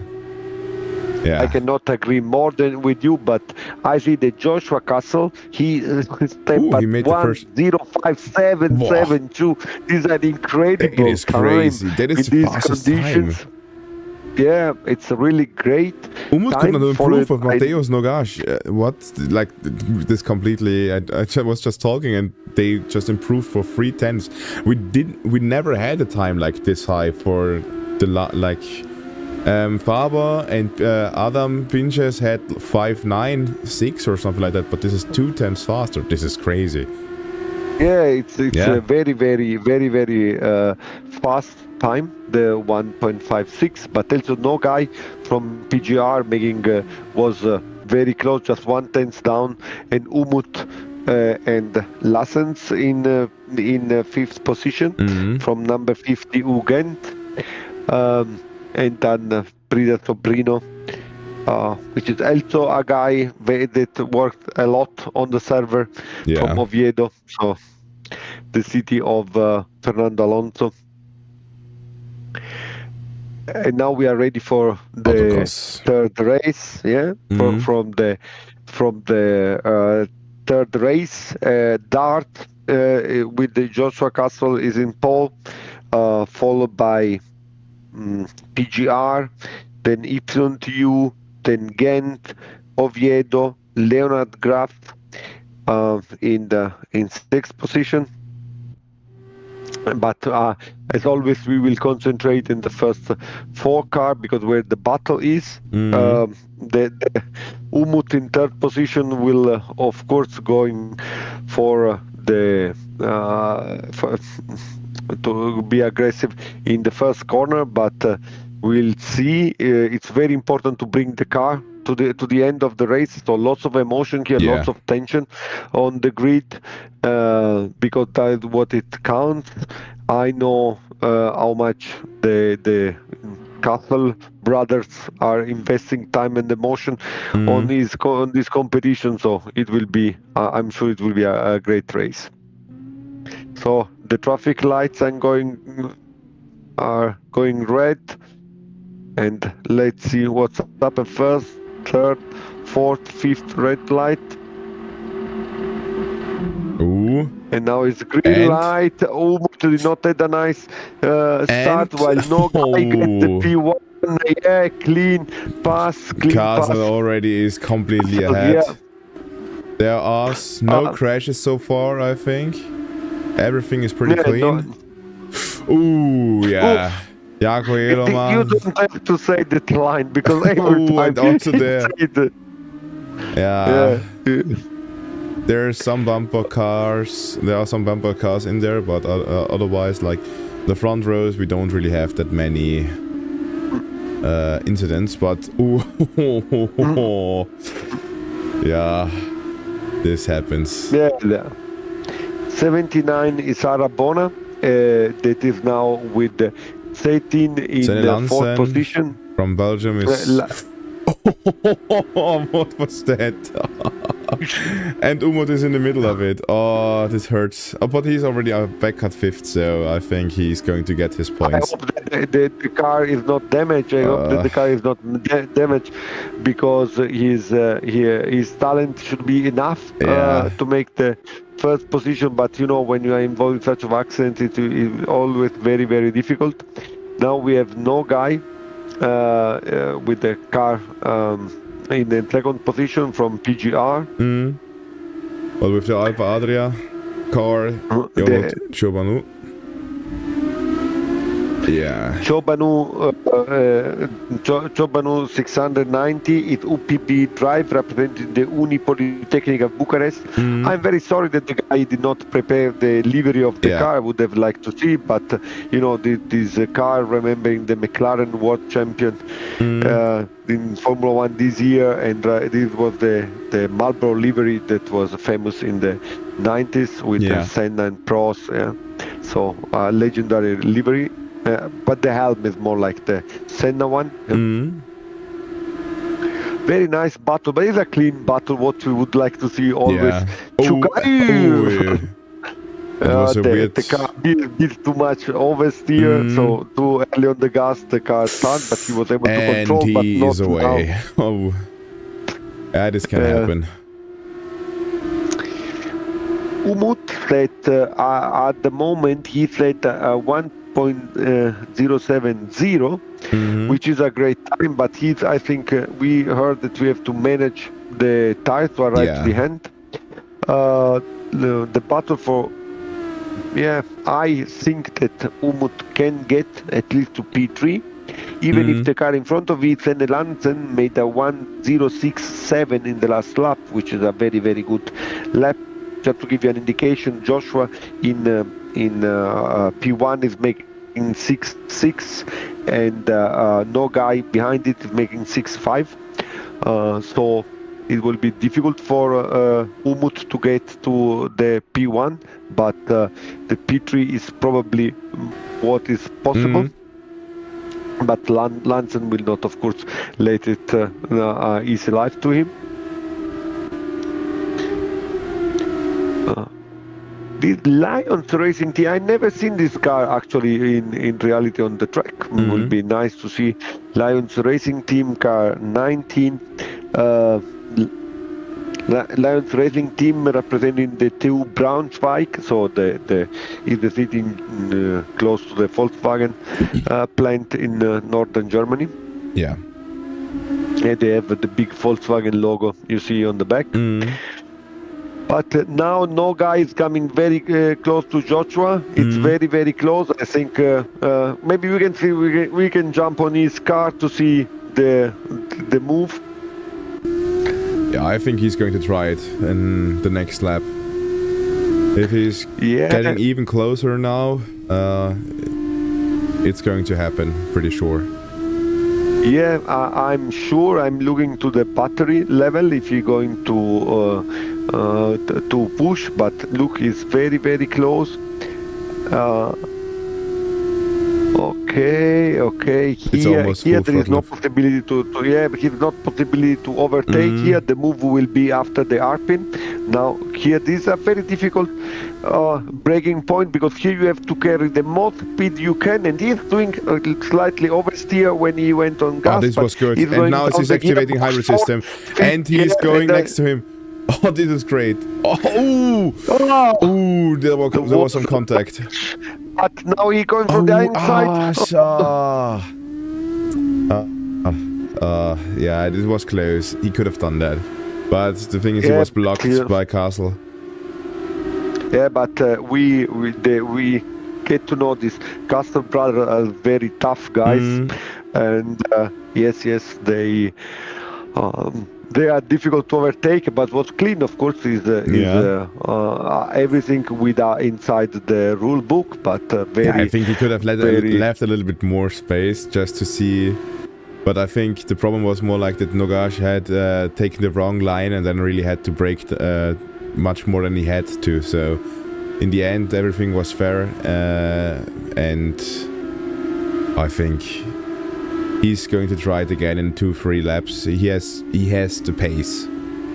So having the pace, but here and managing the tires, you heard from Montoro how difficult what is to manage the tire temperature. But it's not only Nogash that has problems with the tires, it's Castle as well. And I think if you see how he already catched up again, and it's just the 6th lap from 14. So yeah.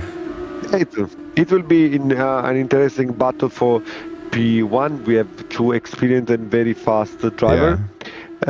So that I think they are, of course, interested to bring their car back to the pit, but also to make nice laps. Oh, now it's trying again. Noga is trying again. They are very close, just 3 tenths of distance. Matthias is a really good hunter. As you know, all of the drivers are different kinds. Some love to be hunted, others love to hunt. And I really see that Nogash is really putting the pressure on now. And let's see, I think he's only waiting for a little arrow by Castle. And then he will catch his prey, you could say. But I tell you something, I see Prida Solar, Sobrino in 3rd position, Adrian from Oviedo. The battle is not over. I think that he has bad intentions. He is very close to to in front of you, because they are battling, and he is maybe saving battery and tires, and he will be a contender for the finish lap, believe me. Yeah, I think Sobrino... I think they're completely ignoring him now, but I think he has managed his tires better. I'm pretty sure about that, because he didn't have the battle. And I think he could swoop in and get 1 place. Yes, it is. It is definitely possible. Sobrino, Adrian, Sobrino is making 1:65. Basically the same pace. At the end, the last lap is 1:70, where the guys in front of him are at 7:5. So he's significantly faster, and I think that he will have the possibility with this huge toe that he has in front of him to make the position. Castle, Joshua is defending very strong. He has very wide elbow out. Yeah. No guy. And Priaswa at the moment seems to be a bit faster. Well, this was already close. He's braking Adrian, really late. Adrian goes for the move. Adrian, I like this drive. He was making extremely good lap time on the server, but he's also very clean and smart, intelligent on the strategy. So I will not be would like to be in the position of Fattori Mateusz, and Deloma right now are battling heavy as well. So Finland against Trentino. This. Where are you going? Jaakko, where are you going? That was unlucky. Unlucky. He loses situational awareness. and he was going nowhere. No, he didn't lose his awareness. It's just like he could not rejoin because other cars were joining. That's why. Okay, I see. So he at least safely rejoined the track.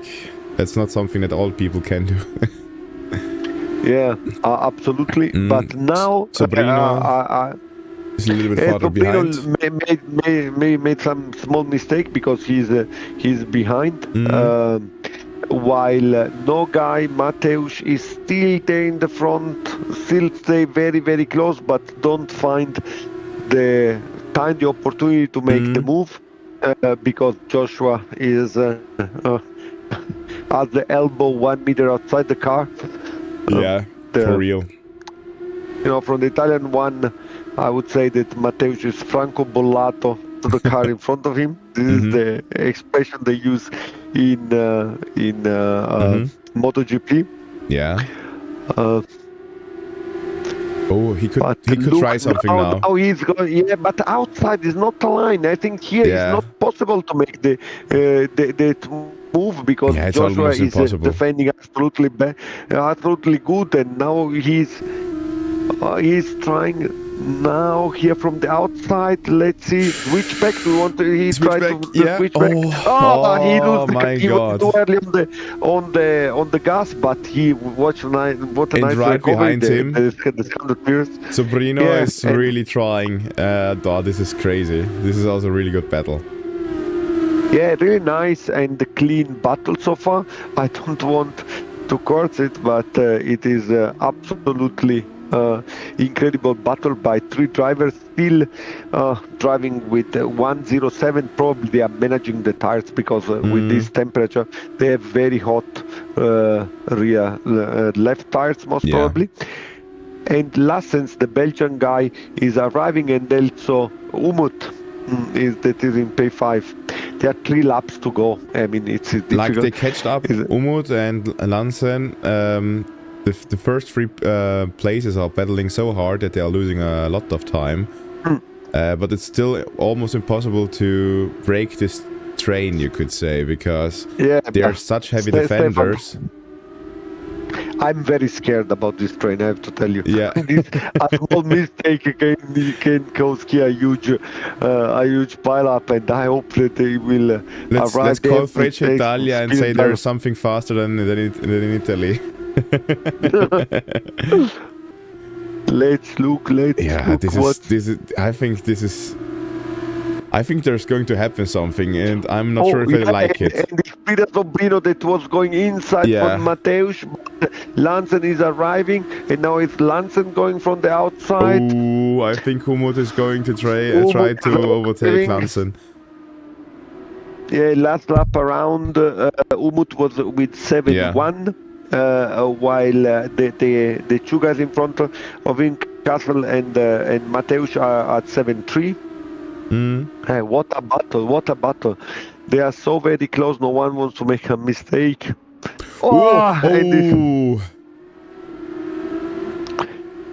Yes. Yeah. Lansen was able to get the position.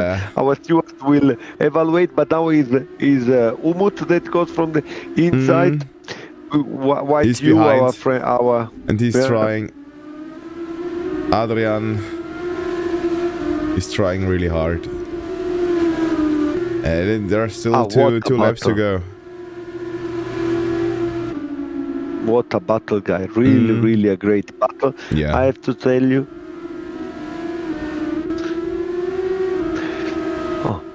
This is the people in chat are already crying, penalty. Yeah, I mean, the steward will have lots of work to do, but now is Umut going from the move from. That was really close, almost too close for comfort, I have to say. Yeah, but you know, and they're battling so hard that Lansen could just pull away as well.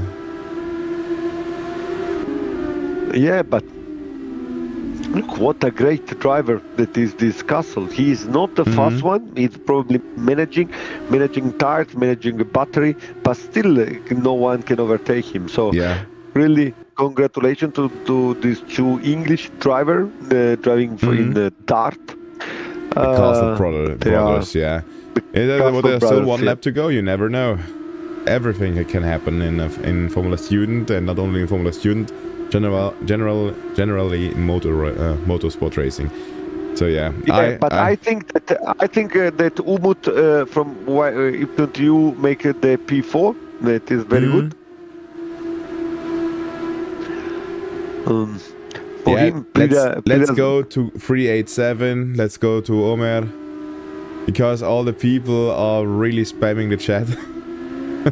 Yeah, Omar is the long guy that you have seen this summer in waving the flag, working hard under the sun. He turned pepper red and worked for us. And it's a cool livery. It is a cool livery. The delivery is great. So, and Castle makes it. Yeah, and right behind him we have Nogai. Nogash, I'm not sure how it's pronounced. Lansen, Umut, and Adrian Sobrino. Yeah, this was a great race as well. And then in next position there are the car number 10, PUT Motorsport representing Potsdam. Then there is Hansen with the car 19, Lions Racing Team of TU Braunschweig. And Conor McGowan just got a place. Made up a place in the last few corners, so which is good for Southampton, right? Because they won the first race, so they have good chance to make to the final. Yeah. Jaakko Iloma. It is one probably of the nicest, cleanest race that we have seen so far. I would not say so. There were some incidents. I think. Before? No. Yeah, the first race was the best. 1B. Yeah, there is lots. Yeah, 1B was a great race. Yeah. But each race is unique in a certain sense. Yeah. But I think I'm most surprised. I'm going to be surprised about tomorrow, because the best of the best are going to drive there, and I'm pretty sure it's going to be pretty fun. Should we get the interview from Joshua? Because I really would like to listen from him. Wait.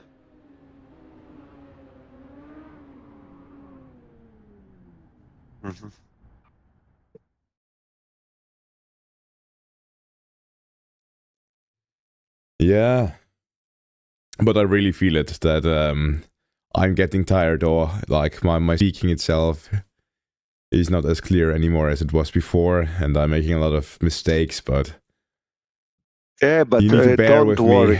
Me. The Joshua brother, congratulations, Joshua. Joshua Castle, the two driver of that that just won the race, arrived into the commentator booth. So, Joshua, was it difficult to defend yourself? Yeah, it was quite difficult. The tires were really starting to go towards the end there, and really a lot of respect to all the other drivers. They're super quick and also very consistent. I think Matthias was behind me the entire time. He was really quite a challenge. He was giving me a good battle there, especially towards the end. Yeah. He did 1-2 lunges. Fair play to him. I can also get it. It can be quite frustrating. But you had your elbows out. Yeah. I had to do what I could. It was really good. It was hard battle, but still very clean in my opinion. There was not that much of a spin at the beginning. Umut had a small problem, but then you were really defending yourself. And how difficult it is to defend and manage tires and battery at the same time. Yeah, not to mention also the S this year. You really have to pay attention to it and be really tactical with it. Just because you see somebody coming closer doesn't mean you necessarily want to use it. You also have to save it. So there's a lot to pay attention to, a lot to focus on, especially when the battle is so close between drivers. It's very challenging, but also a lot of fun. It's really great this event has been organized by you guys. Thank you very much. Thank yeah. you very much. It's a pleasure. I mean, for us, we made it for you to enjoy, for the people from the community to come together, and we like to see this battle on the track where the drivers are together. They are close but respect each other and push 100%, but with respect. So, thank you very much for your drive tonight. But just tell us how does it come the two brothers are so quick and so fast in sim racing? Why we're both fast, I don't really know. I mean, I'm the older brother, so I started with Dart 2 years ago, and obviously my brother found out a lot about Formula Student through me, and he's not doing engineering like I am. He's an electrical guy, but he's interested now to also do Dart and join the team, do Formula Student, and he's also interested in racing from small like me. So yeah, I don't know. We also push each other, I think, and we complement each other, and through that we learn. Yeah, this is what I saw on the practice server. You were always so close, yeah, like really, like you would imagine that you were twin brothers, yeah, as fast as you were. So, congratulations once more. Congratulations once more, and I hope to see you tomorrow with your brother fighting for the podium. Yeah, it's going to be very exciting. I can't wait. Yeah. Bye. Bye. Bye. Yeah. Okay. Such a great race, and now the qualifying of the last group is going on. But on the same time, we have in the commentator booth we received our last guest for tonight for the planned interview. We had team leader from all over the world, from China to Brazil to Japan, and very far away, but we still didn't have the possibility to have Cosenza, which is one of the nicest city of Calabria, the region where I come from. So I see Stefano that joined the booth. How is it going, Stefano? Are you enjoying the evening? Good evening. Well, it's not the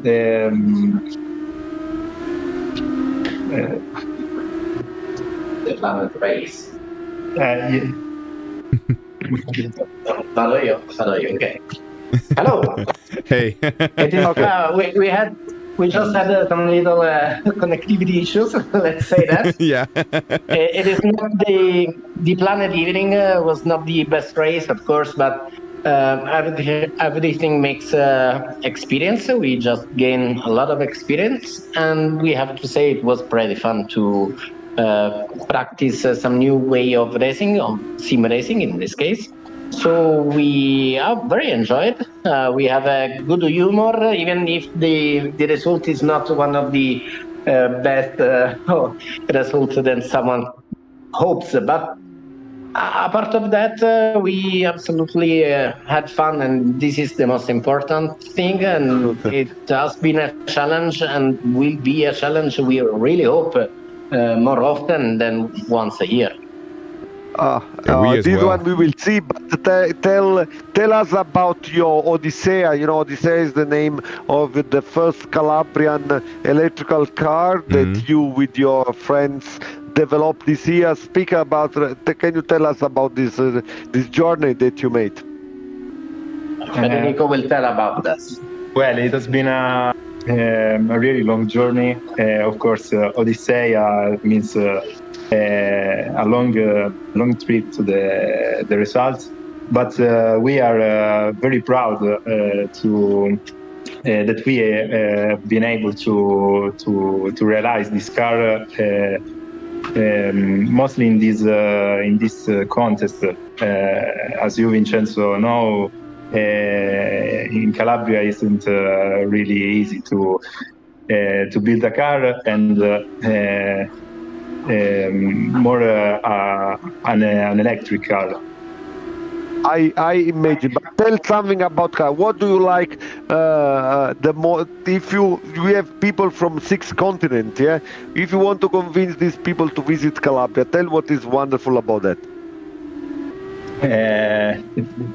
We have very good food. beautiful sea, beautiful landscapes in general. And what is your favorite Calabrian food that you want to export in the whole world, that everybody have to try once in his life? It's not a food, but a drink, Brasilena. Brasilena, absolutely. Brasilena is a Calabrian drink made out with the taste of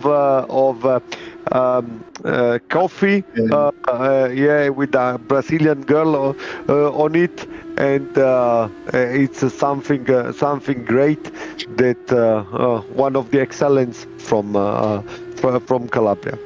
So before to close to you, because now we are going to the end of the qualifying for B, I would like to tell you guys what are the, so in 2024 you were able to finish the scrutiny with your electrical car. What are the targets for the 2025 season?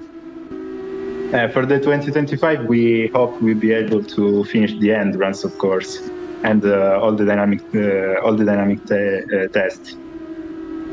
Okay, so this is as we said, is a very important target that everybody has to, every team has to set in mind. It's an important step to the success, and we really hope you to make, and you make all the Calabrian emigrant all over the world proud if you achieve these results. So close the closing word. What do you want to say to the whole world watching at you? Listen at you. What would you want to say to all the guys on our YouTube stream? Well, to all the Formula Student team members, hope to see you on track, and to all the others, thank you for watching the streaming, and to support us also. Oh, great. Stefano Cal Reparto Corsa, thank you very much, and see you on track this summer. Bye. Thank you. Bye. Yeah. So great. But you see, finish the endurance. This is the things you have to hit at. You have to look, right? Yeah. So now we are here with Nico Showa. For sure, the own team you need to support, as you know. But of course he's also making a 1.63. It's a pretty good time.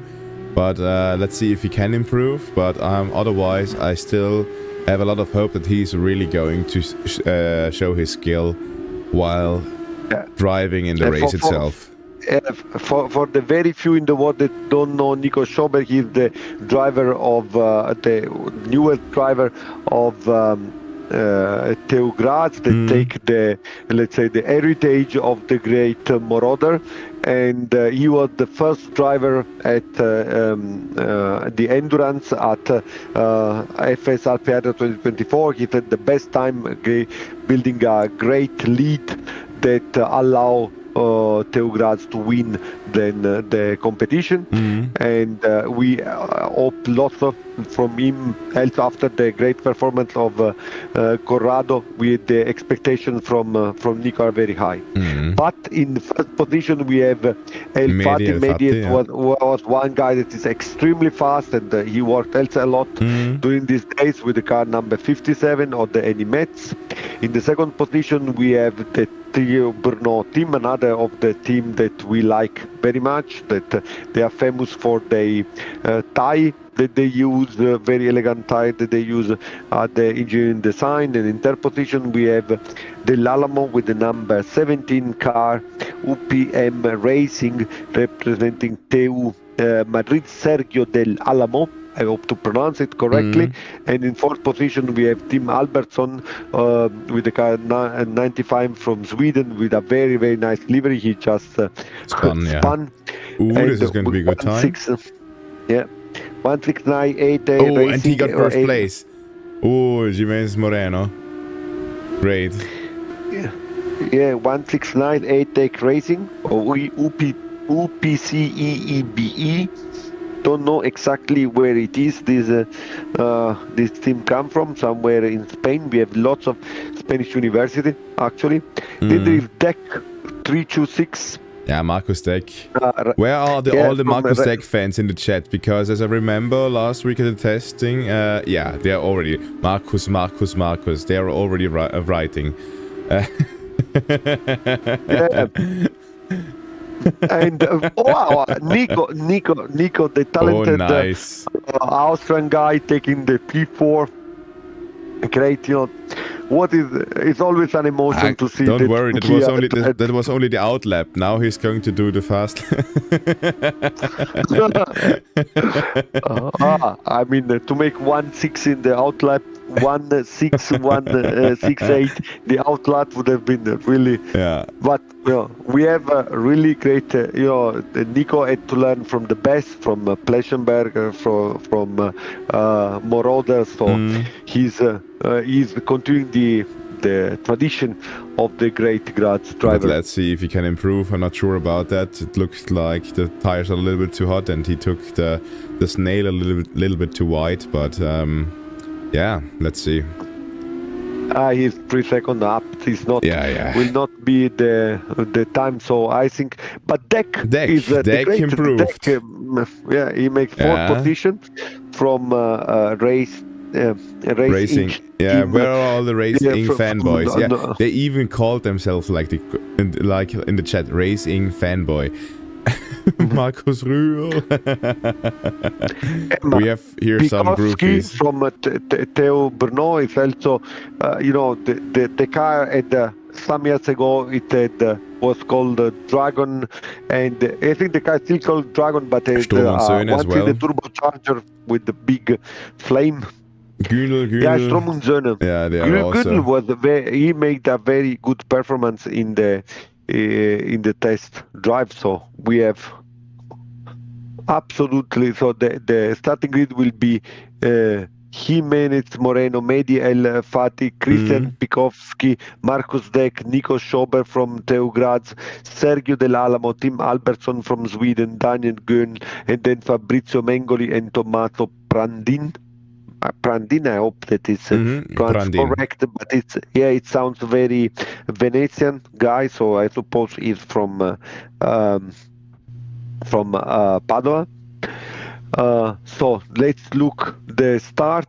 Of course, my heart beat for Schober, but I think that Jimenez and El Fati, and they are two great drivers, and Pikowski in 3rd position will not let overtake. So let's see. From Metz, the French, yeah, exactly. We have not seen them in the other, in the Group A. I'm not sure what happened there with them. I think the driver himself was pretty far behind, but here we can at least see he is a really quick driver. Yeah, they are the best, but the competition is so high. All the drivers here are very good. Let's see. Red. It goes green. Schober gets a really good start. But Medi made an incredible start. El Fati is a great experienced guy, and he's already in P1. Oh, die. Nico, please. So, it's battle wheel to wheel between Albertson and Pikowski from. Really clean. There's no. Yeah. Absolutely. Albertson goes from the outside is a snail, and Lucy in 10th position. Prodding and pushing themselves. Yeah, now it happened. Yeah, this is always a problem. Yes. If there's a little bit too much. It's 50% damage set, so some kind of battle is still allowed if it's not too much, too excessive. Yeah. So let's look in the back what's happened. In 13th position is Schubert from. It's crazy again.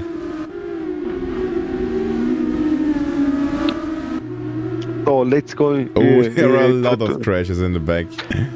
Let's go. At the moment is El Fati in first position, Jimenez in the Mengoli second. from Unibo. In the third position, Del Alamo in the fourth position, then Schover, Pipkowski, Albertson, Amusen, Mengoli, Radaj, Schubert from Pforzheim in 11th position, Butigan, Banica from Cluj in 13th position, Gül from Schoenröhne in 14th position, Cencic in 15th. And Coelho, our Brazilian friend, is in 17th position. Amusa is fighting Etrax. Bukowski and Albertson, right? No. Albertson, lots of touches there. Yeah.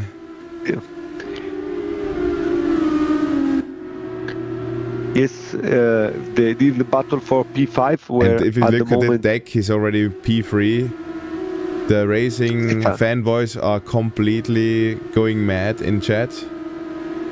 In car 66 as well, Grüni.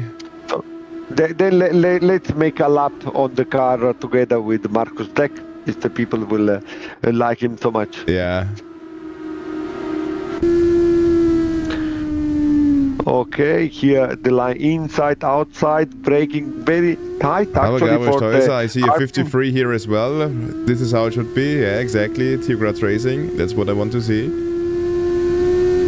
Yeah, okay. Let's braking for the Alpine and now going down the gearbox. Third, fourth, fifth gear.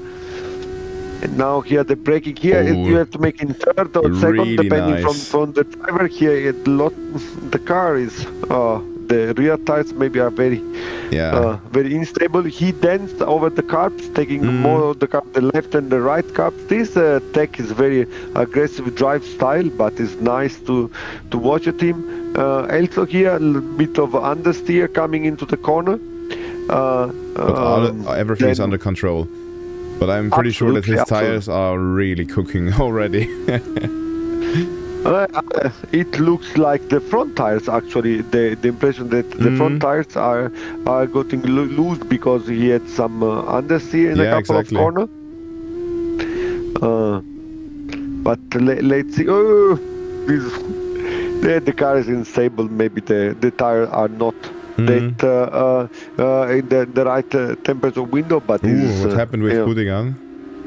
I think. But nothing too much, it looks like. Albertson. Yeah, by the way, Stefan, I think that also this summer the driver had the same feeling with the tires cooking up after a few laps, and this is typical from Alpe Adria to have this kind of temperature. Yeah, this really happened, yeah. That's the good thing about autocross. Autocross, just those two laps is nothing. It's completely fine to really cook those tires, but afterwards, and then endurance, we really have to look after them. Yeah. So the first 5 positions are Animets with the El Fati, then followed by Jimenez with the 169 car from ATEC Racing, then Marcus Deck, the great Marcus Deck, I would say, then Del Alamo with the UPB Racing representing EU Madrid, and Nico Schober in 5th place, Amuser in 6th position with the car 73 representing A-Trax Düsseldorf. There's a Modestadt, famous in the whole world, and Alberton in P7 and Pikowski from Brno in P8, while in P9 with the car number 39, the AGA Racing representing AGA UST Krakow, and in P10 Mengoli with the 88, another of the car from Bologna, Unibo Motorsport EV, the electrical car from Bologna, and Schubert that now is in 10th position with 179, the nice Jade of Pforzheim. But I see number 18 Banica from ART Cluj in P10. Yeah, Albertson and Amusa are like E-Trax, and Chalmers are really going at it. So I think is he going for the move? Oh, is he going to the move? Oh yeah, this was a little bit dirty. One guy hitting. Yeah, it is a bit dirty. Yeah, but the thing is, it was almost impossible. Amusa should have taken a little bit more the safe route, because it was clear that he's going to be in there. But yeah, otherwise, Nico Schober is right behind exactly. It's right behind Alamo, Sergio del Alamo. But considering the performance of Coco, I really would hope that Nico keep the heads cool down and don't make any moves, because it's important to get in the top 5. It's important as a team. It's important to get to the final for tomorrow. It's crazy how many racing fanboys are in there. Markus, ich küsse dein Herz. 326, 326. Yeah.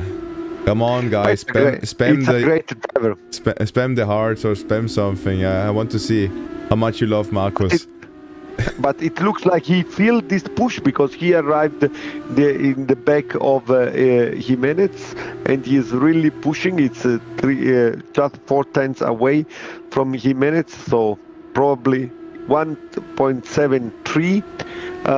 I think that the tires are cooking, but in the last lap he was 2 tenths faster from the car in front of him, and now he's really nose into the back of Jimenez.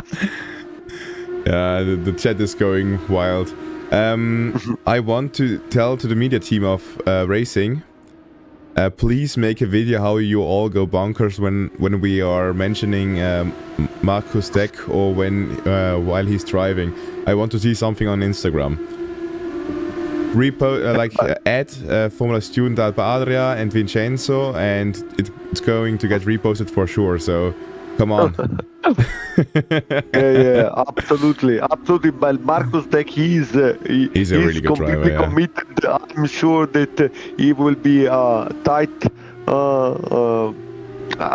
battle, and I will not like to be in the foot of Jimenez, because he really have this art guy behind him. The media team said they understood, so the media team is going to do it perfect.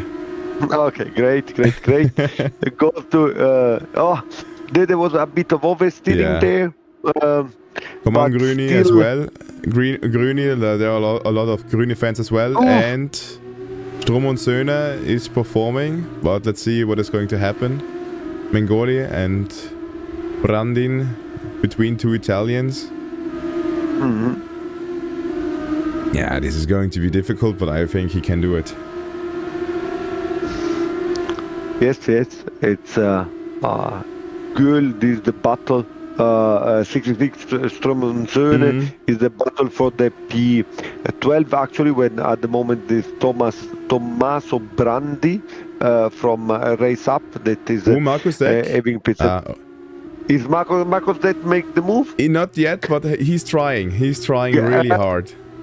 But jump on his car. Let's jump on his car. Yeah. And now we are going to see. Have you seen how he jump on the cabin side? Yeah. Really want to go 100%, and now he's still here. 5 tenths. If he has battery to deploy, he will go fast. Let's go 120. Yeah, he do not have too much cards there. But let's look here in this in the next straight if he will try. He's pressing the cards here, and he's going close, trying the inside. Yeah. But he stays behind, and that's the last possibility of the lap. Oof, there was some problem with your yeah, the connection is not always the best. Let's call it like that.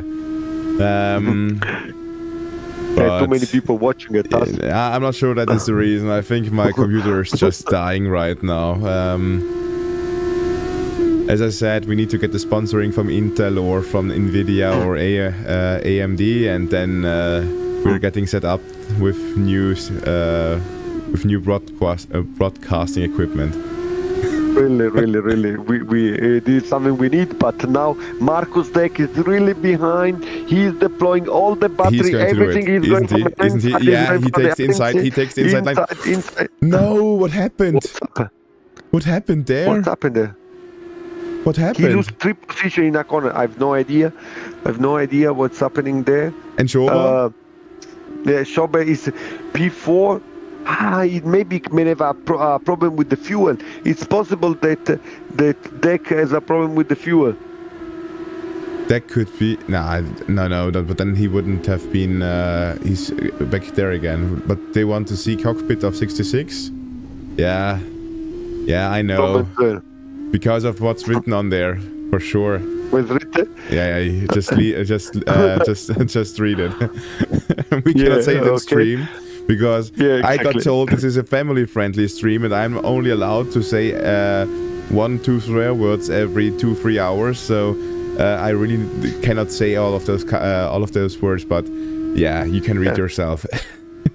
Otherwise, will not be allowed to. We have to make social services like Max Verstappen. I love how they went from Marcus 6 centimeter deck to Marcus 4 centimeter deck after he lost some places. I see the loyalty in racing is really high. Okay. But let's go to Mehdi, because Mehdi is just crazy. Like, he's uncontended all the time, and nothing is coming close to him. And if you look at, like, from the racing standpoint, this is one of the best races because there is no interval between drivers which is larger than 7 seconds. Like, absolutely, but it's really now Dank was 2 times faster than Schober in front of him, and I think he will go from the move here. Dank again is Dank, and then Schober in front of him, and Del Alamo with the car 17 representing UPM Racing from Madrid. So they are very, very close, very close. 3 excellent driver, one behind the other is Dank again. Nico Schober as well, if you think about it. Like, Schober is really close to Alamo as well. So one after the other, and but Nico don't want to make any mistake. Attacke, yeah. Yeah, and there's still 1 lap to go, so everything is possible. Absolutely. Everything is possible, and I think that 6 centimeter deck, Marcus is really want the move. Now it's 3 centimeters. Come on, you cannot do this to your own drivers, man. But now somehow the gap is back to 5/10, which is either he's recuperating right now and he's going to put all of his hybrid power in this straight now. Otherwise, I'm not going to, like, I don't believe he's going to make it. So which means, yeah. But it's looking good for Two-Grass Racing, I think, because Coco was also in the top 10s.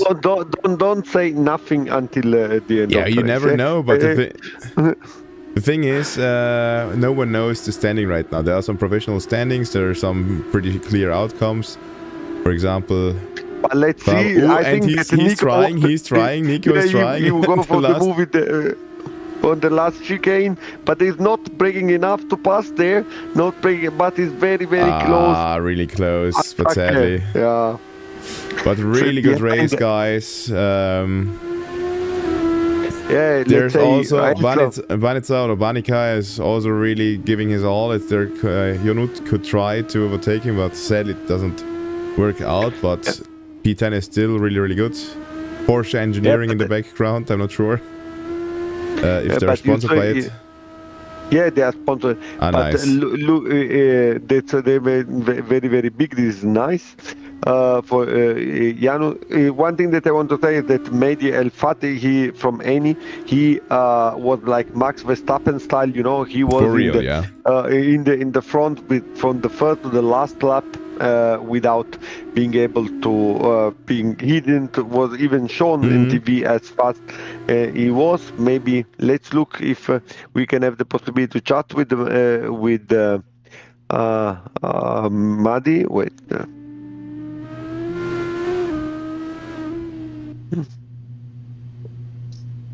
Yeah, pretty great race, I have to say.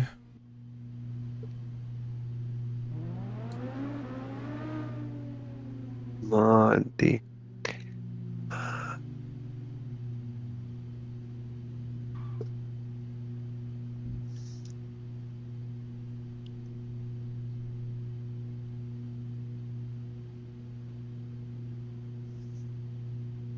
I hope that Mehdi will join us in for the interview. But anyhow, it was an extremely great race, great result for Mehdi, but also, of course, all the other drivers that take part to the battle are great. It was a really nice battle, and if you see, also clean. I think that Mehdi, the driver of any Mets, join us into commentator booth. So that's a good idea. Mehdi, it's going to take some Mehdi, time. Yeah. No, he just arrived. Mehdi, can you listen? Hey. Yes, I can hear you. So great race. How was the race? Thank you. Well, with the temperatures that were a bit higher than expected, it was a bit of a rush in terms of setup this afternoon, trying to make sure that I could keep the tire temperatures at the rear in check. Then, with the temperatures and some practice beforehand, I felt confident. Pace was good in quali.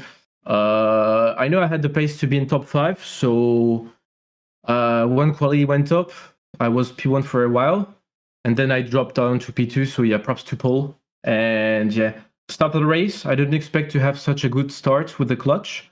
Yeah. And yeah, I got the lead very early on, and then it was mainly a matter of keeping the rear tires in check. I was worried that they would start to struggle after the mid race, but thankfully they were fine. So I ended up making consistent lap times, and yeah. I didn't expect the win, to be fair, but I'm super, super happy for me and everyone at my team. Yeah, the start was incredibly nice, and you were also able to get a nice advantage after the first 3-4 corner, and on the long straight, the guy behind you tried, but he was far away, so you had the possibility from there on to make your pace and to manage the tires, right? Yeah. I was looking at the mirror every so often. I wanted to make sure whether David was catching up or not. Just making sure that I could stay out of the draft. And yeah, my main worry was just like making it into the top 5 and make sure I don't have any kind of oversteer with the tires. So all in all, pleasantly surprised with the results, but what matters is tomorrow, of course. So let's see how tomorrow goes. Absolutely, it's you are correct. Maybe you have lots of experience. From tomorrow, it starts from zero. Everything that we made today, it's the important thing is to be in the top 5, as you said, and then from tomorrow, the point will be reset. So lots, but I have the impression that your setup, that your car was very balanced, that you didn't have so much problem, and your pace was quite constant the whole race. It didn't look like that you cooked the rears like lots of drivers did. Yeah. I am as surprised as you are, to be fair. I was a bit more gentle with the throttle after leading the race, so there was no point pushing hard and risking a mistake. So yeah. Setup was really nice, to be fair. Late changes, like right before the start of the race, I made like a couple of clicks. But yeah, it turned out to be a good choice. So I'll keep working on tomorrow, see if I can improve my race pace a bit, so that I could hopefully play with the top guys during the endurance race. We shall see how it goes. It was really great. Congratulations. Thank you very, very much for the race, and good luck for tomorrow. Thank you, Vincenzo. Thank you, Stefan. See you tomorrow. So, yeah, see ya. We already have the provisional standings as well. Yeah, I think that I would make it like this, Stefan. Yeah. We will go through the post-race, and we will call for the group 1. They want the Marcus Deck interview, man. Vincenzo? They want the Marcus Deck interview. Should we get the Marcus Deck interview? Yeah, it's okay, we can have it. Why not? In the paddock chat, Marcus Deck.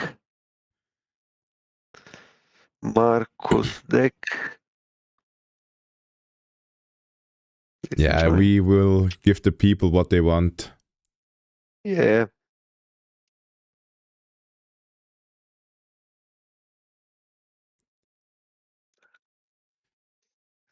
If Marcus Deck is arriving. I'm looking. Hey, so. Hello, Marcus. Can you hear us? Hello. Of course, I can hear you. So, Marcus, how can you tell us about the race? How did it feel? The battle? The battle was quite good until I had a 3-second screen freeze in the fast right-hander. That's why. Yeah, I saw. Oh yeah. no, that was the worst time for it as well. Yeah, we were following you, and then we see that it's like you disappeared. Then we imagined something strange to happen, but then you recuperate a lot. You were really pushing hard, and you give some nice battle. Very nice to watch it too. Yeah, that's great to hear. And what was how was the car setup? Did you have to manage the rear tires? Well, I mean, we heard a lot that a couple of guys had like a burning left rear. Yeah. For me, it was actually not that case. I mean, our setup is more of a long run setup. And I think at the beginning I lost a bit of time, but when the race continued, I was able to catch again. So I think, we made the right approach to the set. It's yes. You have lots of fan into the chat from your team is supporting you a lot. How can you explain it? I mean, yeah, a good question. I would probably say that the guys from our team are somewhat special. But now they are calling you 100 centimeters, Marcus Deck, so you got upgraded a lot. You went from 6 centimeters to 4 centimeters to 3 centimeters. Now you're 100 centimeter, Marcus Deck. I'm definitely not gonna deny that. Let's see how it goes. No, but I mean, we get along really good. So that's the most important. Nice to see that the team is behind this event as well. Not just that I am driving, but we were actually looking forward to the virtual event because last year we missed it because of we had a bit of trouble with the real car. So we ditched the event, the virtual event. But this year we made it in time. So. Nice. So thank you very much, Marcus, for being here. I hope that you enjoyed driving at least as much we enjoyed looking at you, and we wish you the best to you and to your team for tomorrow. I really would like to see you on the battle. Will be a tight battle. Will be 24 extremely motivated and strong drivers. So I really would like you to see tomorrow on the other race. I wish you the best. I'm looking forward to it as well. Bye. Bye. Bye. So now we have to. We should call in the room. finalist of the Group 1, the top 5 from the Group 1. Okay, but so this is how we're doing. Perfect. Yeah, okay. but I think I'm just. I don't have from the Regie. Yeah, you have one more team. This Amuser. I want this guy in the group. Why not? He arrived here. Perfect. Yeah, he's already here. Yeah. Yeah, he's already here. Can you hear us? Atrax. Yeah, from Atrax, a great team. They have held the camera on. Maybe you can show. And I will show it as camera. well. He's sitting inside his car. But we cannot hear him. Yeah. Yeah, there is a problem with the voice. We cannot hear you. We cannot hear you. Because you are muted. You are muted. You're muted. Yeah. Now it should work. Yeah, hey. perfect. Yeah, great. Nice to meet you, yeah. Nice to meet you as well. So, tell us about the race. Did you enjoy it? Oh, it was a hell lot of fun. It was so cool battling again. Maxime and I, we participated in the first race in spring, and it was just amazing just to do it again now in the end of the year. It was just a perfect season ending. That's nice to hear. Maxime in front of him, he helped us from the very beginning. He was from the very beginning with us, testing the track, helping us to develop the track. We like the spirit of Formula Student, where you help each other and you are part of the same journey. So Atrax is part of Formula Student journey, and Maxime and you are part of the journey of Virtual Formula Student Alpe Adria. So thank you for it. What was the highlight of the race? What do you like? Where do you enjoy the most, the best moment? The best moment, I think it was like really battling, doing these car-to-car races, being like kind of pushed from behind and then following the other cars. It's just amazing and always like fair racing, and that's what makes the fun in this race. Yes. Absolutely, I agree with you. This is what we want to push. What we want to push the battle, the wheel-to-wheel battle. This is the essence of motorsport. But I think that Maxime, he take the mic. He want to say something. He has something to say to all the people looking at us. Yeah, no, I mean, it was an amazing event. Everything, like it was, I have to say, it was a lot more organized this time. Everything was clear to go. That was a huge improvement. It was a very, very cool event. Everybody enjoyed it here. And well, for me, the favorite moment was the first few laps of the first race in Group 4A. That was when I participated. It was just huge fun. It was a really good race. It was chaos. It was a really good race. It was pure chaos. Of course. I mean, it's been racing. How else would you drive? But no, it's just great fun. With every team having their own livery, or almost every team, it's just brings the community back together. It's really cool. It was a super event. Yeah, Maxime, I agree with you. The point that you mentioned, we want to bring the team together. We want to see this livery. We want to see people fighting, people battling. Exactly what you said, and maybe from the people outside, even if you are P10, P11, P12, it still is a huge fun. Does not matter if you are fighting from the top, and all the people, I mean, driving 107, 108 means going very, very fast, and all of you really are a great driver and give us an amazing battle. It was great to see each of you, and thanks for preparing the livery, thanks for preparing the car, thanks for training and to be here. You are the people making the event. And thank you for organizing everything. Thank you so much. That is the whole point why we're doing this. It wouldn't be possible. Yeah, thank you. Thank you. Thank you very much. See you tomorrow, hopefully. We'll tune in. Sadly, we didn't make it, but we'll tune in and cheer for every of our friends. Thank you very much. Great. Bye. Bye-bye. Have a nice evening. Thank you for having us. Okay, bye. It's great. It's great. Adam Pinches went to sleep. Yeah, I also read that. But you see that he's getting old. Like a real Formula Student guy would wake up at this he would have woken up 4 hours ago, but still. Yeah. But now, Stefan, let's look at the driver group 1. Yeah. Okay. Yeah. I want to see the. So let me show you the group 1. The driver standings. So group 1 with 905 points, which is really strong. BME Motorsport.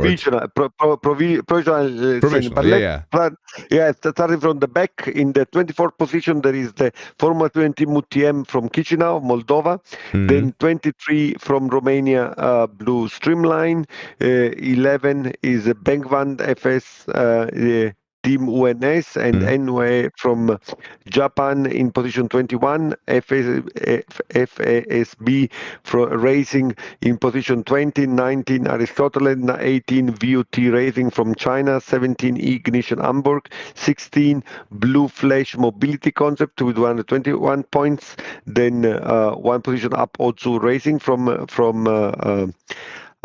Turkey, FS Tool Racing, Uvigo Motorsport in P13, P12 Black Forest Formula, P11 UPT Racing Team. In 10th position with 305 points is Formula Electric Belgium, and then we have PWR in position 9, Uni Bologna Motorsport Hybrid with 465 points in P8. They are very, very close. And in P7, my God, is High Speed Karlsruhe with 485 points, just 5 points away from Team Wob Racing that make it a P6. With 490 points, same points as the Aerobi Racing from the P5. The guy from Milano, from Dynamis PRC, are in P4. Matt Formula Team made the cut. They are in P2 with 645 points together with Arus Andalusia Racing Team. Arus and BME is P1. Can all the first 6 teams join the interview waiting room? We have a 1 minute delay, so can you please? Let's write. It's at 1 minute. I think it's around 20 seconds, but we still could write it into the driver chat or something like that. So check.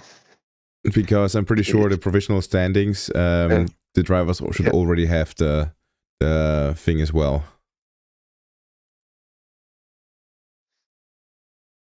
Yeah, race control already delivered it to them, so yeah, we already have 3 of the 6 teams. Okay, let's go back. Let's just bring them in, shouldn't we? Yeah, of course, of course. I see Adam. Adam is not sleeping. So yeah, there we have them. We are also Matteo, Adam. The 2 drivers, Svab Bolts from BME. So I think I will start with Adam because he's. We did not have the possibility to interview him before. Adam, how was the race? Hello guys. Yeah, it was good.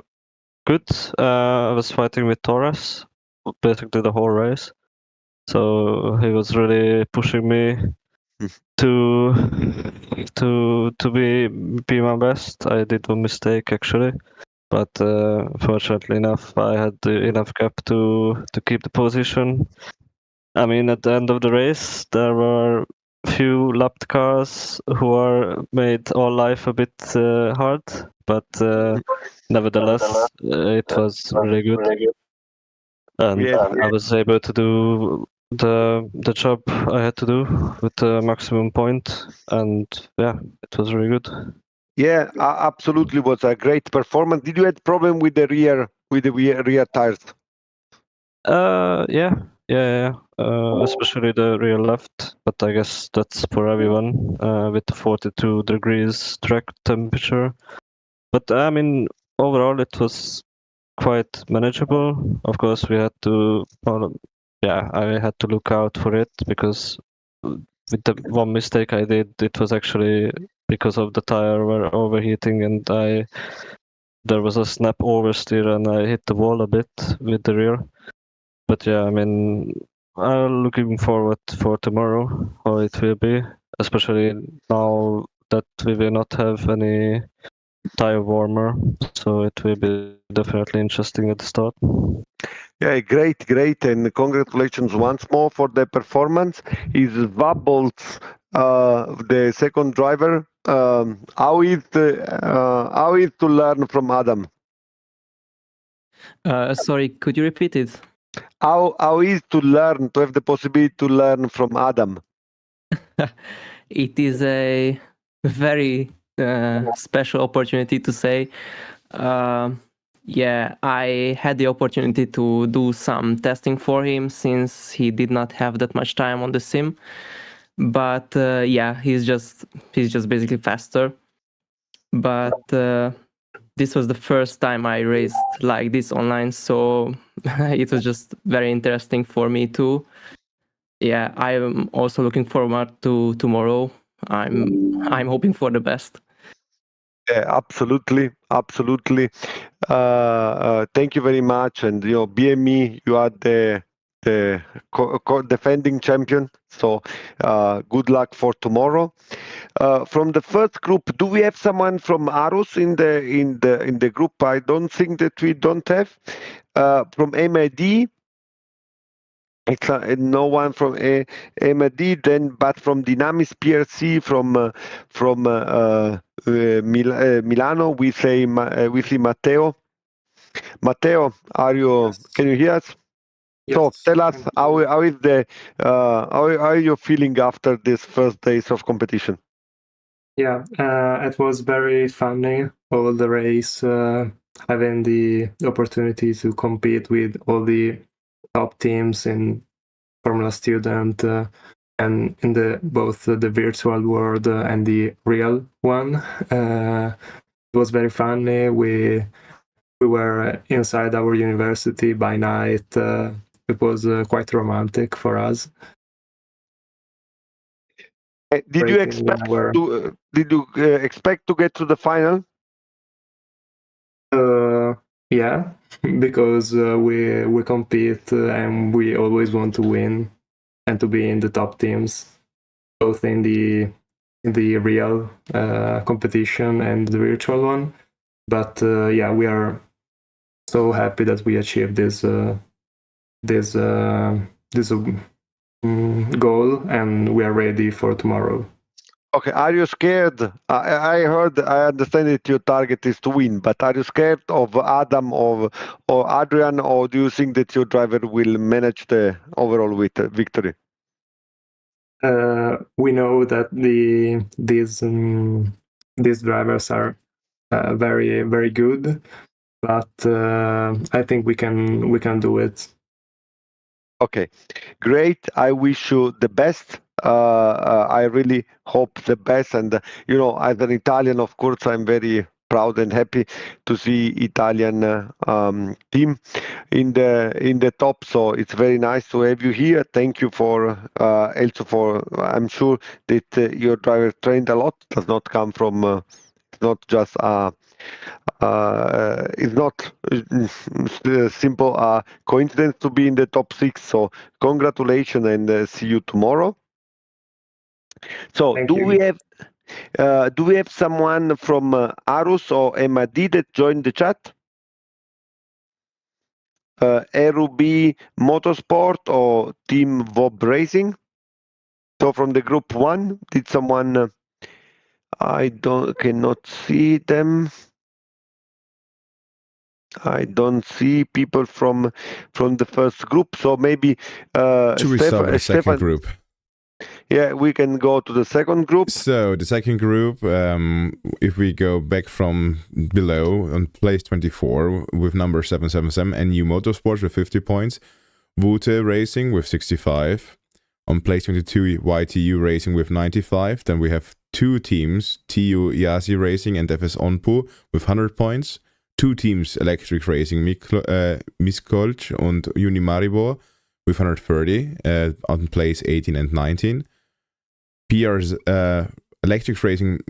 No, sorry. PRZ Racing with 135 on 17. Fast Forest with 140 on 16. Micevec Racing with 150 points on place 15. Car Racing with 200 points at place 14. Prom Racing with 235. Uni PR Racing Parma with 245. Kure Mannheim with 325 points on place 11. VHZ Racing Team with 330 on 10th. Apex Formula Team with 350 on the 9th place. On the 8th position we have Cut Racing with 370 points. On 7th Squadra Corsa Polito with 420, sadly. And then, shit. yeah, you could say that. Sorry, I shouldn't say, I should not say that, but I am, it was my alma Laura. I know. So it's one. And they were really strong last year. So position 6, Formula Gades with 450. In 5th place we have UPV Racing Team. Really cool that they made it. 530. Yeah, they did. 4th position, Too Fast. On the 3rd position, Ioneum. The 2nd position, Mart with 650, and the for sure winner with Paul Racing with 895 points. So you say you are Neum like you were.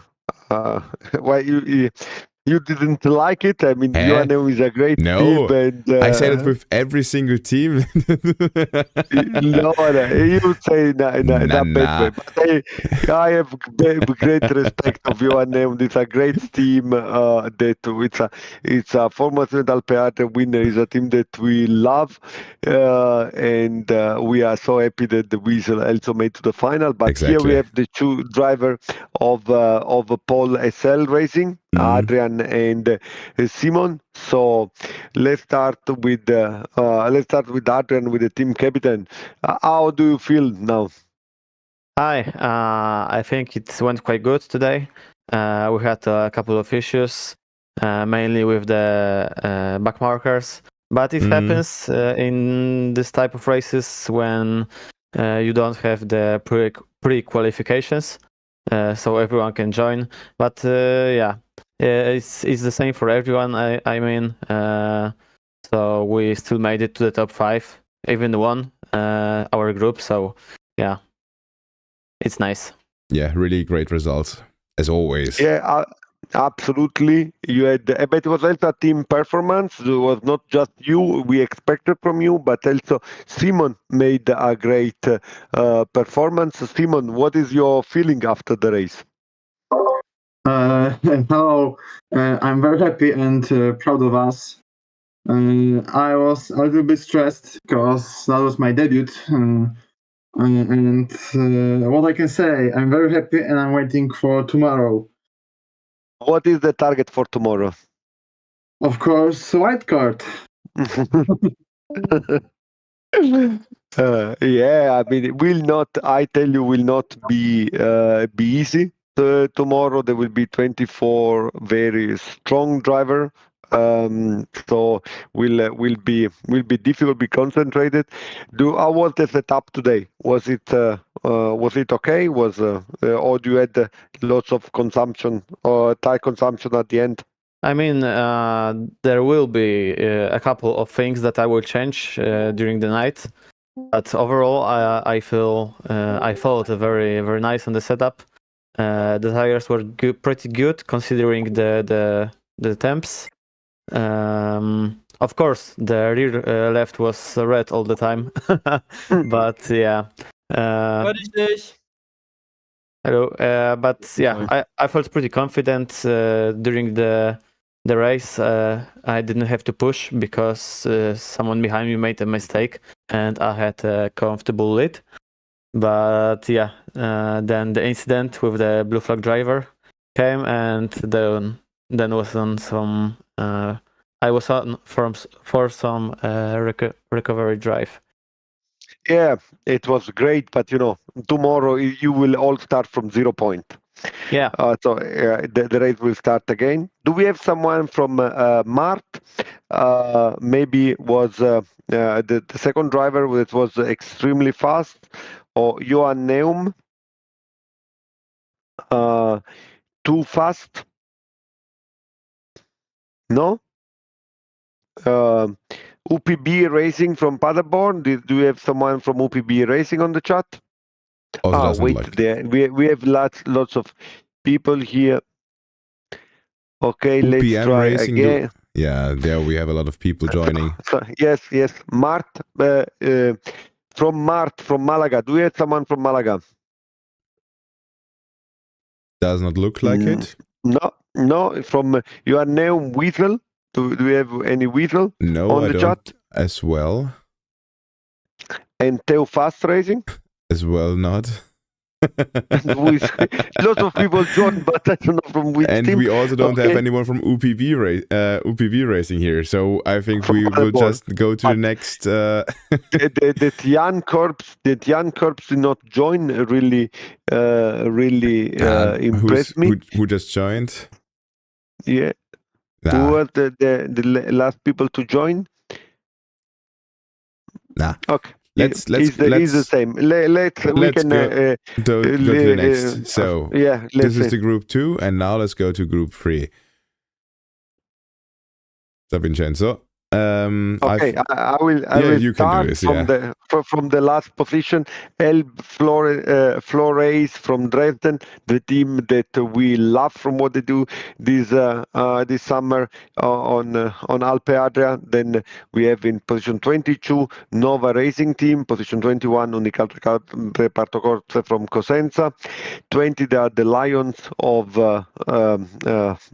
Sarajevo, UNSA Racing Team, position 19 from BGR Racing, position 18 with the number 41 TU Wien Racing with 145 points together with MS from Skopje in North Macedonia, position 78 Tampere Formula Student, 1 place up 15 Schanzer Racing from Ingolstadt, position 14 from the Dynamics EV with 185 points, and then in position 13 Eagle Trento Racing Team with the best sim rig in the wall series, and then in position 12 UPB Drive 220 points. In position 11, car number 107, Campus Tirol Motorsport with 250 points. The guys were the best surprise this summer.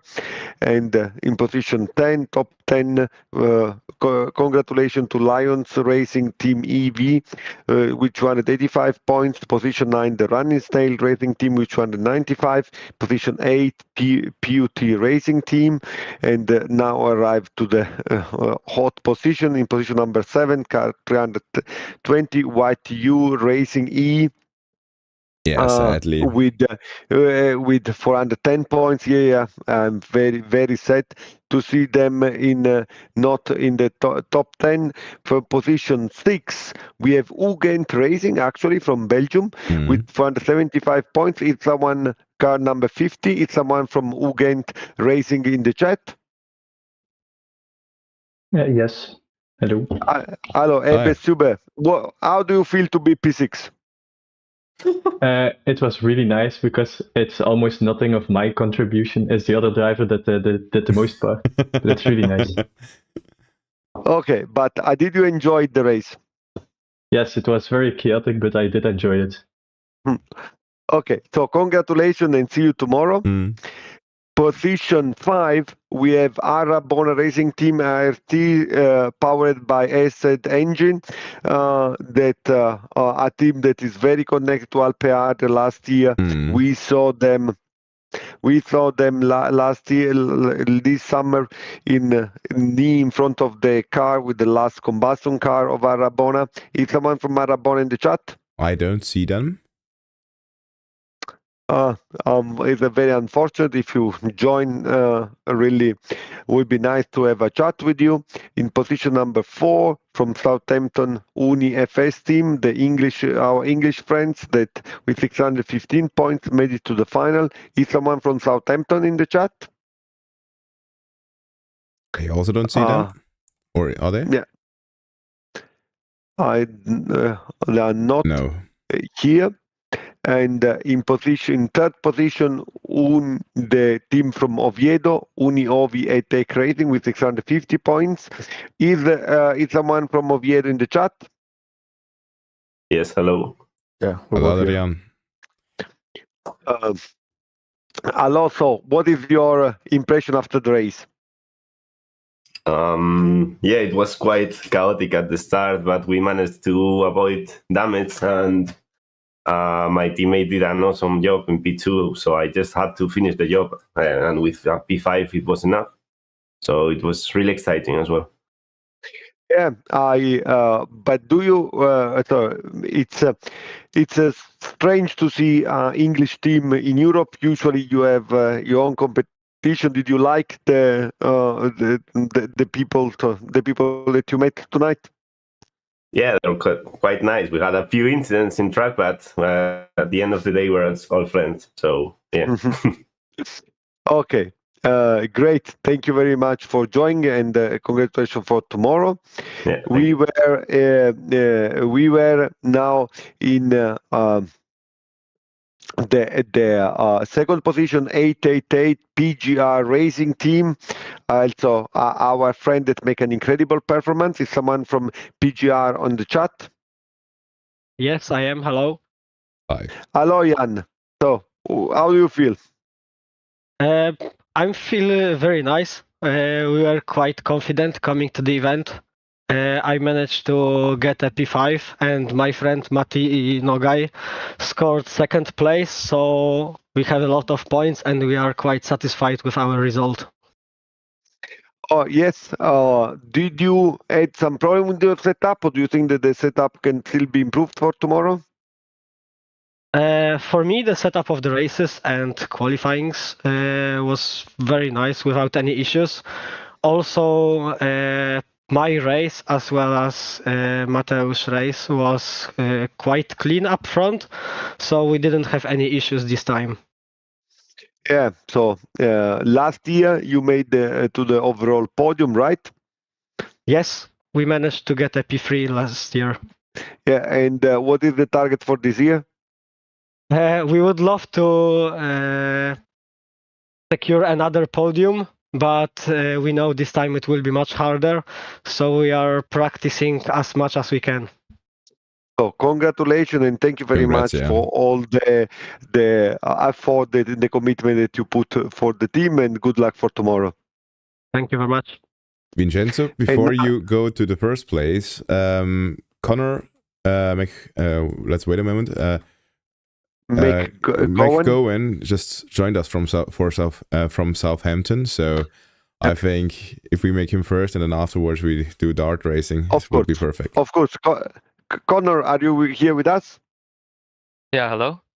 Yeah, did you enjoy the race, Connor? It was definitely interesting, that's for sure. I mean, I've an easier job to do at least because Theo did such a great job in the first race, obviously winning it. Yeah. So yeah, at least I did enough to get us in the top 5, but it wasn't a boring race, that's for sure.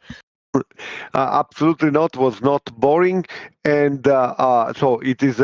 Did you expect to make it to the final? I definitely think it was our goal, yeah. But I mean, considering this was my first race for the team, my expectations weren't through the roof. So I was just glad to have, done enough of a job for them, and hopefully, I've left a good first impression at least. I really appreciate that you from the Great Britain came to our event. This virtual event has the possibility to cross the border. We have six continents, so I hope that you met lots of people that you liked. Yeah, for sure, 100%. It was nice to see how many different countries were being shown here, because I wasn't sure coming into it, how much of a variety there would be. But I mean, you've got people from everywhere, which is always good to see. Yeah, I think that your team leader, I think Jen Sean or Sin, I don't know how to pronounce it, just joined the chat. Maybe if you want to add the last comment, the last word before to go to the P1. Hi, I'm a driver from Ugent Racing. Okay, then not. I just let it. No, I miss think he in is in here. No, he is. Hello. Wait. Yeah. Yeah, I mean, I'm technically not the actual team leader. I'm sort of a sub leader, I guess. But yeah, I mean, the racing was great. I haven't seen much of Connor's race. I'm gonna take a look at that as soon as I get the chance. But yeah, we've had some great racing. I've seen some great racing today. Yeah. I hope that continues tomorrow. Yes. Are you excited for tomorrow race? Yeah, absolutely. If it's anything like today, then I'm sure we're in for a great day tomorrow. Okay, great. Good to hear. I will Good to tell hear. you tomorrow that we will have not just the overall, the prize for the overall, but we have prize for each single discipline tomorrow. So even if you have one good driver or one today you had the one very nice win, so it will be enough to come back home with a big cup. Yeah, I have great. Everyone on the team has great expectations of our two drivers. So I have every confidence in them. Okay, great. Thank you very much for being with us, from coming into the big continent and to enjoy this night with us. And now we're going to the top team. Can you show the classification again? The top team would be Dart Racing with 870 points. Yeah, with the Dart Racing with the two Castle driver, the Castle brothers. Are the Castle brothers in the chat? Yes, hello. Yeah, we've got yeah. Yeah, okay. With Joshua, we had already a chat. Now we'll speak with the younger Castle. So Austin. Hi. Yeah. Did you enjoy the race today? I thought it was great. It was a lot of fun. Very unlucky to have unfortunately been punted out halfway through the race, but it happens. No hard feelings there. We also discussed it in private afterwards. But yeah, I managed to at least make my way up a little bit, gain another place back. And of course, Joshua's great effort today. So we'll see how it goes tomorrow. What is your expectations for tomorrow? Yeah. Well, going into the race, or rather going to the race week, we were at least trying to make it to the finals. That was our main goal. But now, after having a very successful first event day, we're hopeful and aiming to maybe try and get a podium. But we will see what happens. Can you just tell us just my curiosity, how two English brothers are in southern German, mid Europe, driving for representing their team? How does it happen?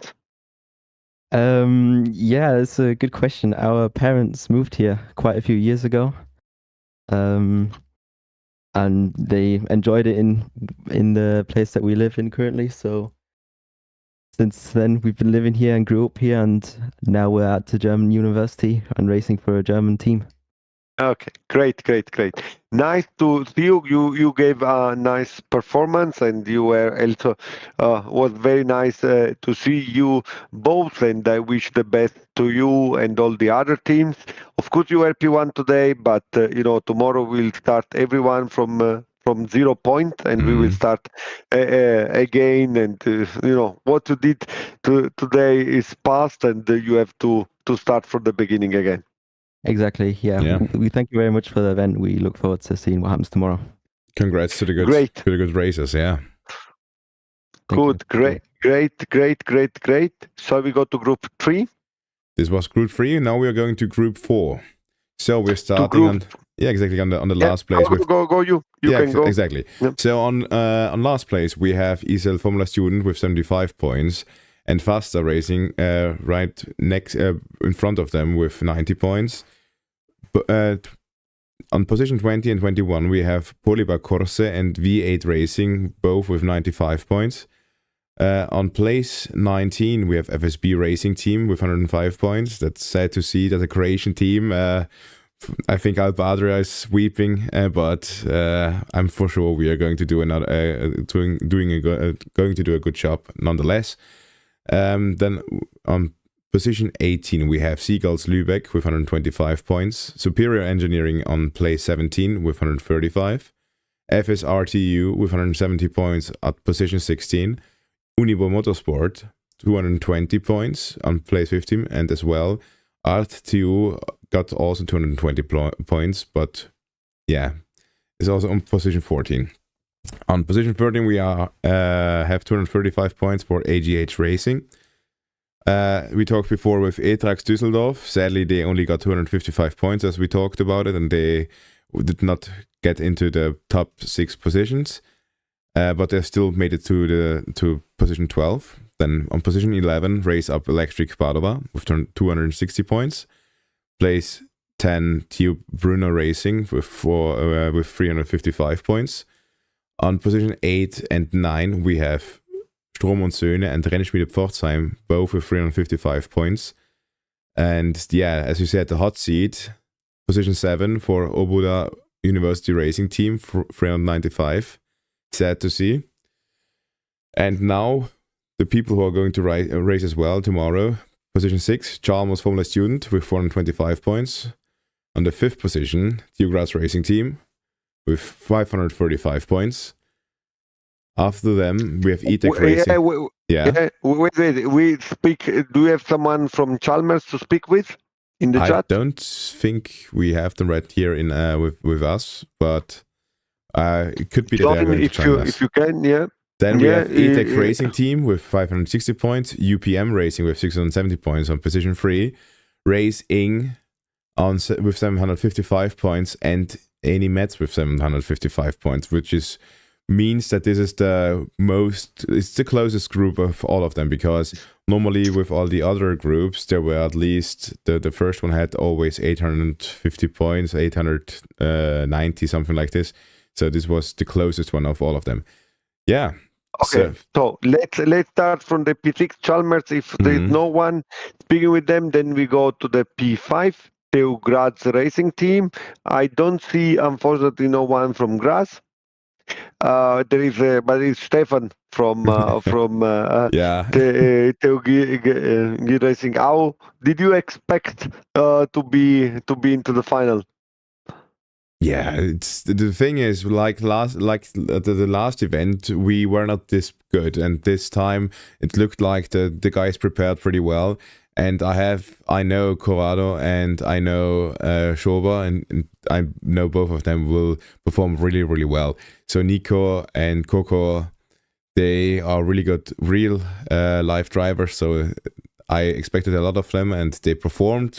So, but I think tomorrow is going to be pretty difficult for them, because they're not really. They are really good real life drivers, but as you know, just being good in real life does not always mean that you're the best in simulators, and it also goes the other way around. Yeah, absolutely.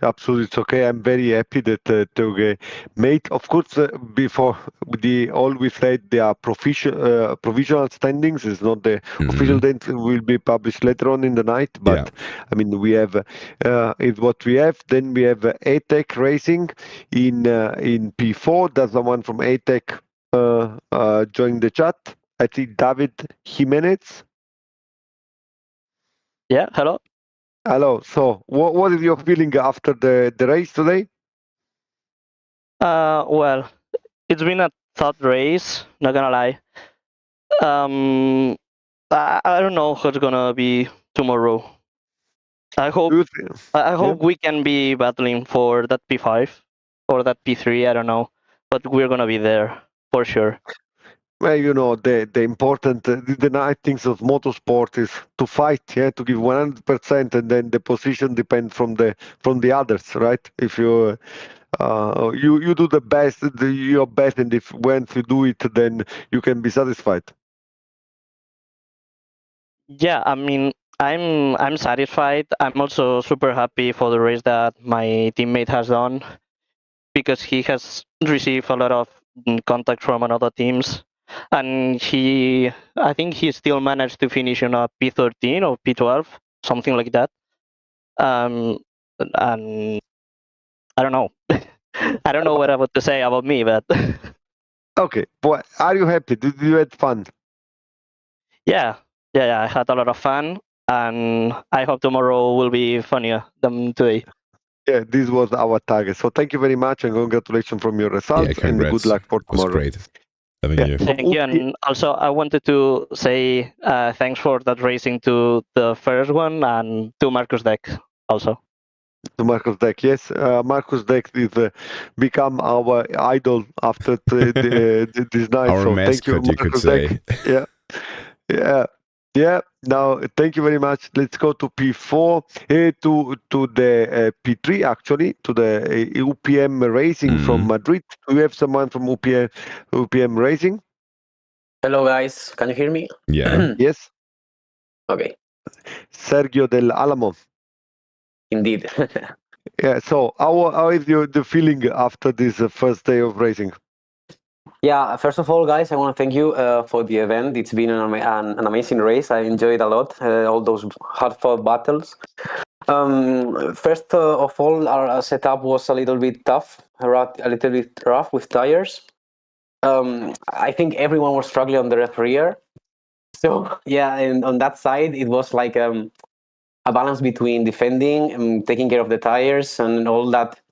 These little things that motorsport and side-to-side racing can give us are wonderful, and we don't have in Formula Student and are just great. And yeah, it's been a good race. We ended up P3 in the standings, better than we expected, honestly. We've got all guys watching there in the INSEA where we are established in Madrid. I want to say hello to all of them. Thanks for your support. And yeah, also with these partners, one is proud of them, of Alejandro, of Jorge, our team leader, and it's been a really wonderful experience that we want to wrap up tomorrow with a good result. Absolutely. Do you just one thing? You are from UPM. Does it has a bad feeling to race with them at the car, or you have good relationship with them? Of course, I have a nice relationship with them. It's been tough for the team recently. We did our first run in the electric category in Barcelona in 2024, and seeing the team competing in this area at this level, I think it's good for the spirit of everyone. And so everyone can, push themselves a little bit harder so we can have a good season. And I encourage them all. And I hope we can give them an exciting show tomorrow. I really thank you, Sergio, for this question. I think this is the spirit of Formula Student, right? You are the competitor, but also friends. You push each other. You compete. You want to be the best, but also be friendship, and this is what makes this competition great. And we want to bring the same spirit in our virtual competition. So thank you for it. Thanks, guys. And good luck for tomorrow. Now we have in the first position, it's actually two teams with the same position. So I will take the both of them together. The race inch team from the FH Dortmund, Fachhochschule Dortmund, together with the Animates racing team. Both of you guys, I think that we have the people from both of this team, right? I'm here, yes. Yeah, we have Mehdi. Do we have someone from Dortmund? I don't hear them. So no, I don't think Mehdi, so. Yeah. Again, P1 in the group. So what is your expectation for tomorrow? I mean, we took part in the competition to aim for top 3. That is synonymous with the possibility to have a to be directly qualified to FS Alpe Adria. So we'll be giving our best to make sure that we are in the top 3 spot. It's going to be a very hard battle. There's Marcus, there's plenty other guys in the other group that I've seen racing on iRacing. Well, not me as a driver, but as a manager. And it's a very tough field, full of very talented people. So it's going to be quite a challenge. But yeah, we shall see how it goes. Definitely more prep needed for tomorrow afternoon after classes to try and get an extra 10th or 2 on track. Yeah. Do you think behind or close to any mates, what are the team that you think will be your hard contender tomorrow? I don't remember the name of all teams, but Adam Pinches, well, he's DME super Motorsport, fast. yeah. Yes. Then there's also Umut. I don't remember the team name as well. For YU from Istanbul, yeah, he's very fast. Exactly. And Matus Nogai, he's also really quick. Marcus as well. Marcus has joined us, by the way. So it's going to be a very tough battle for within the top 10 for sure. Great, thank you very much, and good luck for tomorrow. Thank you. I think that is well deserved to close our show today with the Marcus 100 centimeter deck. We already had an interview with you after the race, but just tell your feeling and your expectations for tomorrow after seeing you in the top of the list. I mean, as everyone who qualified for tomorrow, I think we're definitely aiming for the top 3 finish. As Mehdi said, it will be very tough. There are a lot of fast guys, and I think the key for success tomorrow will be definitely the qualifying, because it's just very hard to pass here, especially with the conditions as well. And since the field is so close, it will all depend from qualifying. Yeah, I think it will be very, very important. But we have the 5 disciplines, all the points count. So and we have seen also lots of accidents. So even if you hit, you have still to bring the car to the finish line to collect some points, because at the end it's like in Formula Student, each and every point count for the final. So thank you very much. Thank you very much for Thanks it. for the great race as well, yeah. We have some other people in the chat that maybe want to say quickly something before we close it. I think we have the people from Gades. Someone that we did not interview. Someone that we did not. Formula Gades joined us later. That's why. But they are also participating tomorrow. So if they still want to say something, you can do it now. Otherwise, Hi guys. I hope you remember me from last week test event. Yeah. You owe me a beer next year, so I will. I will wait for it. If you come to Formula Student Alpe Adria, I will be the one. Search for me, and you will get your beer. Yeah, exactly. Don't worry. I hope you enjoy the race today as our test event. Yeah, of course, the race was very funny.